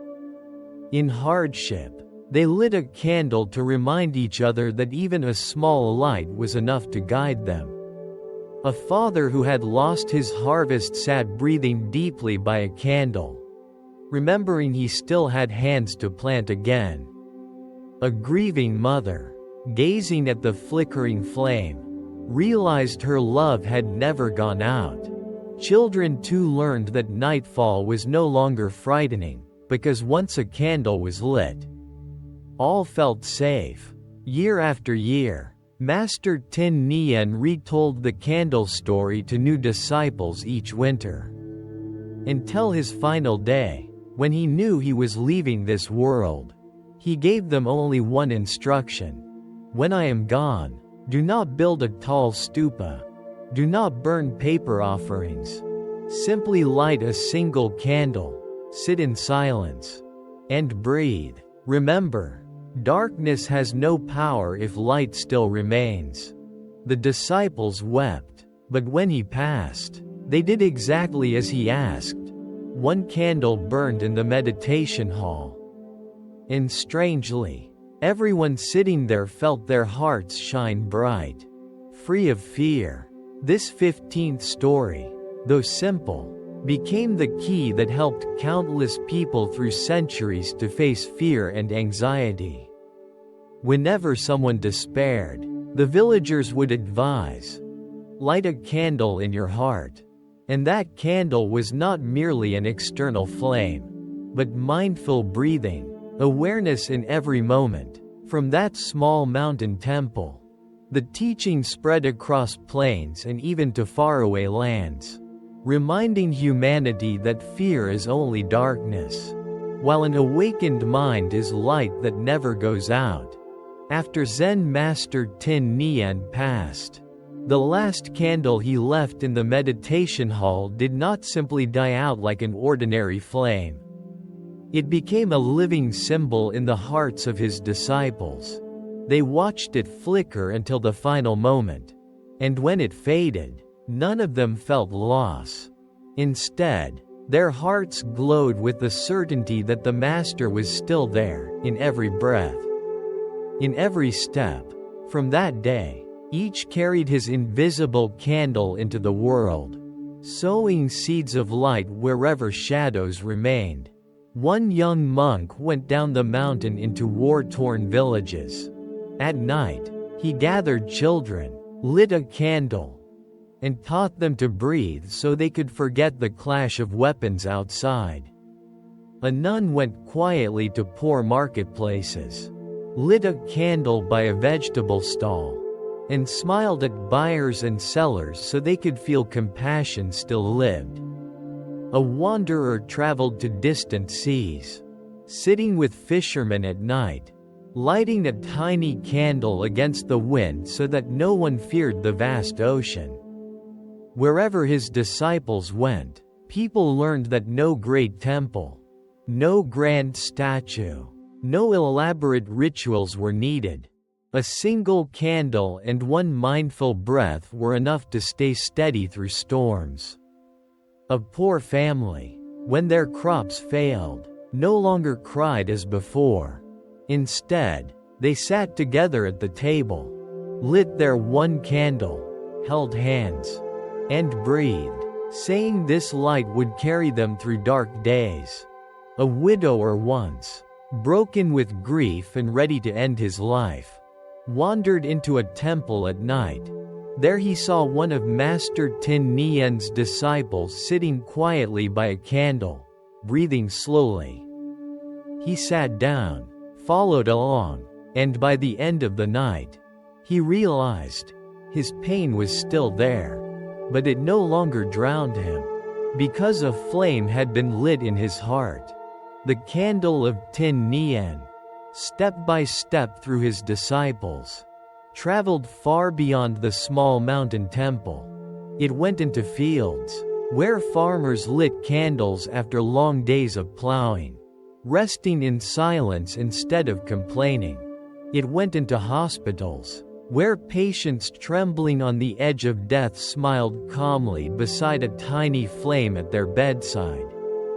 It went into battlefields, where a soldier awaiting combat placed a candle before him, breathing deeply to remember that in this moment he was still alive.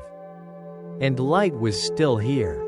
The small candle could not chase away all the darkness outside, but it was enough to keep the human heart from being swallowed. Many years later, people told of a drought that struck a great plain. Fields cracked, rivers dried, hunger spread, and despair consumed the villagers. In the midst of this, an old disciple of Tin Nian arrived. He carried no grain, no coins, only a small wooden box. In the village square, he placed it down, opened it, and inside was a half-burnt candle. He lit it, sat quietly, and breathed slowly. At first, the villagers were angry. They thought he mocked their suffering. But gradually, one by one, they sat around him. Silence filled the night, Only the sound of wind and the steady rhythm of breath remained. That night, for the first time in months, panic loosened its grip, and by morning, though the fields were still cracked and their stomachs still empty, their hearts no longer drowned in despair. They began working together, finding ways to channel water, sharing what food remained. For the villagers, it was the candle that had saved them, not by giving them food, but by lighting the flame of unity. The 15th story continued like a river flowing without end.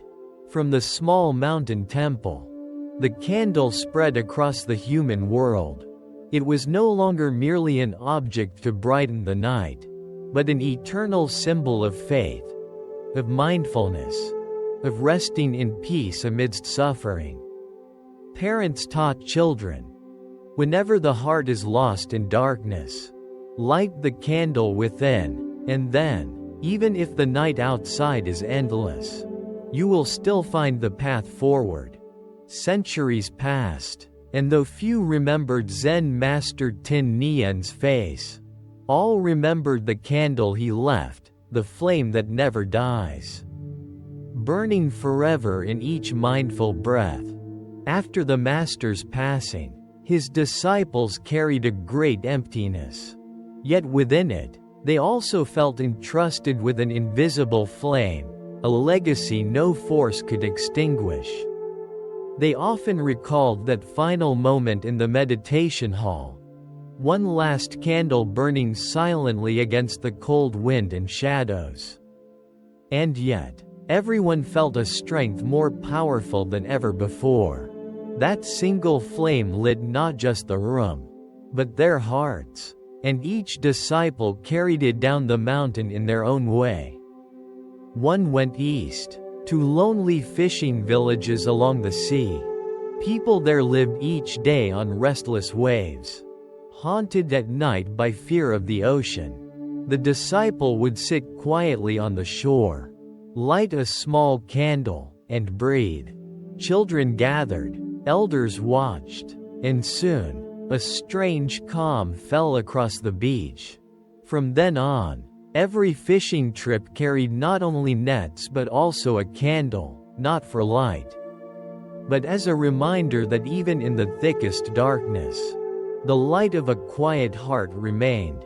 Another went west, to the endless grasslands where nomads roamed by day and feared wolves at night. He pitched his tent in the open, lit a candle, and invited them to sit. At first the children trembled, but the steady rhythm of his breathing soothed them, and even the animals grew still.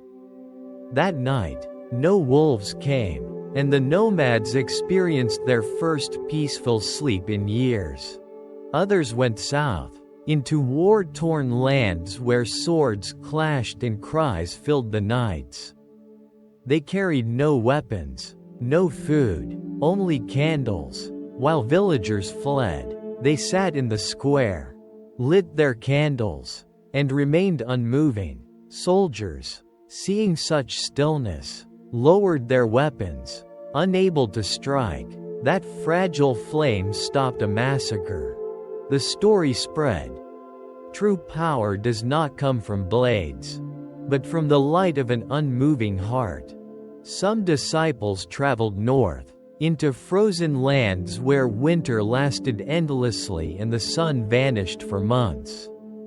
People there lived in constant darkness, weary and hopeless. The disciples taught them not to fear the night, not to depend on the absent sun, but to light their own candles, sit quietly in their snow huts, and feel the warmth of their breath. From then on, the northern people endured long winters without despair, for they knew a light that never dies already glowed in their hearts. Each of these stories, though told in different places, shared the same thread: a single candle, a slow breath, a quiet sitting.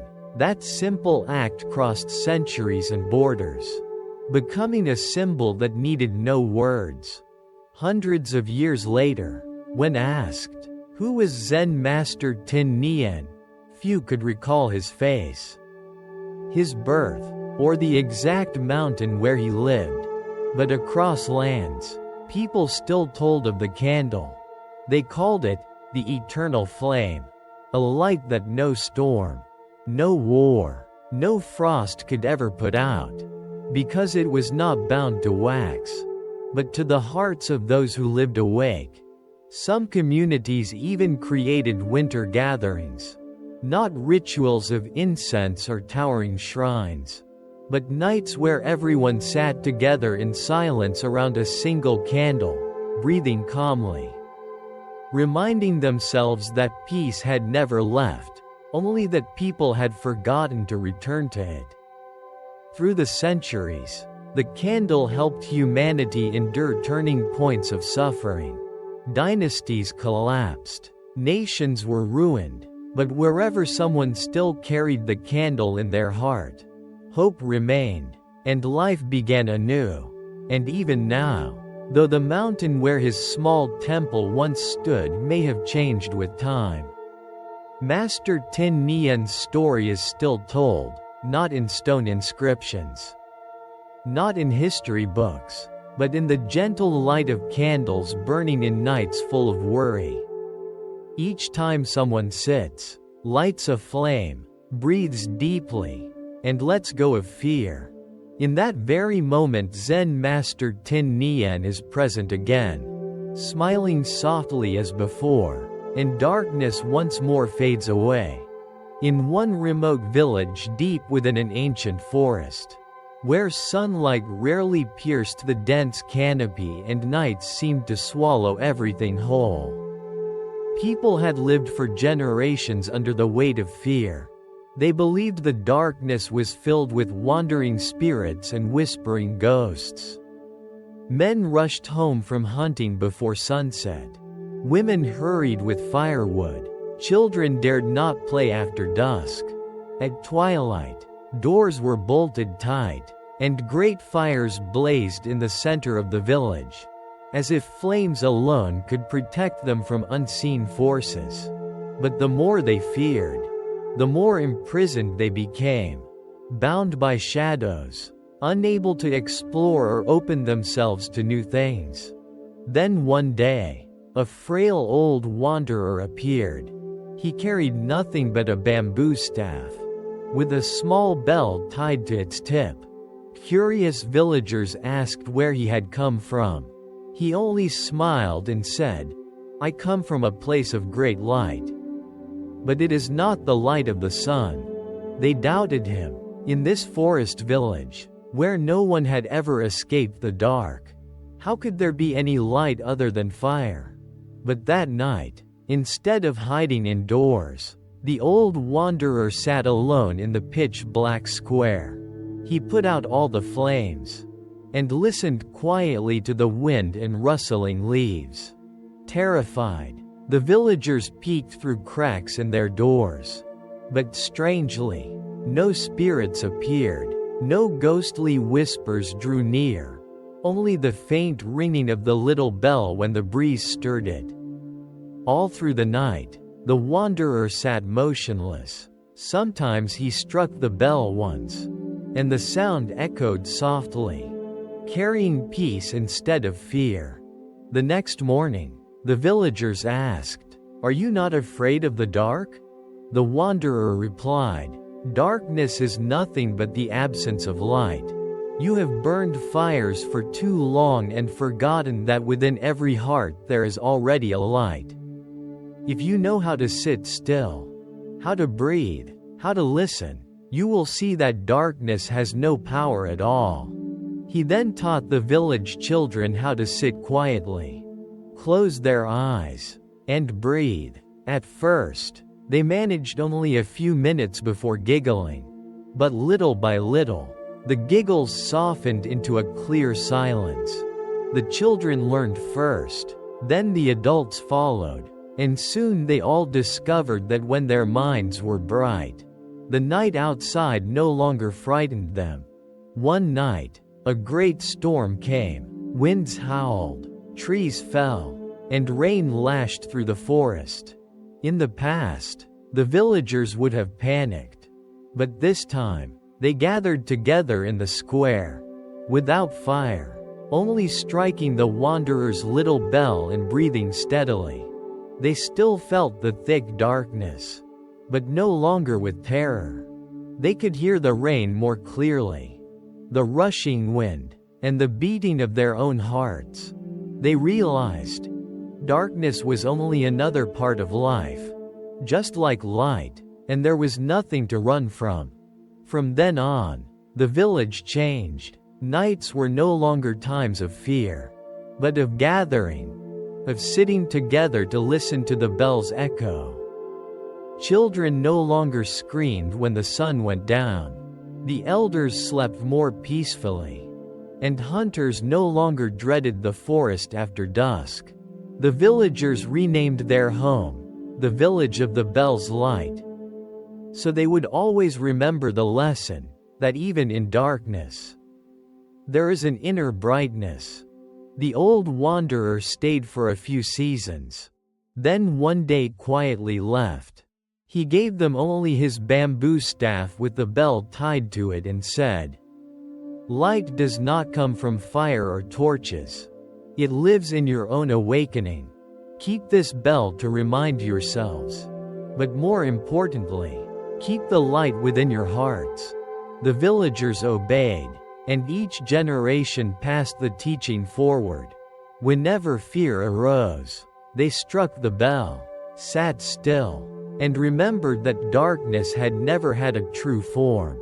The story of the 16th village spread beyond the forest, reaching other lands. Whoever heard it came to realize that the deepest darkness was never outside, but within, and that with a single bell, a single breath, a single mindful thought, the inner light would rise and the darkness would vanish.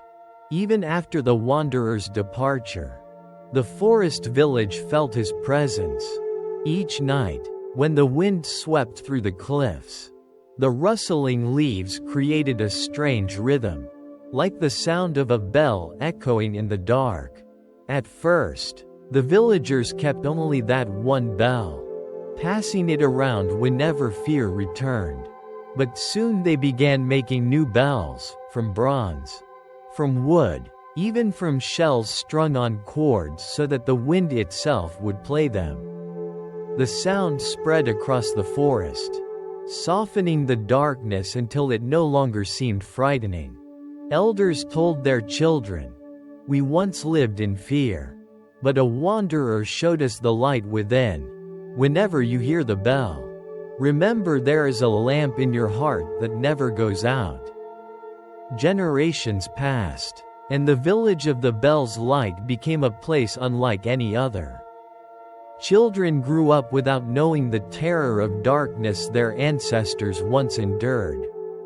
They played under the moon, ran through the forest even at night, and when tired, they would sit, close their eyes, and listen to the bell's echo. Mothers lulled babies not only with songs, but with the gentle ringing of bells. Fathers, when lost in the forest, would pause, strike a bell, light a candle, and suddenly feel the path inside become clear again. Elders, nearing death, no longer trembled with fear. Instead, they smiled and asked their families to strike one final bell for them, so they could depart in peace. The sound of the bells did not remain within the village. Traveling merchants heard it and carried the story far away. A scholar came from distant lands to see it for himself. And when he heard the bell ringing in the night, tears filled his eyes. He realized he had forgotten the silence of his own heart. Returning home, he brought a small bell. And soon another village, another town, learned the light of mindfulness. Slowly, across faraway lands, wherever someone had once visited the Bell's Light village, new corners appeared where people sat, lit candles, struck bells, and breathed in peace. There is even a tale told from a time of war. A band of soldiers came to burn the village.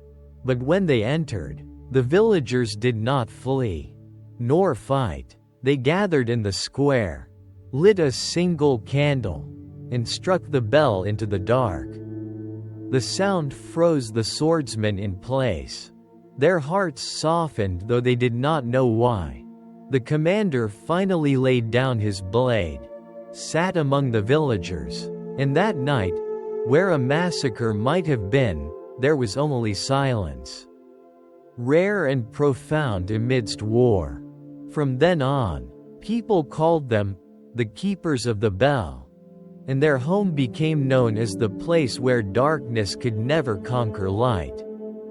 Through the centuries, children born in the Bell's Light village grew with the belief that safety did not come from great fires, from weapons, or from wealth, but from turning inward to find the light already glowing in the heart.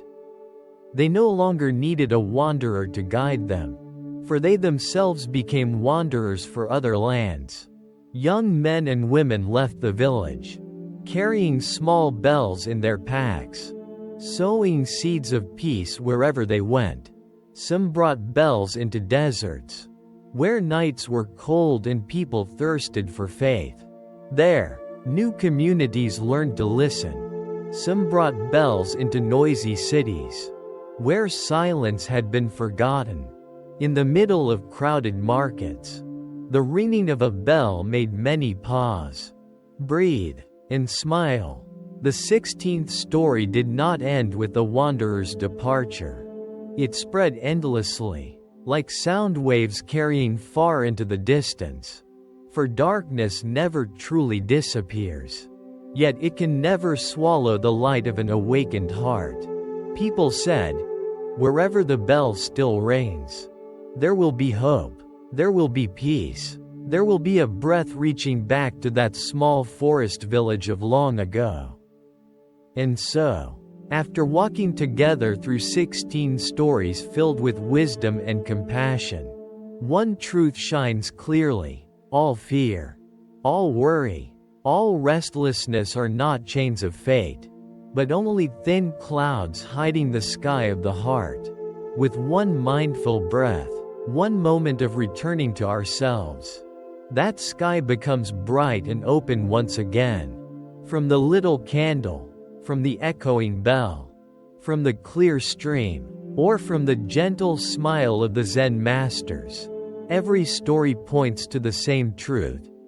Peace and light were never far away. They have always been right here, within our own hearts.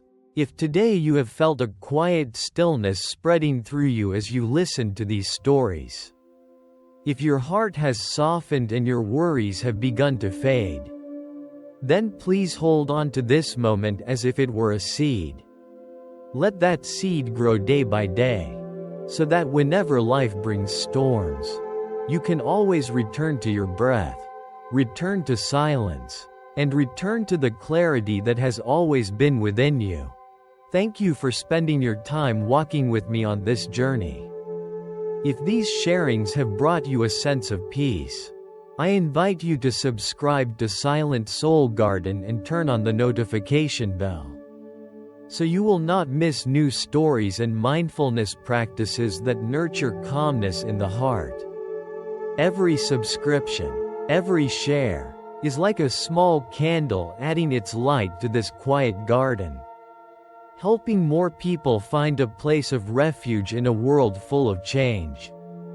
I wish you a peaceful night, a restful sleep, and mornings that begin with strength and freshness in your soul.